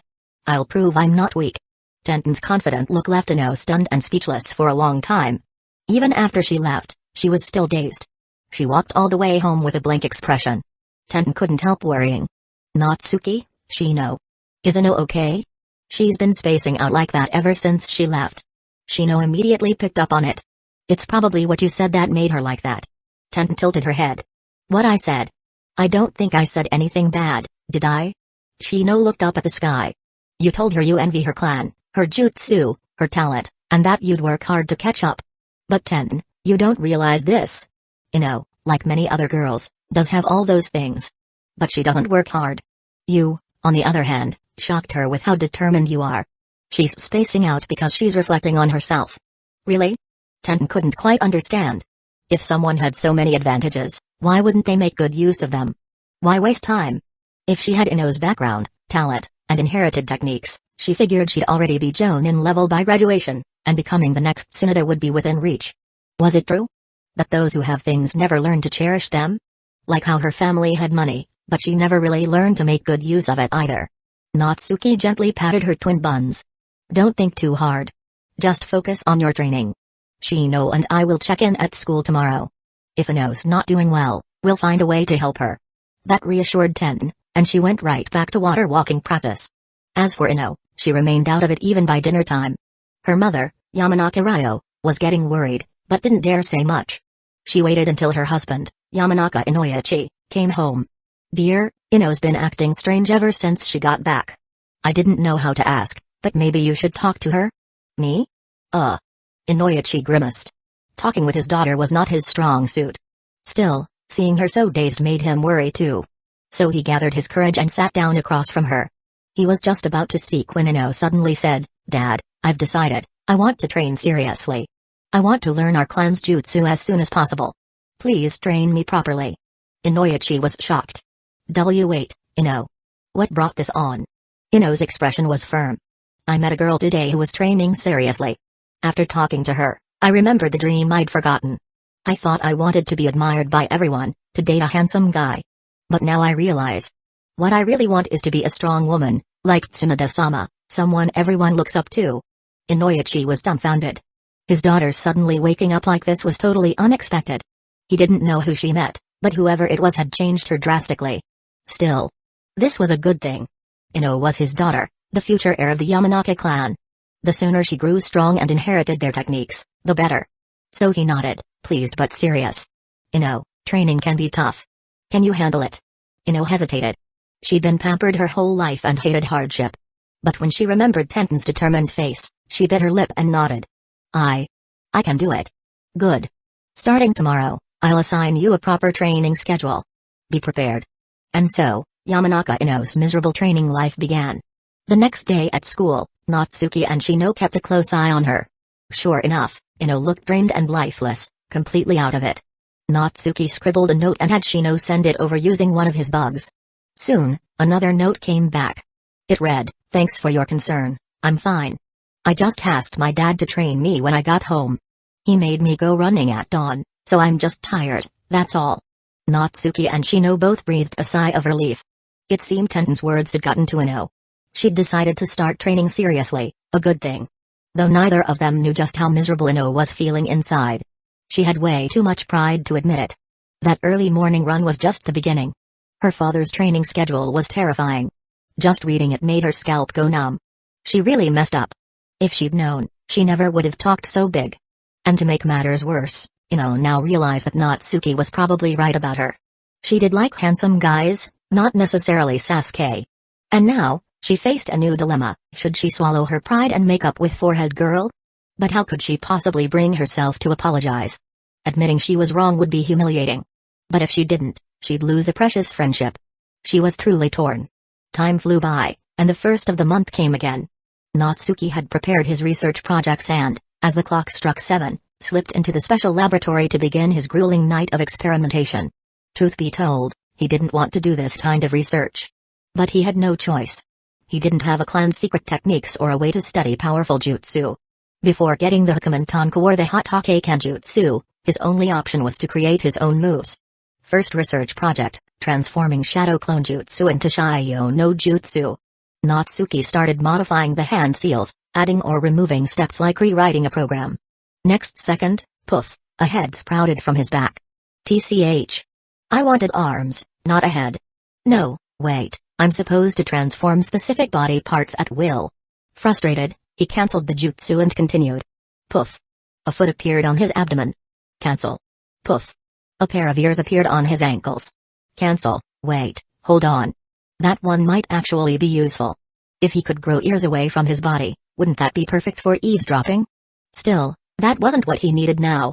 So, cancel again. Chapter 30. After over an hour of intense effort, Natsuki finally made a breakthrough. He took a deep breath and slowly formed a series of hand seals. Shio no jutsu. Poof, a pair of arms suddenly sprouted from his shoulder blades. Under the control of his brain, these arms could move flexibly, and their fingers were nimble enough to perform hand seals with ease.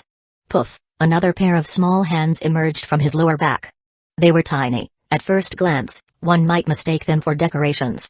But these small hands were just as agile. They could perform hand seals and even allowed Natsuki to execute jutsu properly. Phew. Finally made it. Natsuki let out a long breath. This adjustment really taxed his brain. Even though Shadow Clone Jutsu only used a few hand seals, the fewer the seals, the harder they were to modify. Especially since Natsuki's requirements were complex, not only did he want to generate arms, but he wanted to manifest any body part he desired, at will, and at any size. He had raised the difficulty for himself. No wonder his head was spinning. But the result was well worth it. In battle, he could now sprout small hands from his back that could form seals out of sight. That alone would make it look like he could cast jutsu without forming any seals, keeping his opponents guessing when and what kind of jutsu he would unleash. With that uncertainty, enemies would be far more cautious, and he'd gain a huge advantage. Shino's definitely gonna love this. I didn't let his trust go to waste. Natsuki quietly dispelled the jutsu, then moved on to one-handed hand seals.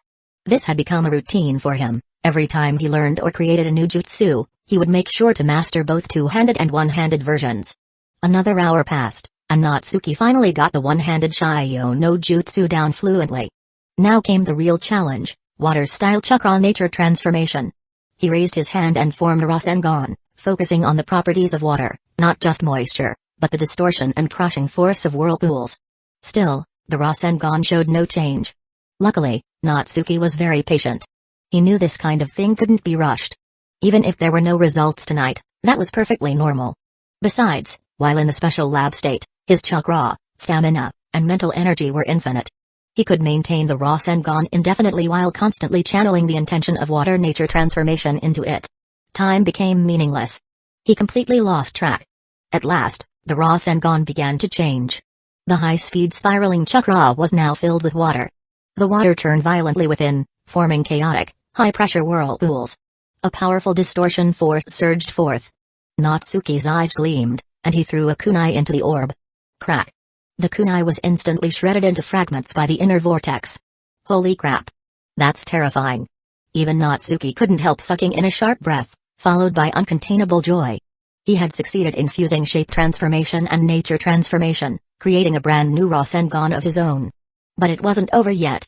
He suddenly felt intense heat radiating from the orb. It was becoming scorching hot. What's going on?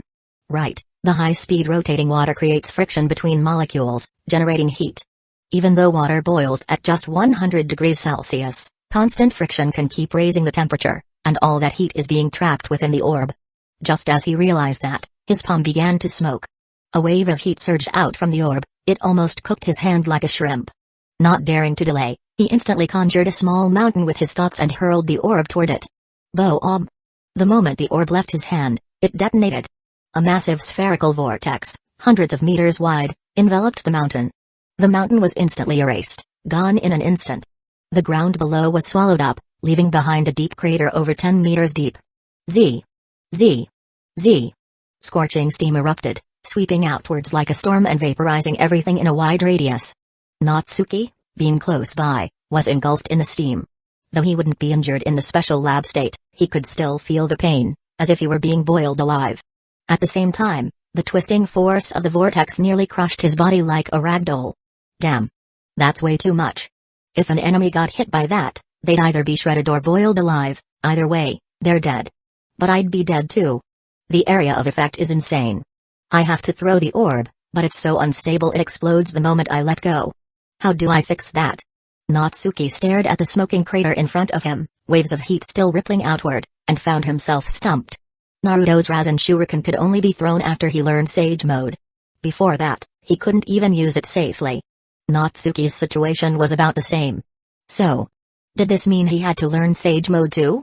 No, no. Naruto only improved the Rasen Shuriken after learning Sage Mode. I have the special lab to help me. I don't need Sage Mode to improve this. That said, learning Sage Mode might still be worth a shot. In the lab's invincible state, he wouldn't suffer injury or be petrified when absorbing natural energy. He could experiment freely, tweaking the ratios of natural energy, physical energy, and mental energy, eventually achieving that perfect 1:1:1 ratio. That would bring massive power boosts across the board. At that point, who needs a bike? The tricky part was how to absorb natural energy. That would require research and learning. I'll shelve that project for now. Right now, I need to fix this jutsu. The power can be toned down a bit for close combat. The instability is the real issue. I need to stabilize it. With that goal in mind, Natsuki got back to work. He kept experimenting all the way until the special lab state ended.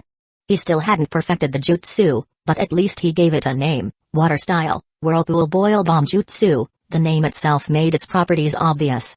Of course, Natsuki never called out jutsu names in actual combat, so he wasn't worried about enemies figuring it out. The naming was just for research purposes. Oh, and for bragging in front of Tenten and Shino, a cool name was definitely necessary. This one was passable. At least it sounded better than Minato Namikage's weird naming conventions. Natsuki exited the lab, dark circles under his eyes, washed up, ate, and made it to class bright and early. To his surprise, Shino was already there, sitting motionless at his desk. Shino? You're here this early? Natsuki asked, yawning. I know you always pull an all-nighter on the first of each month, then show up to sleep the next morning. Sleeping alone isn't safe. I'm here to keep watch for you.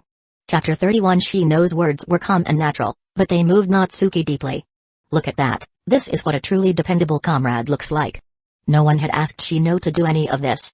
Natsuki had never requested his help, yet he still remembered Natsuki's habit of sleeping at the desk without any defenses. Just because of that, he deliberately came early in the morning to wait and watch over him. Seriously. I'm crying right now. Natsuki reached out and patted Shino on the shoulder, speaking solemnly. Shino, I knew I wasn't wrong about you. You truly are a powerful and trustworthy comrade. It's my honor to be your friend. Under his sunglasses, Shino's expression changed slightly, but his tone remained as steady as ever. Natsuki, you're the same, strong and reliable. I'm truly glad to be your seatmate, your friend, and your comrade. Thank you for trusting me. I will trust you as well. Natsuki said no more and simply nodded, then fell asleep under Shino's watchful protection. That afternoon, after school, at Tenten's small training field, Tenten looked suspiciously at Natsuki and Shino and couldn't help but ask, you two don't have some kind of special relationship, do you? Oh no. The spirit of the eternal Tsukumi had possessed her. Shino, for once, retorted, Tenten, how could you think that way? Natsuki and I share a bond of mutual trust as friends and comrades. It's only natural that we're close. Besides, the one Natsuki likes is clearly. He didn't finish the sentence, but Tenten understood, and her face instantly flushed red. Natsuki was startled too, but thankfully Shino hadn't said the full thing. Otherwise, when he tried to confess to Tenten in the future, there'd been no surprise left. He hurriedly changed the topic. Ahem. Today I wanted to show you both one of my latest research results, the Four Beasts Jutsu. I'll be teaching it to Shino, and Tenten, if you want to learn it too, you're welcome. As he spoke, he began to form hand seals slowly. In the next moment, with a poof, a pair of arms sprouted from his shoulder blades. Wah! Natsuki turned into a spider. Tenten leaned in curiously, poking the extra arms with her finger, fascinated by their structure. Natsuki straightforwardly grabbed Tenten's hand with one of the extra arms, while the other began to perform a little finger dance, showing it wasn't an illusion and could move freely. Shino nodded repeatedly. Looks like your concept worked. Natsuki's face showed no surprise at all. Of course. If I failed, wouldn't that betray your trust? As he spoke, the extra arms began forming seals again, and with another poof, a pair of small, delicate hands sprouted from the back of his neck. They were even smaller than a kitten's paws, but they could still perform seals with flexibility. Tenten and Shino's eyes lit up. Anyone with a bit of sense could understand the potential of this technique. Maybe the new arms weren't great for direct combat, but they could be hidden and used for stealthy seals. That way, the user's main arms could be free for taijutsu, while the extra arms secretly activated ninjutsu. What could the enemy do about it?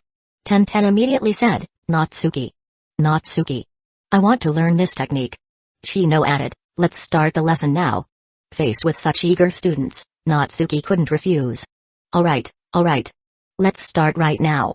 And so began a 1 versus 2 teaching session. Natsuki even took the chance to teach Tenten the Shadow Clone Jutsu first, since learning that would make the 4 Beasts Jutsu much easier. But Natsuki wasn't exactly behaving.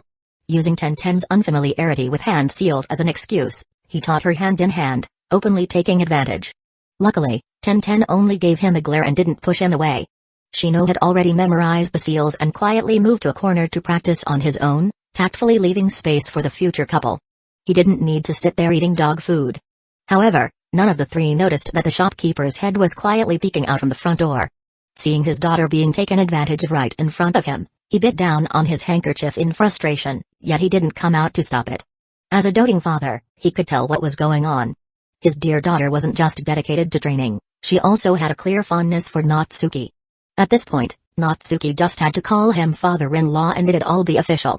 But he couldn't interfere. Even if he didn't like Natsuki, he had to respect Tenten's choice.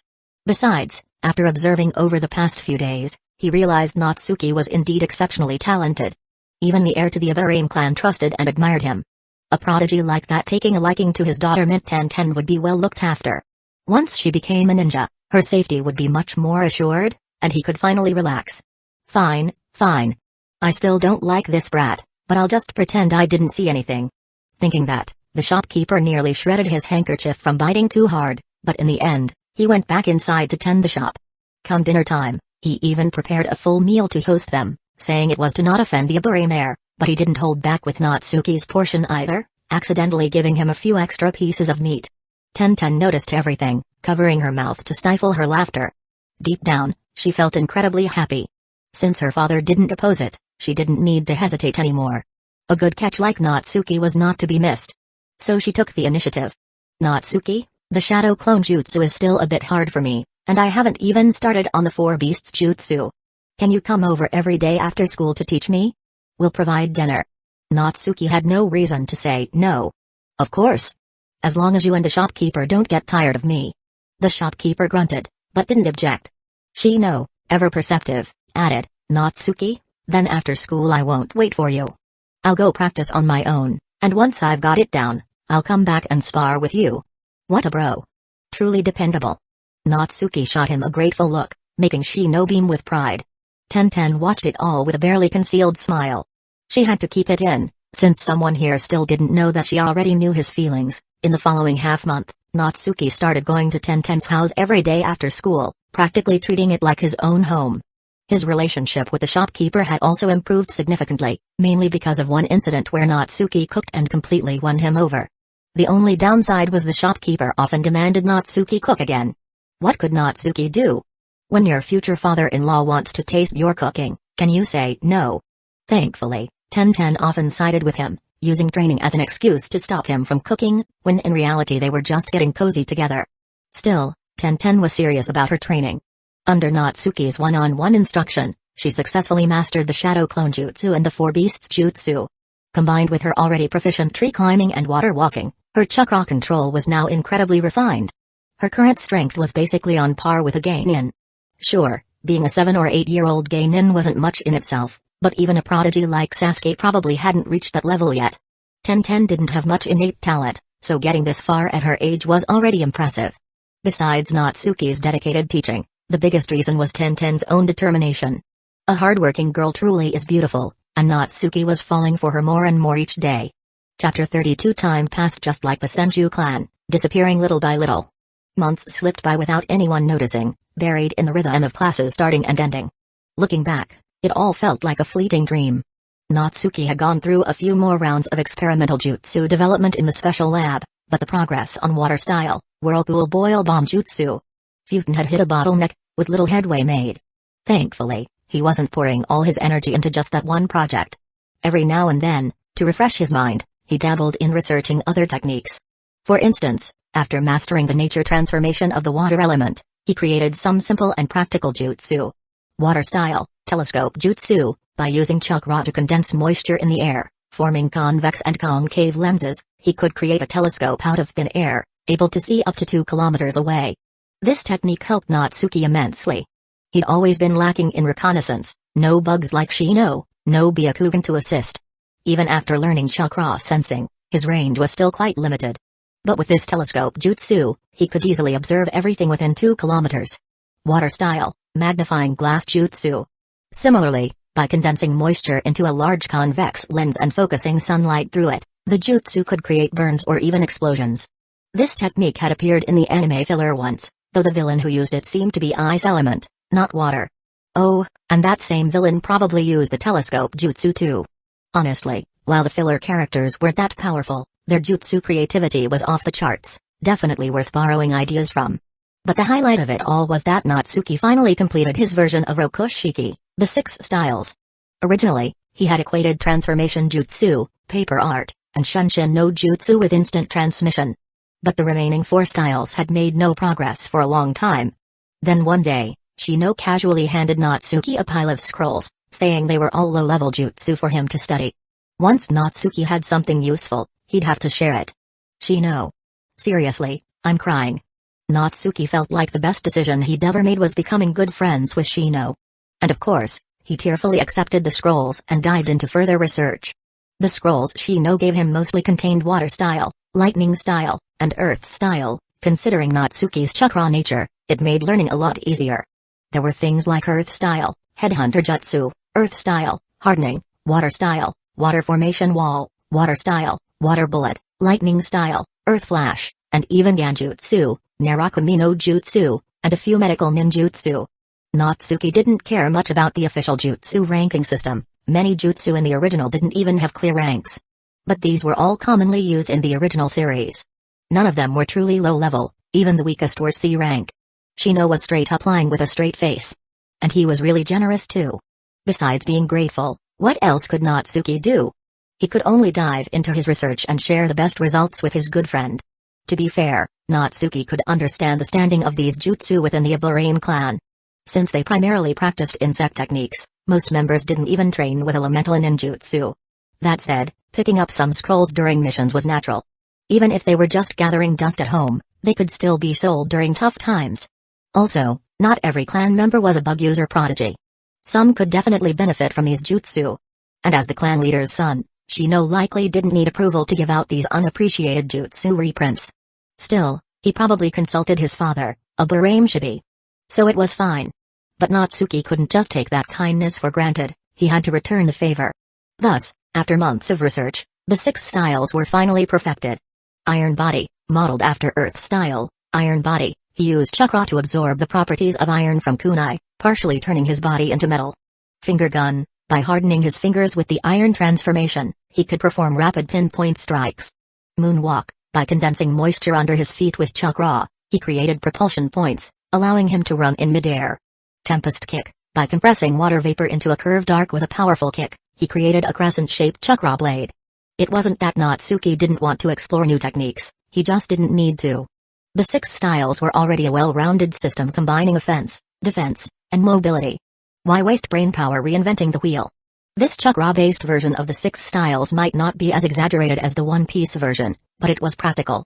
For instance, Iron Body was a godsend in a world like the Shinobi world, where high offense and low defense were the norm. At least now he didn't have to worry about being killed by a random kunai. And Moonwalk gave Shinobi the ability to temporarily fly, what's not to love?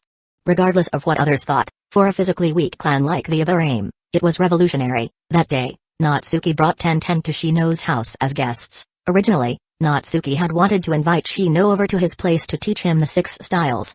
But Shino turned the invitation around with a powerful reason. He said they'd always eaten at Natsuki or Tenten's house. It was time to return the favor. Natsuki had no objection. In fact, he was happy to meet Aburame Shibi. Not that he had any agenda, it was purely to express gratitude. After all, Shino had given Natsuki so many jutsu scrolls for free. Not only had Shibi not objected, he even helped keep it a secret. That was a huge favor. They could act like it was no big deal, but Natsuki couldn't treat it as such. So, Natsuki and Tenten carried a whole box of smoked meat to the Aburame clan, where they were warmly welcomed by Aburame Shibi. Ha ha ha. So you're Natsuki and Tenten. Shino talks about you two all the time. Especially you, Natsuki, he's known you since the very first day of school, and you've always been close. As his father, I truly thank you both. Shino's never been good at interacting with others. To have friends like you, it means the world. Even behind his sunglasses, Shibi's eyes were moist with emotion. His overwhelming fatherly love nearly drowned Natsuki and Tenten. It didn't feel like someone who had trouble socializing at all. Natsuki quickly replied, "You flatter us, Shibio-jizan. Tenten and I are the ones who should be grateful.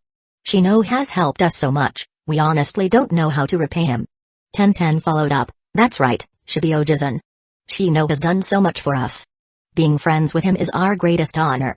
No, I should be the one thanking you. No, we should be thanking you." The three of them went back and forth at the entrance, tugging at politeness, while Shino stood silently off to the side.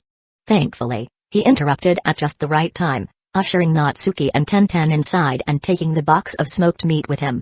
This was Natsuki's homemade smoked meat. Shino had tried it a few times and loved it.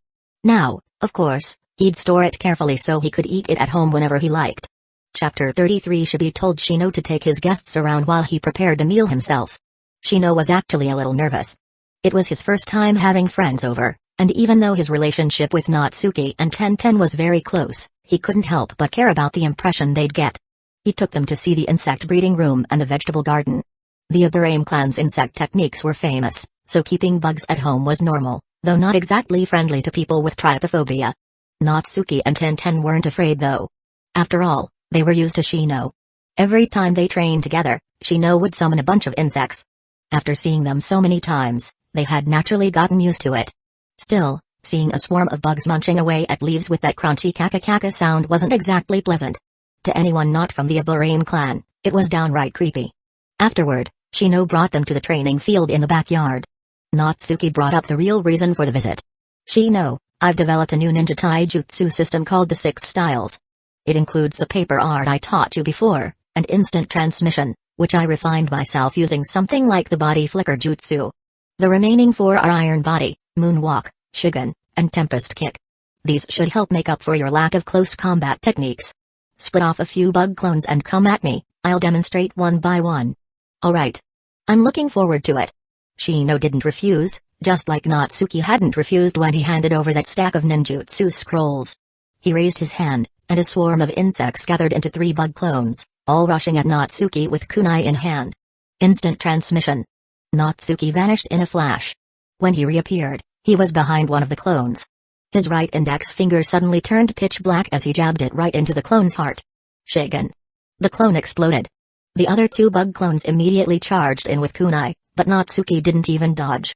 He formed a few seals casually, and when the kunai struck him, the only sound was that of metal hitting metal. There wasn't a scratch on him. This is Iron Body. Now watch, Moonwalk. And after that, Tempest Kick. Natsuki stepped into midair and began running through the sky, leaving Tenten and Shino stunned. Then, he swept a leg midair, and a crescent-shaped chakra blade flew out, slashing the 2 clones into pieces. As for paper art, there was no need to demonstrate it, Shino had already mastered it.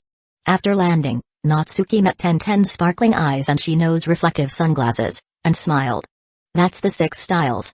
While it requires water and earth chakra natures, you can still learn it even if you don't have those elements. Now let me explain the mechanics behind it." Not long after, Natsuki thoroughly explained the principles and training methods behind the 6 Styles, without holding anything back.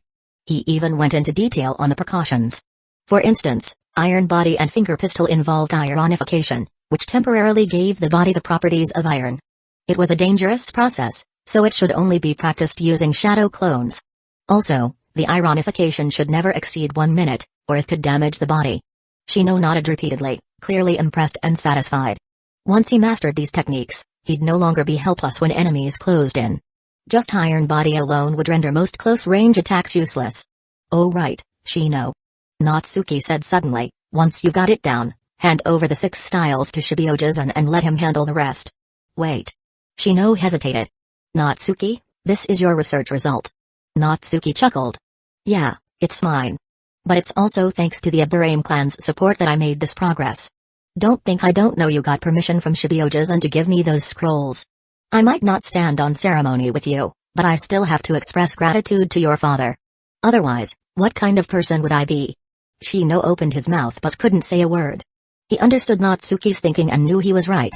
Even if those jutsu weren't valued by the clan, They were still clan property. As the clan heir, giving them to an outsider could invite criticism, not only towards him, but possibly even towards Natsuki and the clan leader. But if Natsuki gave back something that could make up for the Aburame clan's weakness in taijutsu, there would be no criticism, only praise. And in doing so, Natsuki would only deepen his ties with the Aburame clan. Even so, Shino felt conflicted. His original intent was to help Natsuki, not to get something in return. Even if he could accept the 6 styles as a gift, he didn't want to watch Natsuki hand over his own research for the sake of the clan. It made the friendship feel transactional. Tenten seemed to sense Shino's mood and quickly said, "Shino, don't overthink it. The 6 styles are just a small part of Natsuki's results. He's actually got something much more impressive, but he doesn't dare tell you yet. He's worried you'd think he's being selfish by keeping it to himself."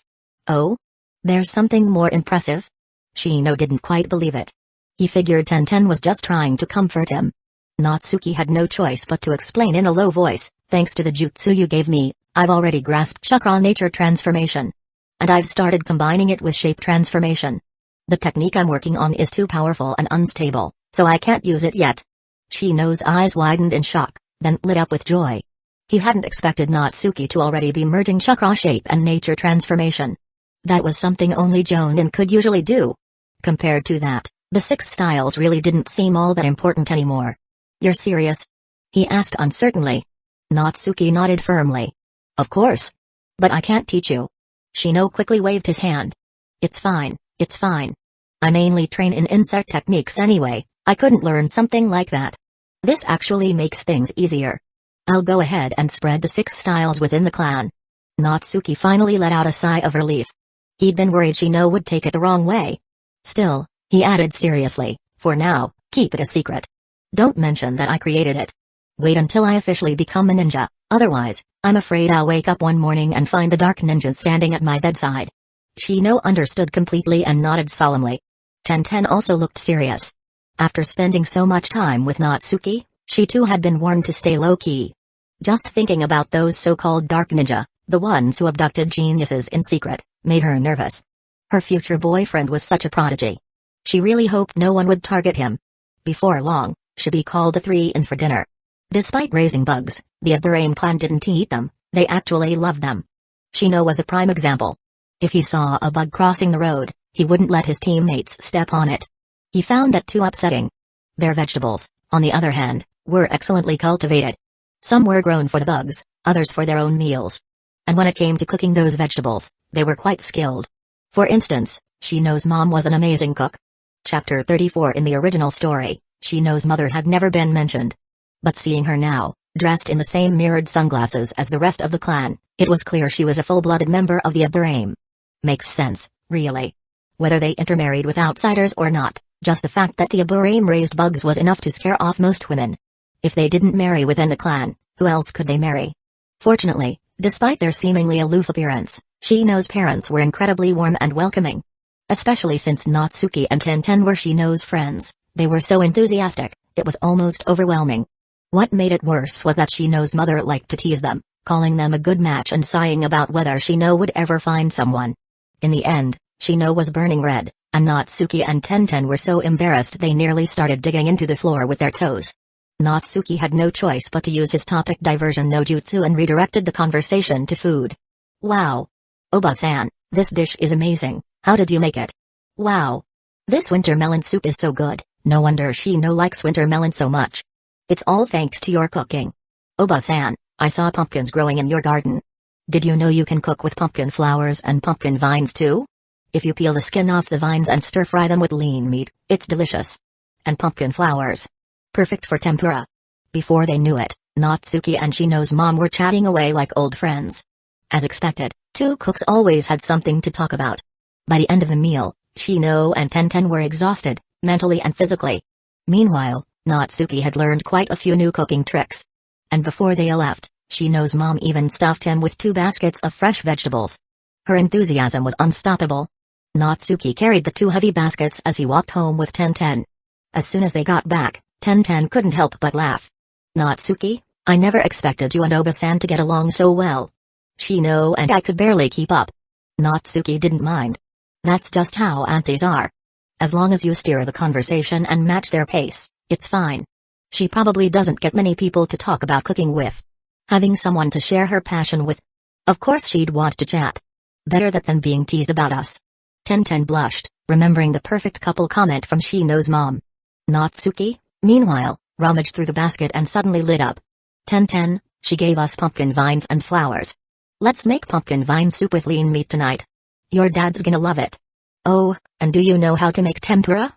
You could use the pumpkin flowers. It's delicious. Tempura? Yeah, I know how to make that. Tenten, caught up in the excitement, started checking the baskets too. By evening, they carried a basket of vegetables back to Tenten's house and got to work. Seeing this, the shopkeeper uncle beamed with joy. He was starting to like Natsuki more and more. In fact, he was beginning to feel like he was watching his future son-in-law. When he learned the two weren't officially dating yet, he even got a little anxious. In this day and age, geniuses were rare and highly sought after. He couldn't let this one get away. That night, the pumpkin vine soup and pumpkin flower tempura were a huge hit. They all praised the dishes, and Natsuki and Tenten even joked about asking Shino to bring more next time. After dinner, the shopkeeper glanced at the dark sky outside and, for the first time, said, "It's already dark. Your house is pretty far, and it's not safe to walk around at night. Just stay here tonight." Natsuki was stunned. "Wait, are you serious, shopkeeper-san?" The shopkeeper's face darkened. "You want me to say it again? Kid, I'm worried you'll get snatched up out there. Things haven't been calm in the village lately. You'd better be careful. But I'm warning you, don't even think about sneaking into Tenten's room. If I catch you, I'll break your legs." With that, he shut the shop door and went back to his room. Natsuki and Tenten were left standing there, staring at each other in silence, their cheeks slowly turning red with awkwardness. And a hint of something else.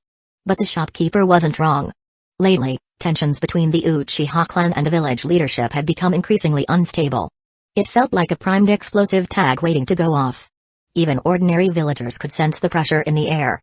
Some loose-tongued villagers whispered that the village had assigned shinobi to watch the Uchiha compound, and the clan's members were being recalled from outside missions. It was a clear sign, conflict was coming. No one even knew if Shishui was still alive.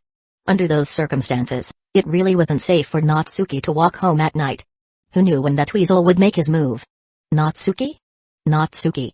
Don't space out. I'll take you to your room. Tenten snapped him back to reality and led him to a guest room.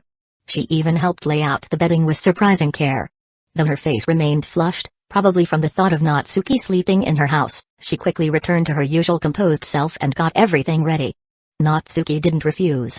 After washing up, he lay down to rest. But not long after, the door creaked open in the darkness. A small figure cautiously stepped in, carrying a dim lantern.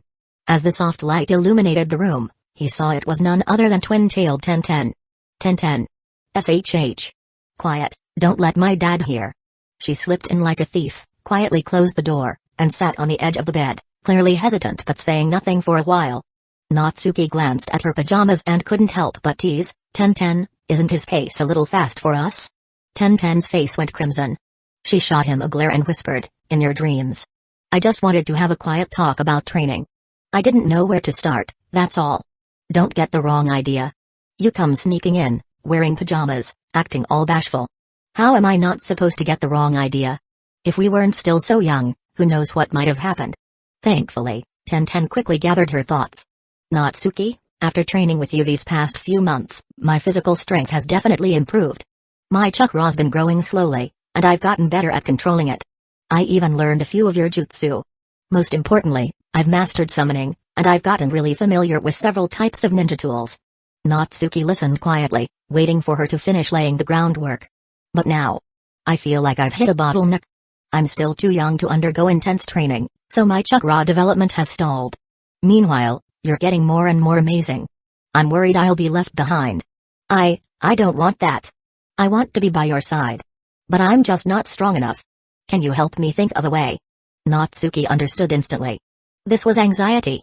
Even though she was training hard alongside her two closest friends, their progress had left hers in the dust. Especially with Natsuki becoming more and more of a genius, Tenten felt like she couldn't even see his back anymore. Of course she'd feel anxious. And now, she could only turn to Natsuki for help. Chapter 35. That feeling, of being outpaced and overwhelmed, was something very familiar to the original Sasuke. During the Chunin exams, the so-called dead last Naruto grew increasingly dazzling, even managing to summon the Great Toad and defeat a monsterized Gaara in one shot. That moment left Sasuke, who had just barely learned lightning style, Chidori, absolutely stunned. Later, in missions, despite bearing the name of Uchiha, Sasuke contributed little, while Naruto only became stronger and stronger. Already weighed down by his clan's blood feud and consumed by the desire to kill Itachi, Sasuke's pride couldn't tolerate Naruto surpassing him. Eventually, it all exploded into that infamous rooftop clash at the hospital. Back then, Team 7's dynamic looked something like, Naruto. Sasuke. Stop. Don't fight. Yeah. There was no dramatic thunderstorm that time, but Sasuke's inner turmoil was thunderous enough. The anxiety of a genius being outshone and left behind by a so-called loser, it was real. So his defection to Orochimaru eventually felt almost inevitable. Tenten's current mindset mirrored that, though hers came from a different place. She wasn't trying to outdo a rival. She cared deeply about someone, her boyfriend, and wanted to stay by his side, not be left in the dust. Natsuki realized this and wasn't anxious at all. Instead, he gently ruffled Tenten's hair, speaking with a soft smile, "So you finally told me. I've been waiting. You think I've only been working hard to repay Shino? Nah. I've been thinking of how to help my adorable girl too." Tenten's eyes lit up. "That means you really have a way to help me get stronger?" "Natsuki. Tell me quick. Calm down and listen carefully." Natsuki chuckled. "I've mastered lightning chakra nature transformation. And I've discovered that if you can precisely control lightning to stimulate the body, you can activate cells continuously." Lightning was a mysterious power. There was a reason cultivators in Xianxia novels were always struck by lightning during tribulation. It wasn't just for dramatic effect. Lightning, though powerful and dangerous, could stimulate the body, making it stronger and boosting its regenerative capacity. In scientific terms, it activated cells, enhancing their performance and speeding up metabolism, naturally strengthening the body. After realizing this, Natsuki conducted several self-experiments in a special lab. It was painful. Excruciating, even. But, in a twisted way, also exhilarating. Thankfully, he eventually pinpointed the exact intensity needed to activate cells without damaging them. And now, with Tenten at a bottleneck, too young for high-intensity training, this method was perfect. Natsuki wasn't worried about mishaps either. With his precision chakra control, even if something went wrong, it wouldn't be fatal. Plus, he had Senzubans as backup, he could go all out. Natsuki. Come on, hit me with it already." Tenten urged. "Don't say stuff that sounds so misleading." Natsuki looked like he was about to cry. If her dad overheard that, he'd probably get murdered on the spot. Meanwhile, in the main bedroom not far from them, the shopkeeper's face had gone completely black. He heard every single word. After all, the house wasn't big and the walls weren't soundproof. The night was quiet, and Tenten had unknowingly raised her voice. Thankfully, he knew Natsuki was helping her train, not doing anything improper. Otherwise, that rolling pin would have been in his hands already. Back in the room, Natsuki had Tenten sit down and took her hands, instructing gently, "Don't resist. I'll send lightning into your body through your hands to stimulate your cells. Since you also have the lightning attribute, try to feel it carefully. I'll do this once a month for you. By the time you graduate, you should be able to control it yourself." Tenten nodded, closed her eyes, and prepared herself. Natsuki focused fully, channeling his chakra into pure lightning and sending it precisely into her body. If he had the Byakugan, this would be even easier. But with prior self-testing and basic knowledge of human anatomy, it wasn't difficult to avoid danger. As the current entered her, a tingling, numbing sensation mixed with slight pain washed over her. Sweat beaded on Tenten's forehead. But she didn't make a sound, she gritted her teeth and endured. After what felt like forever, it was over. Tenten was drenched in sweat, but she didn't feel tired at all. Instead, she felt her body bursting with energy. Her previously stagnant chakra started rising, visibly. She was elated. "Natsuki, thank you." Then, acting on instinct, she gently cupped his face and shyly kissed him on the cheek. Natsuki touched his cool cheek, eyes filled with surprise and joy. "Tenten. Let's be together." Tenten giggled. "And why should I be with you? You have to say it properly." Natsuki felt a little hot in the face, but spoke firmly, "Because I like you. I want to be with you. I want us to be a couple." Tenten, satisfied, blushed again and gave him another peck. "I like you too, Natsuki. So, I accept." Natsuki was thrilled and immediately got cheeky. "You kissed me. Now it's my turn." No way. Try anything, and I'll tell my dad." "Your dad's already my father-in-law now." In the master bedroom, The shopkeeper finally broke into a smile. But it didn't last long, his face darkened again. These two were getting way too loud. Were they not even trying to hide it anymore? So bold. No, this brat better make a huge feast tomorrow to earn redemption. Meanwhile, Ten didn't go back to her room. She casually lay down right next to Natsuki and went straight to sleep. They were still kids, snuggling didn't mean anything serious. As for whether kids this age could be in a real relationship. Once, a 4-year-old boy kissed a 4-year-old girl. The girl asked, "Will you take responsibility?" The boy answered confidently, "Of course. We're not 3 anymore." It was a joke. But in this world, many would take it seriously. After all, kids here were far too mature. Itachi Uchiha was already on the battlefield at 4. Now Natsuki was almost 7 and Ten almost 8. If they wanted to date, no one was going to stop them. The next morning, Natsuki gave Ten another lightning treatment. Then, holding hands in broad daylight and facing the shopkeeper's blackened expression, they headed off to school, completely shameless. They didn't expect to run into Shino right at the school gate. Shino saw their joined hands, and his sunglasses gleamed. "Congratulations." Natsuki thanked him sincerely. "Shino, thank you for everything you've done." Ten chimed in happily, "Shino, the pumpkin flower tempura was delicious, and the pumpkin vine soup was amazing. Does your family have more? Natsuki and I are cooking again tonight, you should come eat with us." Shino didn't refuse, but replied calmly, "My mom made the same dishes last night. We used up all our pumpkin vines and flowers. I'll need to borrow some from the neighbors." Chapter 36 Time, just like the Uchiha clan, vanishes in the blink of an eye. When Natsuki was in 2nd grade, Sasuke was already 7 years old. That year, he experienced the most painful moment of his life. His beloved older brother, Itachi, massacred the entire Uchiha clan, leaving only Sasuke alive, consumed by hatred and plunged into utter despair. From that point on, he stopped liking Dango, had no interests, and lived solely for revenge. No one could stop him, anyone who tried would be considered his enemy. The girls in the class were still Sasuke's support squad. They didn't know what had happened to the Uchiha, and even if they did, they wouldn't be able to comprehend such pain. However, it seemed that Ino had figured something out. While still a member of Sasuke's support group, she was no longer as obsessed as before and didn't try to get close to him at every opportunity. Instead, she often stood with Shikamaru and Choji, as if she now understood the meaning of the Inoshikacho trio. Natsuki only gave it a glance and didn't really care.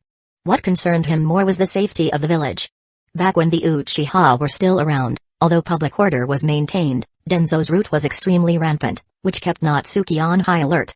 Now that the Uchiha were gone, route would likely be disbanded soon by Hiruzen. However, without the Uchiha police force, Hidden Leaf Village was practically full of holes, spies would become active again, and Natsuki couldn't afford to let his guard down. Fortunately, his current strength was already considerable. He could hold his own even against a Jonin. That said, his research on water style, Great Whirlpool and Folding Fatama still hadn't progressed. Instead, he developed other jutsus, such as the previously theorized water style, water encampment wall, chakra sticky threads, and earth style, rising whirlwind giant top. The jutsus were simple in concept, but with his massive chakra reserves, every technique he used packed a punch akin to an ultimate move. As long as he could catch the opponent off guard, even a Jonin could be defeated in one strike.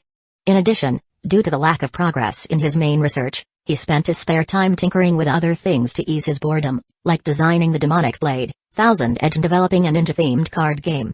The Demonic Blade, Thousand Edge, was inspired by the blade of the same name from Scissor 7.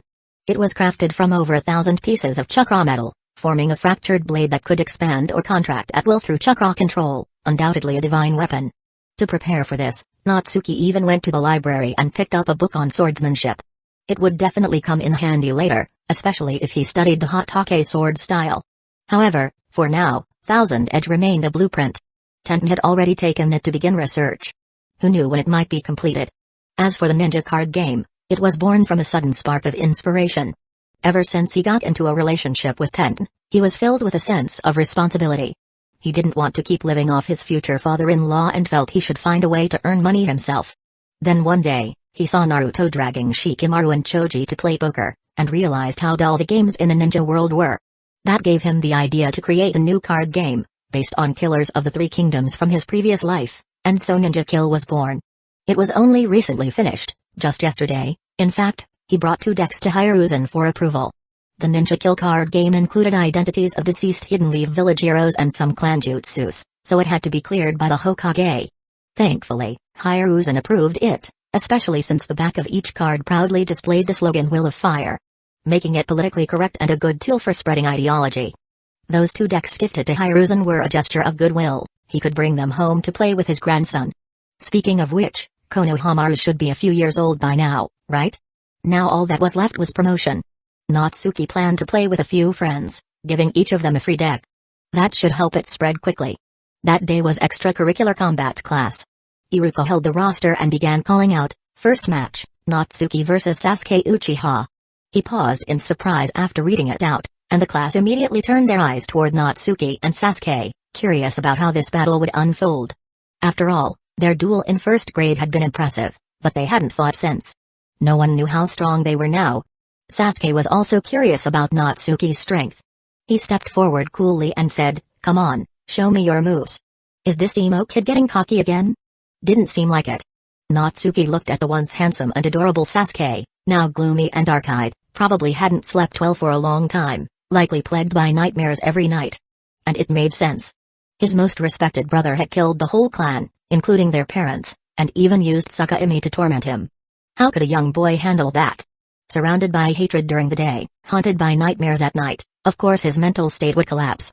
Natsuki sighed inwardly, thinking how pitiful Sasuke truly was. Even though Sasuke would eventually kill his own brother, he still wouldn't find peace. Instead, he'd be consumed by darkness and fall completely. How tragic. Still, Natsuki wasn't some saint. He could feel pity for Sasuke, but he wouldn't meddle. Saviors had their own destinies. Natsuki would respect that and focus on living his own life well. Natsuki stepped forward and formed the seal of confrontation, silently pulling a smoke bomb from his ninja pouch and smashing it to the ground. A smoke bomb? That's not how it's supposed to be used. Sasuke sneered. But in the next second, dozens of shuriken shot out from the smoke, targeting Sasuke's vital points and escape routes. Oh, right, starting from second grade, the use of ninja tools and jutsus in battle was permitted. Sasuke's eyes narrowed as he parried 2 shuriken with a kunai and twisted his body to dodge another. Just as he was about to say something, a bam sounded beside his ear. One of the shuriken turned into Natsuki, who then roundhouse kicked Sasuke square inches the face while he was unguarded. Sasuke was sent flying and rolled several times on the ground before struggling to get back up. The crowd gasped in surprise. Iruka praised, Natsuki was very clever. Everyone thought throwing a smoke bomb at his own feet was a foolish move, but in fact it was to conceal his transformation jutsu into a shuriken. He used that to get close and launch a sneak attack when Sasuke let his guard down, truly unexpected. In this aspect, he's already qualified as a ninja. The classmates looked at Natsuki with envy. They didn't expect he'd become so strong. He was the first to knock Sasuke down last time, and now he did it again. How was he always this amazing? Naruto immediately shouted, Natsuki's awesome Dappeo. Beat that stuck-up Sasuke and I'll treat you to a Kairaku ramen, Dappeo. The girls were furious. They yelled at Naruto, and Sakura even punched him straight in the face. How dare he talk like that about their beloved Sasuke? But none of them noticed that Ino wasn't in the cheering squad today. She didn't join the others in scolding Naruto either. Instead, she stood seriously beside Shikamaru and Choji, as if Sasuke's defeat hadn't surprised her at all. Chapter 37 Choji munched on his chips. Ino, you're not cheering for Sasuke anymore? Shikamaru looked even more surprised. Not only is she not cheering, she's not even surprised. Ino, do you know something we don't? Ino just chuckled and didn't answer. These past few months, she hadn't been training aimlessly, her devil of a dad had pushed her beyond her limits. She'd long since learned to judge strength clearly. Plus, she occasionally trained with Tenten, so she had a decent understanding of the strength of Natsuki and his 2 teammates. She could even confidently say that not just Natsuki and Shino, even Tenten was probably stronger than Sasuke. Those 3 really were something else. Sasuke wiped the scratch on his face, annoyed at himself for being careless, but also more alert toward Natsuki.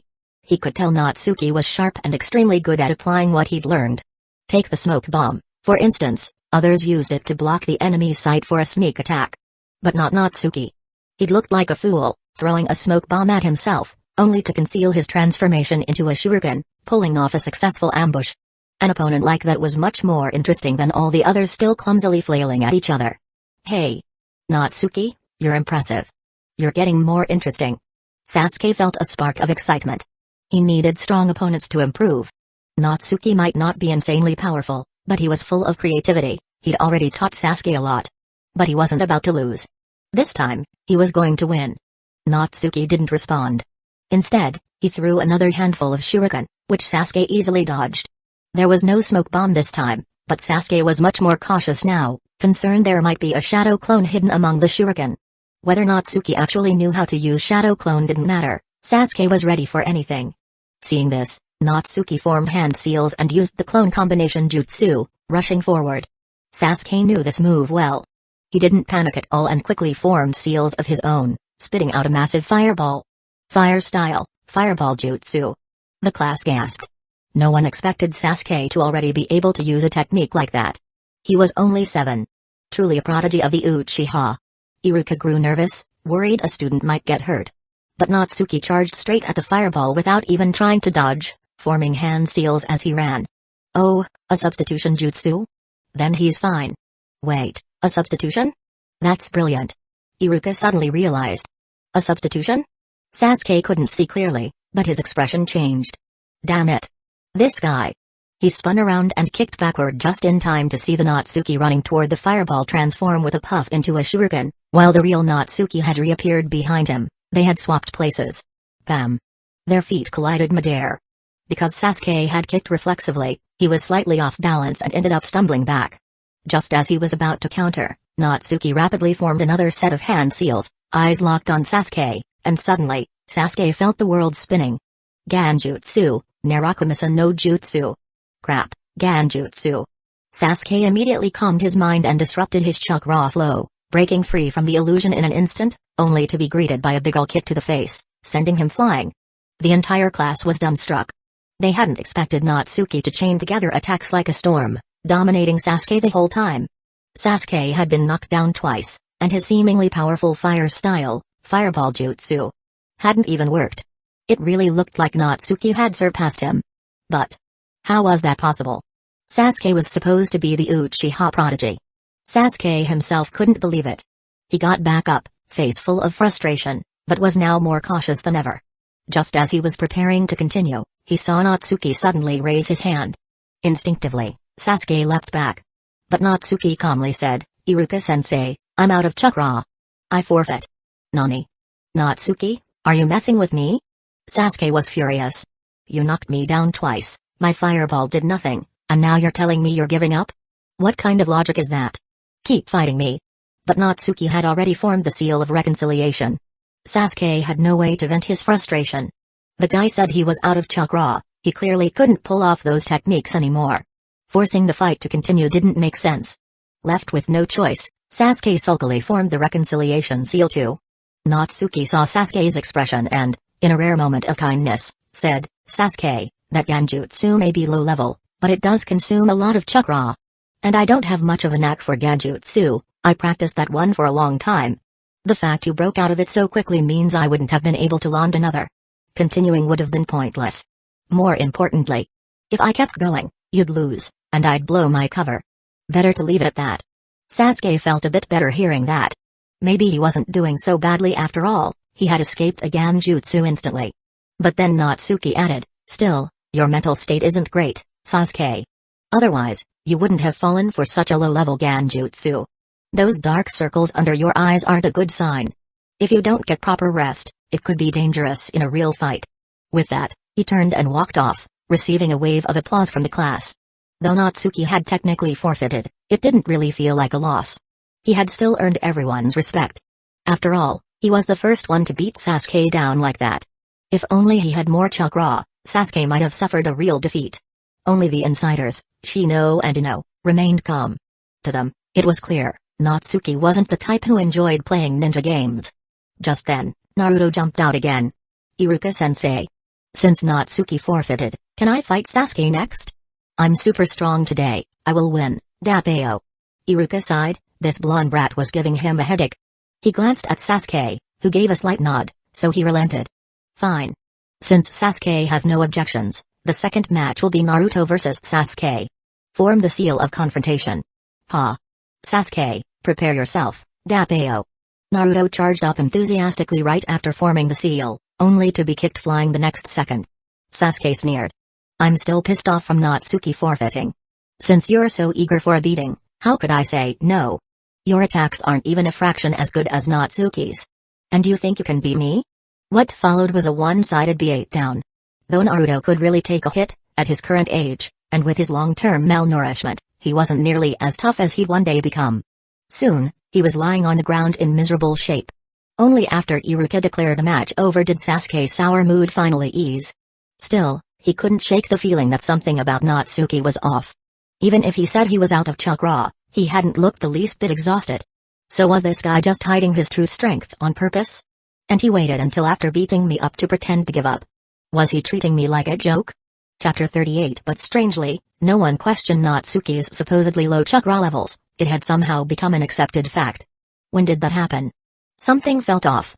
Sasuke's instincts were right. In truth, this was all part of Natsuki's deliberate setup.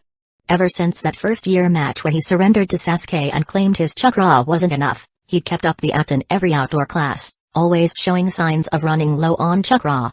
Over time, everyone just took it for granted. Now that he'd used a few ninjutsu and even genjutsu, wasn't it normal that his chakra ran out? Besides, he was only 7. Wasn't it natural for him to have low chakra reserves? As for the fact that he had overwhelmed Sasuke earlier, that was just some clever trickery, nothing worth taking seriously. Damn that cocky bastard Sasuke, Dappeo. Naruto grumbled as he limped off the field, then thick-skinned as ever, he scurried back toward Sakura.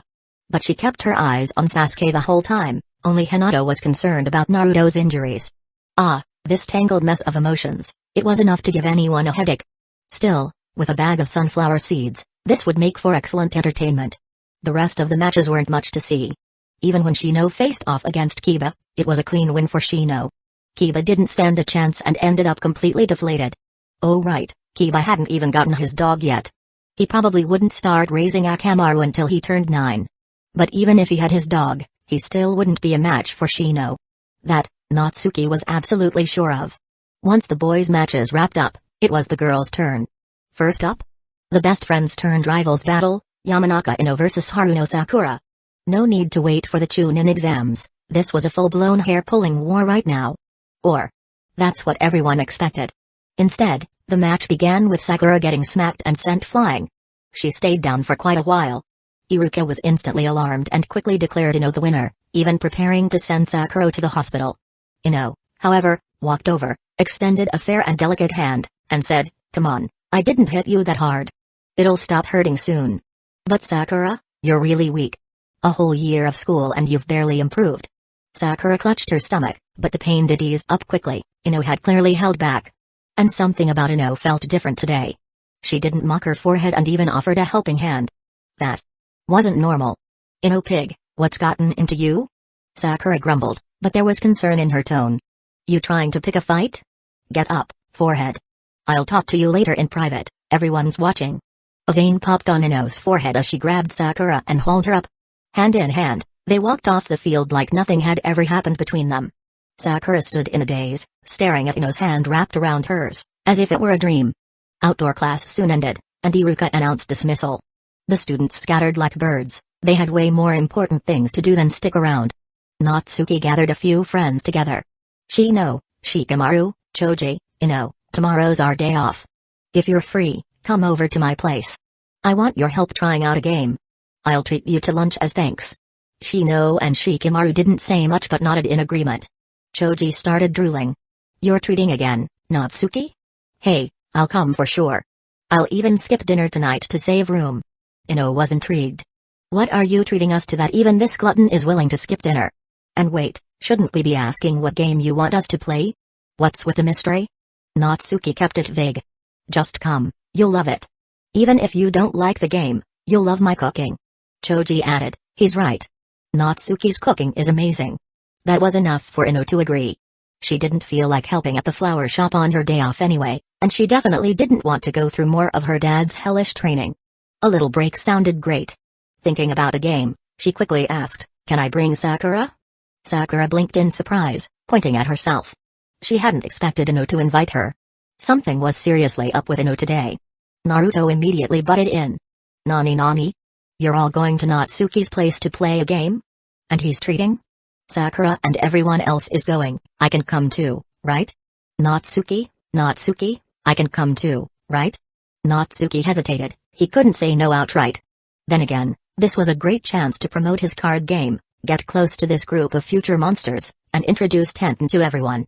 So he nodded. Fine. Sakura, Naruto, Kiba, Hinata, you can all come. Sasuke, you coming to my place tomorrow morning? Your place? Sasuke instinctively wanted to decline. But he couldn't shake the feeling that something was off about Natsuki. He wanted to find out more. Alright. I'll check it out. Sakura's face instantly lit up when she heard Sasuke was coming. Naruto, meanwhile, looked like he just swallowed a bitter bug. Natsuki didn't care. After giving them the directions to his place, he went home ahead of them to plan the shopping list with Tenten. After all, 2 big eaters would be showing up tomorrow. The next morning, Natsuki headed to the market to do the grocery shopping, leaving Tenten at home. The little powerhouses met at the school gate, then followed Shino as he led them to Natsuki's house. Along the way, they were full of guesses about what kind of game Natsuki had in mind, and curious about what his house looked like. Before long, they arrived at the gate. Shino knocked. Coming. A girl's voice answered, catching everyone off guard. Then the door opened to reveal a cute girl with twin buns, wearing an apron. It was clear she'd been busy inside. Shino gave a nod. Tenten, I brought everyone.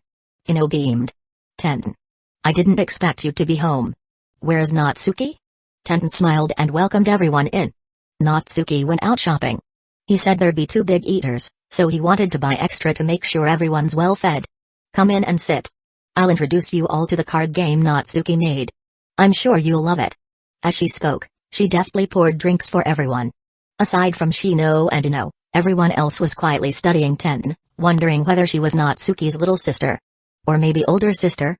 Naruto couldn't help but ask, so this funhead is. Ino proudly and dramatically announced, ahem. The adorable girl standing before you with twin buns is Tenten, she's a year above us and Natsuki's girlfriend. So she was his girlfriend. Wait, what? Nani? Natsuki's girlfriend? He already has a girlfriend? Everyone's eyes widened. Total shock. Mind blown. Chapter 39. Even Shikamaru and Choji were stunned. They were Natsuki's friends, yet this was the first time they were hearing about it. Even Ino had known earlier than them. Then they looked over at Shino, completely calm. That guy clearly had known all along. Sasuke, too, was wide-eyed. Originally, he had came to learn more about Natsuki's fighting style and clever tricks in battle. Only to discover the guy actually had a girlfriend. What could he even say? Surprised? Shocked? He couldn't really put it into words. Natsuki just felt like a walking mystery. Tenten blushed slightly, but spoke openly, we only made it official recently. I hope you'll all take care of us. Of course. Same to you. Everyone quickly responded, couldn't be rude now. Shikamaru turned to Shino. You knew, didn't you? Shino gave a rare, smug look. Of course I did. I played a big part in getting them together, you know. Wow. So that's how it was. Seriously? They didn't tell us something this big? Are we even friends anymore? Still, it wasn't the right time to bring that up. Tenten was right here. Wouldn't want to make things awkward. Tenten, cool as ever, pulled out a scroll, formed a few seals, and slapped her palm down. Poof. A box appeared. Everyone gasped. They didn't expect Natsuki's girlfriend to know Kacheo's no jutsu. At this age? That was rare. Natsuki clearly had good taste. This is the card game Natsuki invented. It's called Ninja Kill. Tenten opened the box and began introducing it. Let me give you a quick rundown.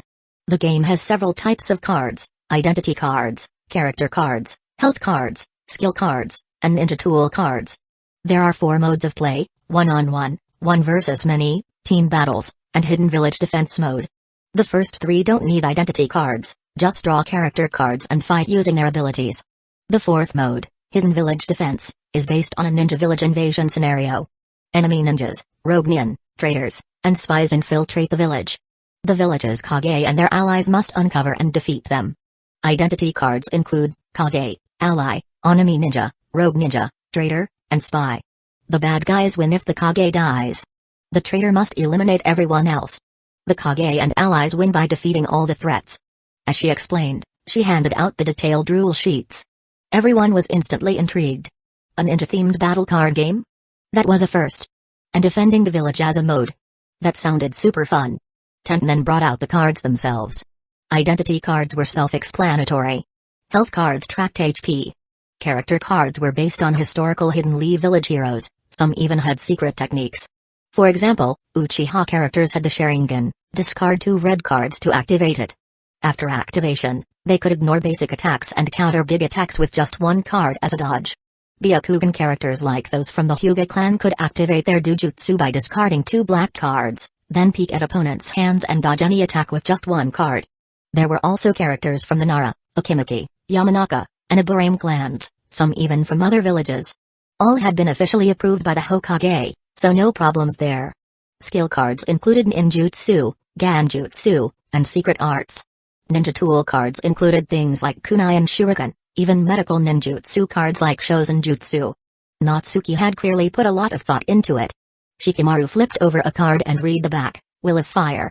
Where the leaves dance, the fire burns eternally. Now that's politically correct. Totally safe.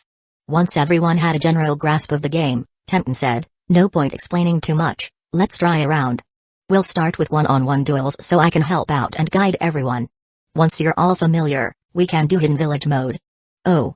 And as thanks, not only is lunch on us, but each of you will get a free deck. Really? Awesome. Naruto lit up. Free cards? Heck yeah. He immediately challenged Sasuke. Sasuke seemed interested too, so he accepted. The others decided to watch first to get a feel for the gameplay. Each drew a character card. Sasuke lucked out and drew an Uchiha. Naruto got a member of the Inuzuka clan. Based on their characters, they received their health cards. Each drew 10 cards, and the game began. Sasuke went first, drew 2 cards, then discarded 2 red hearts. Activate Sharingan. Then, kunai slash. Naruto scratched his head and played a dodge. But Sasuke grinned. Naruto, I activated the Sharingan. That means my attacks now require 2 dodges to block. Either play 2 dodges, use a substitution jutsu, or lose HP. What? That's cheating. Naruto complained. Humphrey. That's the power of the Sharingan. Hurry up, dodge or take the hit. Fine. I'll lose HP. Naruto dropped 1 health. But Sasuke wasn't done, he kept attacking with kunai slash, shuriken slash, shunshin slash. Naruto's HP was dropping fast. Fortunately, Sasuke soon ran out of cards, meaning he was out of stamina and chakra. Now it was Naruto's turn to fight back. Kiba, who was watching eagerly, shouted, Naruto. Use the Fang over Fang secret technique. It'll drain Sasuke big time. But Naruto hated being told what to do. After drawing 2 cards, he instead used medical ninjutsu to recover some HP, then equipped a water-style skill card. He discarded 2 cards and launched a water-style attack. Sasuke calmly dodged. With Sharingan active, he only needed 1 card. Naruto attacked again. Sasuke dodged again. The 2 went all out. Sparks flew, literal and metaphorical. When Natsuki returned, he found the yard buzzing with energy. The game was in full swing, those playing were completely absorbed, and those watching were equally hooked. Kiba, frustrated with Naruto's chaotic gameplay, even asked Tenten for another deck so he could play with Shikamaru and Choji instead. Yo. Looks like you're all having fun. I'll go cook now. Natsuki grinned as he walked in with a mountain of groceries, drawing everyone's attention, but just for a moment. They quickly turned back to the game. It was just like back in the day with old-school consoles, parents would call for dinner and you'd ignore them mid-game. In a world like this, where good games were rare, something like Ninja Kill was bound to become an addiction. Natsuki was confident, once Ninja Kill hit the market, it would explode. He'd be raking in the Rio, no more worrying about future marriage funds. Chapter 40 Natsuki, you bastard, you got a girlfriend and didn't tell us? Shikamaru played a card as he muttered his complaint. Natsuki grinned. It just became official recently. But hey, you all got to meet her today, right? I'll give you a proper introduction over lunch. For now, keep playing. Tenten came over to help as well. Shino also tried to lend a hand, but Natsuki and Tenten gently pushed him back into his seat. This day was meant for their friends to enjoy the game, cooking was their job as hosts, no help needed. Soon, everyone had mastered the rules and jumped right into Hidden Village defense mode. They began drawing identity cards, and the results immediately made everyone's faces shift. Shikamaru was the Kage. Kiba groaned, how are we supposed to win now? With Shikamaru's IQ, aren't we doomed? Sasuke raised an eyebrow. Kiba, your complaining just gave away your identity. The game starts the moment identity cards are drawn. Only the Kage's identity is public. Everyone else is a mystery. This is the intel gathering phase. What happened to your basic ninja training? Kiba immediately shut up. He knew he'd slipped and would be targeted first by Shikamaru, and the Kage's allies would probably join in taking him out. The others kept straight faces, but Shikamaru was already scanning the room with that calculating gaze. He'd likely already pegged a few people's identities. A smirk crept onto his lips. Normally lazy, Shikamaru thrived in strategy games like this. Let the hunt begin. Everyone drew their character cards, received their health cards, and drew 10 starting cards. With the Kage's turn beginning, the hidden village defense officially kicked off. Shikamaru, I'll equip Fire Style and blast Kiba with a Fire Style, Fireball Jutsu. Kiba, hee. Substitution Jutsu. Sasuke, Naruto is definitely the spy. Lightning Style, Earth Flash. Naruto, Sasuke, what are you talking about? You're the spy. No, you're the rogue ninja. I dodge. And now I activate Byakugan. Sasuke, show me 5 of your cards. Sakura, Naruto. Shuriken Slash. Everyone calm down. If we keep attacking randomly, we might end up killing allies. I'm passing. Choji, Munch, why overthink it? Water Style, Damn Surge. Shikamaru, Choji, are you nuts? That's an AO attack, everyone has to dodge. You're the enemy ninja, aren't you? Shino, sitting calmly beside Shikamaru, played a card called Uncle Repairs the Gate, blocking Choji's attack for the Kage, but Shikamaru didn't trust him either. Shino could be the traitor. Everyone was having a blast while Natsuki and Tenten flirted in the kitchen. Luckily, it didn't delay lunch. Around noon, Natsuki began serving dish after dish to the table. The courtyard was still loud and chaotic. Natsuki overheard some of it and couldn't help but snicker. Apparently, Naruto had mistaken Shino for the traitor and kept targeting him. Turns out Shino was an ally. Meanwhile, the person Naruto tried so hard to protect, Sakura, was the rogue ninja, and nearly got Shikamaru killed. If not for Choji's accidental but timely AO move that finished off Naruto, Shikamaru might have lost due to poor teammates. Sasuke, acting all helpful as the traitor, was eventually found out by Shikamaru too. Even with all the enemy ninjas, rogues, and traitors working together, they couldn't outsmart Shikamaru. The Kage survived, and the hidden village secured victory. In short, total chaos, tons of laughs. But beneath all that, the game really tested a ninja's fundamentals: information gathering, jutsu combos, teamwork, all of it subtly woven into the gameplay. Naturally, everyone fell in love with it. Alright, time to eat. After lunch, I'll give each of you your own deck. Play as much as you want. Natsuki and Tenten called everyone to the table and personally dished out the food. Then Natsuki did something strange. He scooped 2 big bowls of rice, one for Choji, expected, but the other he handed to Hinata, even placing the main rice spot closer to her than to Choji. Naruto blinked. Natsuki, what's up with that? Why'd you give Hinata so much rice? She's tiny, how's she gonna eat all that? Natsuki gave a mysterious smile. Exactly because she's tiny, she needs to eat more. You should focus on yourself, short guys like you need to eat up too. Naruto choked but didn't argue. With a round of itadakimasu, everyone began eating, and the next moment, the compliments came pouring in. Wow! Natsuki, your cooking is amazing. This is the best food I've ever had. What the heck? There's food better than a kairaku ramen? This world doesn't make sense anymore, Dapeo. Natsuki, are you some kind of cooking god? So good. I want seconds. Those were the newbies. As for Shino, Shikamaru, and Choji, they just buried their heads in their bowls. No time for words. Then came the real shocker. Despite her petite size, Hinata destroyed the table. She ate more than Choji. No wonder Natsuki had served her a large bowl and moved the rice near her. This girl could really eat. What's more, she didn't look full at all. No bloated belly, no weight gain. Her stomach was like a bottomless pit. Terrifying. Absolutely terrifying. Hinata, you're amazing. How do you do that? I don't know. Hinata turned red as a beet, sneaking a glance at Naruto, terrified he'd think she was a glutton and hate her. That'd break her heart. But Naruto grinned. Hinata, you're incredible, Dapeo. If you can eat that much, you'll definitely grow strong one day. Hinata's eyes sparkled. Naruto-kun. And then, Naruto turned back to fawn over Sakura again. Hinata's heart shattered on the spot. Drama galore. After the meal, everyone sprawled across the table like corpses, then got right back into gaming. Natsuki and Tenten ditched the dishes and jumped in too, filling the courtyard with laughter once again. It wasn't until evening that the games finally wrapped up. Natsuki smiled and said, "We had a blast today." There'll be plenty more chances to play, but don't forget to keep up with your training too. Then he and Tenten handed out the promised card decks. No empty promises here, everyone got one. Grinning from ear to ear, the kids started planning who to play with at school tomorrow. As the sun dipped low, they all said their goodbyes and left one by one. Peace returned to the yard. Tenten took Natsuki's hand and smiled. You've got great friends. Natsuki gave her hand a gentle squeeze. They're your friends now too. Chapter 41. After that day, the Ninja Kill card game suddenly became a big hit. It first took off at the Ninja Academy. The next day, Naruto and the others brought their cards to challenge others, and soon the game spread like wildfire. Then, Tenten's family's ninja tool shop was almost trampled by the village kids and their parents. After that, other merchants came to negotiate wholesale deals for the cards. But since Natsuki was only the inventor of the game, all trading decisions were up to the shop owner, his father-in-law.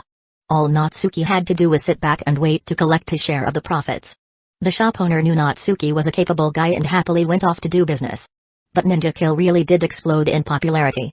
For a while, the entire village was obsessed. Even some of the ninja got into it. After all, whether they had missions or not, life was usually pretty boring. Not everyone was like Kakashi, who loved reading Kaka Paradise, and constantly playing poker got old. The appearance of the Ninja Kill card game filled that void perfectly. What could Natsuki do? He was making a fortune, that's what. But of course, trouble soon followed. Natsuki. Natsuki. Come play Ninja Kill with us. We're trying to play the Ninja Village defense mode but don't have enough people. Naruto shouted once again. Sigh. Naruto, give it a rest. Natsuki rubbed his temples. Sure, the game is fun, and it lets you live out your dream of being Kage for a bit.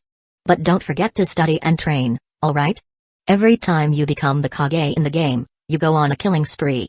I've been your teammate a few times and you keep killing me. What happened to your basic ninja skills like intel gathering? Naruto turned red and stubbornly replied, I'm learning now, Dappeo. I'll definitely be a great Hokage in the future. Natsuki rolled his eyes. Exactly why you should focus on learning and training.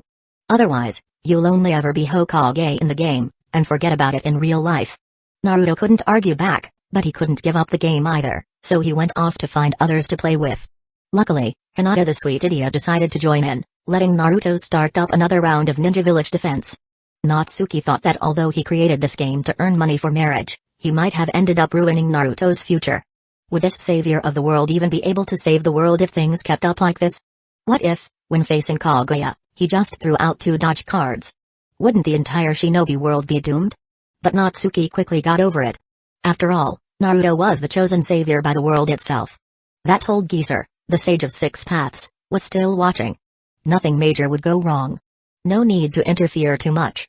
He found Shikamaru. Shikamaru, do you have any flash bombs? He remembered in the original story, only Shikamaru seemed to use flash bombs effectively, paired with his shadow techniques, so he should have some. Shikamaru tossed down a card and replied while playing, I've got some at home. I'll bring one for you later. But what do you want a flash bomb for? Never mind, sounds like a pain. I won't ask. Thanks. I'll pay you for it. Natsuki wouldn't just take a friend's stuff for free. A flash bomb was a proper ninja tool and probably expensive.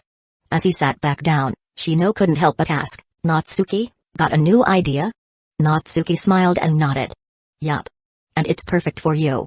Think about it, Earth style has the hardening jutsu, which works by absorbing the properties of Earth, right? And the iron body I created absorbs iron's properties. So what would happen if you absorbed the components of a flash bomb and activated it with chakra? Shino's sunglasses flashed. It would emit an intense burst of light. Natsuki gave a thumbs up. Bingo. This technique will be called Solar Fist. Once I develop it, I'll teach you. You wear sunglasses, so the intense light won't blind you, but your enemies won't even be able to open their eyes. Wouldn't you be able to go on a rampage? Natsuki, you always come up with wild ideas. Shino was already used to being amazed, but there was clear anticipation behind his shades. Natsuki waved him off. Alright, stop flattering me. I get cocky easily. Come over to my house on the 2nd of next month. I'll definitely have results by then. Oh, and Tenten's investigation into powerful ninja tools and summoning beasts is making progress. Let's check it out together. Maybe you'll find a summon you want. At that moment, in the Hokage's office, Hidden Leaf Village's shadow Hokage, Shimura Denzo, pushed open the office door with his cane. All his old friends were already seated, waiting. Hiruzen Sarutobi saw him and casually pulled out a deck of Ninja Kill. Denzo, you're here. Ever played Ninja Kill? Let's play while we talk. He shuffled 4 identity cards and placed them on the table. Denzo hobbled over and picked one. His eyelid twitched. Usurper. Sarutobi picked one too and flipped it over. Kage. Koharu and Homura also drew a card each but stayed quiet, waiting as Sarutobi shuffled the character deck for them to draw from. As he shuffled, Sarutobi kept talking. This card game really is something. It brings ninja combat to the tabletop. You can play one-on-one, one versus many, many versus many, and even the Ninja Village defense mode. And look at my luck, still Hokage in the game. Crack, it sounded like Denzo's cane had cracked. He drew a character card, only to find it was a Uchiha character. His expression darkened as he slammed the card onto the table. Sarutobi, the Uchiha were evil. We wiped them out for the village's sake. I played no small part in that. Are you planning to discard me now that I've served my purpose? Sarutobi flipped his card, second Hokage, Tobirama. He chuckled. Hey. I had that card specially made by the card game's inventor. There's only one in the entire ninja world. I must have shuffled it in earlier by accident, lucky me. But Denzo, do you know why Tobirama-sensei chose me to be Hokage back then? He didn't answer Denzo's question, but the message was clear. Denzo understood immediately and clenched his teeth without replying. That brat Natsuki, what was he doing making these damn cards, even creating a special one for Sarutobi? Sarutobi, that shameless old man, pretending it was luck. As if. Just like back then, Tobirama had asked a question and Sarutobi answered first, so he got chosen as Hokage. What was there to be smug about? If it hadn't been for his tireless work in the shadows, would Sarutobi have enjoyed such glory all these years? Now Sarutobi wanted to get rid of Root because the Uchiha threat was gone and Root was growing too powerful? Figures. Sarutobi wasn't dumb, he must have realized Root was becoming a threat to the Hokage seat. As if he'd let that happen. Denzo tossed out 2 cards and activated his Sharingan, then used Shunshin, Kill and said coldly, Sarutobi, you can't disband Root. Sarutobi didn't dodge, throwing down a water-style, water shockwave to counter. Denzo, I am the Hokage. Chapter 42 Crack, the cane suffered again. Denzo's face darkened as he continued his attack. Fire-style, fireball jutsu. Hiruzen, you'll regret this. But Homura quickly threw out a earth-style wall to block for Hiruzen. Denzo, you need to rein it in. The clans have a lot of complaints about Root. Denzo nearly crushed the cards in his hand. Homura, you're a partner? Then Koharu followed with a wind-style, shuriken aimed at Denzo. Denzo, I'm a partner too. In this match, there's only the Kage and partners. No rogues, no enemy ninjas, and no spies. Good. Very good. Denzo tossed his hand away and flipped over his identity card. So you've all decided I'm the usurper and gang up on me? I've toiled in the shadows for years, doing the dirty work none of you would touch. Now the Uchiha are gone, and you want to cast me aside like a worn-out tool? The 3 said nothing. With what they knew about Denzo, calling him a usurper wasn't far off. This man had even attempted to assassinate the Hokage, and his eyes were always set on the Hokage seat. If that wasn't a usurper, what was? Hiruzen also set his cards down, took a deep puff from his pipe, and sighed. Denzo, disband Root. The village is heading into an era of peace, and Root has become a hindrance to that peace. You should understand. Denzo remained silent for a long while. But he had no room to refuse. Yet deep in his eyes was a glint of ferocity and unwillingness. Fine. I'll hand over the list of Root members. But I want to keep a few aides. The 3 of them breathed a sigh of relief. That's acceptable. Denzo stormed out, but not an ounce of submission could be seen in his eyes. Disband Root? Fine, he'd disband it. But with the curse mark he'd implanted on their tongues, those who left Root would still be his. As long as he lived, the game wasn't over. He would definitely become the 5th Hokage. That night, the 1st of the month, Natsuki slipped into his special lab, carrying a flash bomb in his hand. Channeling chakra, he absorbed the flash bomb's properties into his body. Then, imitating Genshinhan's stance, he planted his feet and pointed his fingers at his temples. Taiyakan. Buzz. A brilliant flash of light burst from his body, flooding the area. Even though Natsuki was the source of the light, the flash still left his vision blurred. Any enemy in front of him would have been in an even worse state. Natsuki was very satisfied. Didn't think it'd succeed this easily. Still, I'd better carry extra sunglasses from now on. If I hit my team with Taiyakan too, no one will be left to back up the ambush. First project done, time to move on to the next big jutsu. He mentally conjured a massive forest in the lab and formed a Rasengan in his hand, pressing it onto a large tree. Nagasgan. Oritamo Nagasgan. Water style, whirlpool boil bomb jutsu. Boom. Natsuki hurled the scalding whirlpool water ball into the distance. It exploded on impact, unleashing a giant vortex that shredded an entire mountain to pieces, while a cloud of boiling steam swept out in every direction. Thankfully, he'd thrown it far enough that he wasn't caught in the blast. Clearly, after many tweaks, his version of Hidden Village Furutama was far more stable and now usable as a long-range jutsu. Phew. Finally got it. All that research paid off. Natsuki grinned. He could now confirm his combat power was at least Jonin level, only lacking real battle experience. That could come after graduation, no rush. Next, he began testing other techniques. He clapped his hands, and a huge earth-style spinning top shot out of the ground, spinning violently and crashing down, instantly drilling a deep hole into the earth. Earth-style, Choten Mawari. Then came the next move. He lifted a grindstone-sized spinning disk of water over his head. It whirled fiercely, emitting a terrifying slicing noise, then he flung it forward. Water style, water encampment wall. The water style, water encampment wall spun straight through a mountain neck and beheaded it in one clean sweep. Its sharpness was undeniable.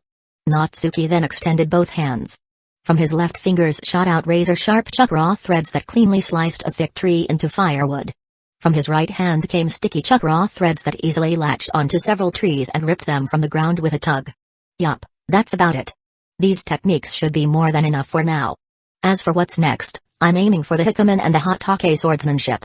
Once Higher Uzandai's and Tsunade becomes the 5th Hokage, I'll ask her for Higher Ishin no Jutsu. When Hidden Leaf Village is short on talent, I doubt she'll refuse. But that's all theoretical. No telling how things will actually go. In the meantime, I can't waste the remaining years before graduation. The top priority now is Sage Mode. In truth, the history of the ninja world held plenty of examples of absorbing natural energy.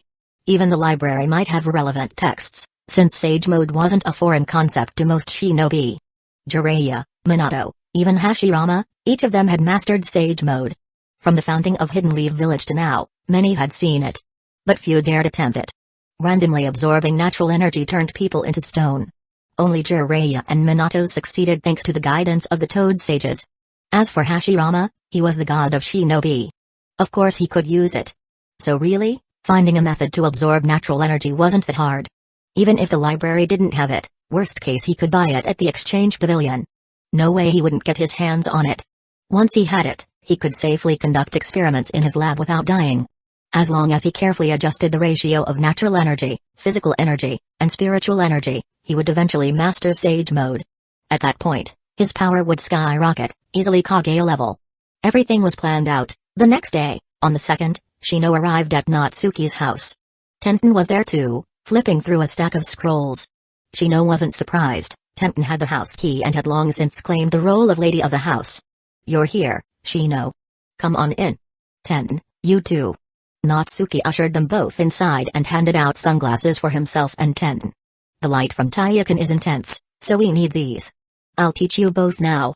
He shut all the doors and windows, strapped the flash bomb to himself, and assumed the stands to activate Taiyakan. A burst of blinding light filled the house. Even with sunglasses on, the three of them struggled to see clearly. But that only proved how effective Taiyakan really was. Tenten praised it. "This is a great move. The enemy would be instantly blinded, like lambs waiting for slaughter." Shino nodded in agreement. "Very effective. But we need to prep the team with sunglasses and come up with a code word. Once the signal is given, everyone puts them on. If not, and teammates get blinded too, it defeats the purpose." Chapter 43. Natsuki naturally agreed and began carefully explaining the training method for Taiyakan. In fact, since Shino had already learned Iron Body, learning Taiyakan wouldn't be hard. But absorbing the properties of external objects into the body was still dangerous, so it was best to be cautious, especially during early training. He recommended using shadow clones to try it first. Also, training should be done indoors with all windows and doors shut. Now that the Uchiha police force was gone, Hidden Leaf Village was like a sieve, spies were everywhere. They had to be careful this trump card didn't get leaked. Very soon, Shino memorized the entire training method. As for Tenten, she was with Natsuki nearly every day before graduation anyway, so he would just teach her personally. "By the way, part of the intel my dad pulled through backdoor connections has arrived, come take a look." Tenten pulled out the scroll she'd been browsing earlier. This pile is information about ninja tools, and this one is about summoning beasts. Help me go over them, and if there's anything you want, just say it, we'll figure out a way to get it. Tenten was clearly excited. After all, her path forward was focused on ninja tool mastery and summoning jutsu. As long as she could acquire powerful ninja tools and contract a strong summon, plus the body enhancements from Natsuki's repeated lightning stimulation, her physical strength and chakra reserves would steadily grow. Even if she didn't reach Kage level, Elite Jonin was practically guaranteed. Natsuki opened one scroll and immediately froze. The ninja tools from Takumi Village? He stared at the intel. It detailed the Takumi Village's legendary 4-piece ninja tool set, Infinite Whole Armor, Dragon Eye Extendable Blade, Peacock Twin Blades, and Lightsaber. Weren't these from an anime original arc? Did that mean this world included anime originals? Maybe even movie content? Natsuki wasn't sure. But he did know those 4 tools were genuinely impressive. The Infinite Whole Armor could absorb chakra, the Dragon Eye Extendable Blade could be lengthened or shortened by adjusting chakra flow and even turn into 3 dragon heads, the Peacock Twin Blades could manipulate wind and unleash wind slashes, and the lightsaber could fire beams of light and flame. And the best part? They barely consumed any chakra. On top of that, the 4 could be combined for an even greater power boost. If Tenten, a ninja tool specialist, could obtain this set, her strength would instantly leap past Chunin. She could probably hold off a Jonin, and after mastering them, she'd definitely be on Jonin level. What were they waiting for? Natsuki handed the scroll to Tenten. Take a look at this, you're a perfect fit for them. Tenten's eyes lit up as she read. She immediately saw how much these tools could boost her combat power. But she couldn't help but complain, Natsuki, we're not bandits.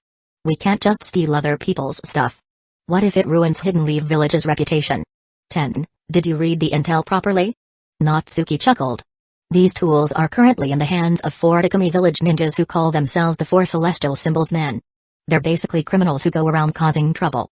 Taking their tools is just doing the world a favor. Besides, we can post a bounty at the exchange pavilion, as long as our names don't get exposed, it's all good. In truth, Natsuki wasn't worried at all. The 4 Celestial Symbols guys really were bad news.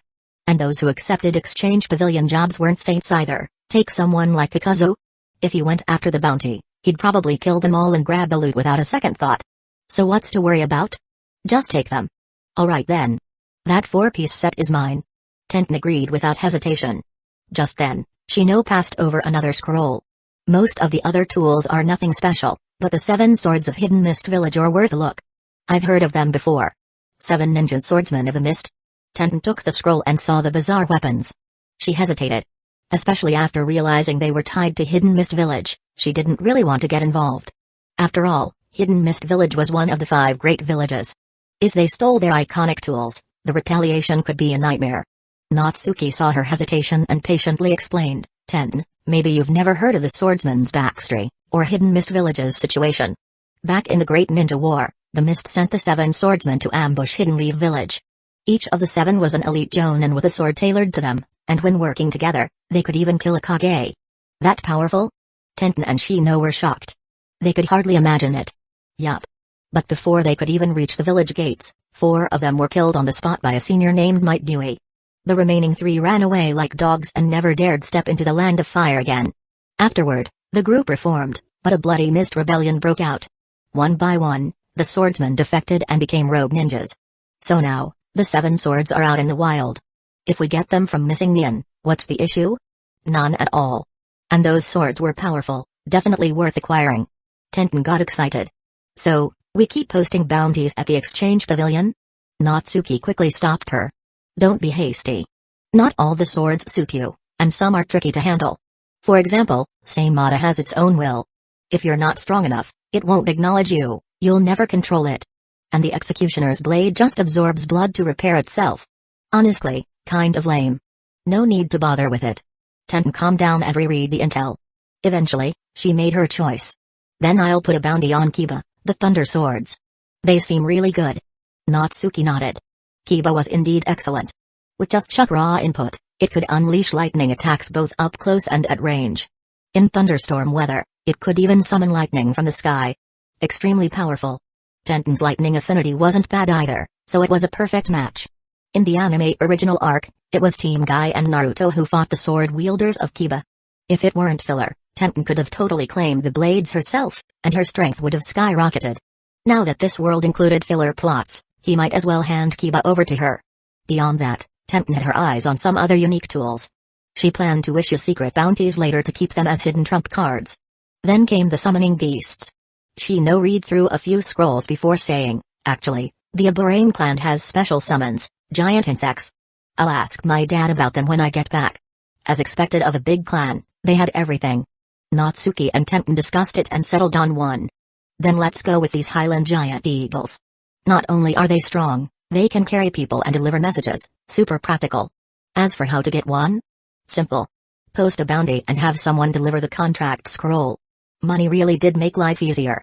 Tenten beamed. By the way, Natsuki, continue the story from before. About that Mike Dewey Sr. Chapter 44. Time flew by, and in the blink of an eye, more than 3 years had passed. It was once again graduation season. Early in the morning, Tenten had already put on her forehead protector. With her signature double bun hairstyle, a pink short jacket, and deep green capri pants, she looked spirited and valiant. Perhaps due to Natsuki's frequent lightning-based training, Tenten had developed quite well. Now at 12 years old, she stood graceful and elegant. Natsuki gave her a look from head to toe, showing a satisfied smile. As expected of my girlfriend, you're getting more and more beautiful. Tenten smiled shyly and boldly tiptoed to kiss Natsuki on the cheek. Nowadays, Natsuki was tall and handsome, and even though Tenten was a year older, she was still nearly a head shorter. But she liked this version of Natsuki, confident, powerful, and increasingly attractive. Still, she needed to be careful of that face-obsessed Ino. Well, I'm heading off. Natsuki, Dad, see you later. She turned and ran toward the academy, her confident, composed back radiating an effortless charm. Over the years, Natsuki had personally guided his girlfriend into becoming such an excellent young woman. The overwhelming sense of achievement he felt couldn't even be put into words. The shopkeeper uncle whispered, Natsuki, you better protect Tenten well. Natsuki nodded solemnly. Don't worry, father-in-law, I'll protect her with my life. Go on with you. I'm not your father-in-law yet. Although the shopkeeper spoke with mock annoyance, his eyes were full of trust in Natsuki. After all, not only had Natsuki made Tenten stronger, he himself had become even more powerful. There was no need to worry about their safety. At the Ninja Academy, Team 3, Neji Hyuga, Rock Lee, Tenten. Jonan instructor, Might Guy. Tenten glanced at her teammates in surprise. She really wanted to comment on Rock Lee's thick eyebrows, but what shocked her even more was being placed on the same team as a Hyuga genius. Over the years, Tenten had followed Natsuki's stealth path strategy and never truly revealed her strength at school. So how did she end up in this grouping? What excited her even more was their instructor, none other than Might Guy. Tenten had heard plenty about Guy from Natsuki, including the story of Might Dewey, Guy's father, who had taken down several members of the 7 Ninja Swordsmen of the Mist. She deeply respected him. Her boyfriend spoke very highly of Guy, and even coveted his Hokuman, 8 Gates, technique. Perfect? As his girlfriend, she'd be the one to get her hands on the 8 Gates. Not long after, a bizarre-looking man with a kappa hairstyle entered the classroom and shouted, Team 3. Neji Hyuga, Rock Lee, Tenten, follow me. Huh? Was this Might Guy? Wasn't he a kappa? Tenten was stunned, her mind full of silent complaints, even starting to doubt Natsuki's judgment. Guy's fashion sense was that ridiculous. On a second-floor balcony, the green spandex-clad kappa, Might Guy, stood proudly with his hands on his hips. I am Hidden Leaf Village's proud blue beast, Might Guy. Pleased to meet you. Now, everyone, introduce yourselves. Neji turned his head to the side. I'm not interested. Lee immediately raised his hand. Me. My name is Rock Lee. My dream is to prove that even someone who can't use ninjutsu can still become a strong ninja. Neji responded with ridicule. Even the ever-optimistic Guy could tell this was going to be a problem. He had observed Lee before and recognized his effort and potential. Lee was someone Guy had specifically requested for his team. As for Neji, well, the Hyuga clan had too many internal issues, far beyond his control. He just hoped Neji wouldn't tear apart the team dynamic. Then there was the girl. She'd been looking at him strangely the entire time. Could it be? She was awed by his powerful aura? Tenten then introduced herself. I'm Tenten. I like meat buns and Natsuki. I dislike weaklings. My dream is to become a powerful kunoichi like Lady Tsunade. Oh? Aspiring to be like Tsunade-sama? That's a fine dream. Guy gave her a thumbs up and followed up with a question. So, Tenten, Who is Natsuki? And why are you looking at me like that? Tenten didn't shy away. Natsuki is my boyfriend. He has told me about you, Guy-sensei. Guy's eyes widened. So even Tenten has a boyfriend, huh? And what did your boyfriend say about me? Tenten replied suspiciously, I once asked Natsuki who the strongest person in Hidden Leaf Village was, and without any hesitation, he said Might Guy. But now that I see you, you don't really look like the strongest. Nani? Tenten, your boyfriend really said that about me? He's got such great taste. Ha ha ha ha. Guy laughed heartily, hands on hips. Neji and Lee turned to look at Tenten, totally unconvinced. Tenten, is your boyfriend mentally okay? Of course he is. Natsuki knows a ton. Tenten defended him instinctively. Natsuki once told me, during the Shinobi World War, the 7 ninja swordsmen of the mist launched a sneak attack on Hidden Leaf Village. Those 7 were incredibly powerful. Together, they could probably kill a Kage. At the time, Guy-sensei had just graduated and was on a mission with his teammates when they were ambushed by the swordsmen. It was a desperate situation. But then, your father, Might Dewey, arrived, opened the 8 gates, and kicked 4 of them to death on the spot. The remaining 3 fled like dogs and never dared step into the land of fire again. Then she realized something. She looked up and saw Might Guy actually crying. She panicked. I'm so sorry, Guy-sensei. I shouldn't have brought up such a painful memory. No, Tenten. I'm not sad, and I'm not blaming you. Guy said emotionally, I'm just so moved that someone remembers my father's story. It's so passionate, so touching. This is youth. Don't worry, my father made a choice for his own beliefs. He saved me and my teammates, and became a hero who protected the village. I've always been proud of him. As he spoke, he gave a dramatic thumbs up. His teeth sparkled brightly. Tenten really wanted to comment, but didn't know where to start. She let out a breath of relief, annoyed with herself for speaking carelessly. Thankfully, Guy-sensei hadn't taken it badly. Neji and Lee were shocked. Wait, you're saying Guy-sensei's father had Kage-level strength? Then, why have we never heard of him? Guy smiled as he wiped a tear from the corner of his eye. Actually, my father was just a lifetime gain-in. A lifetime gain-in? That couldn't be true.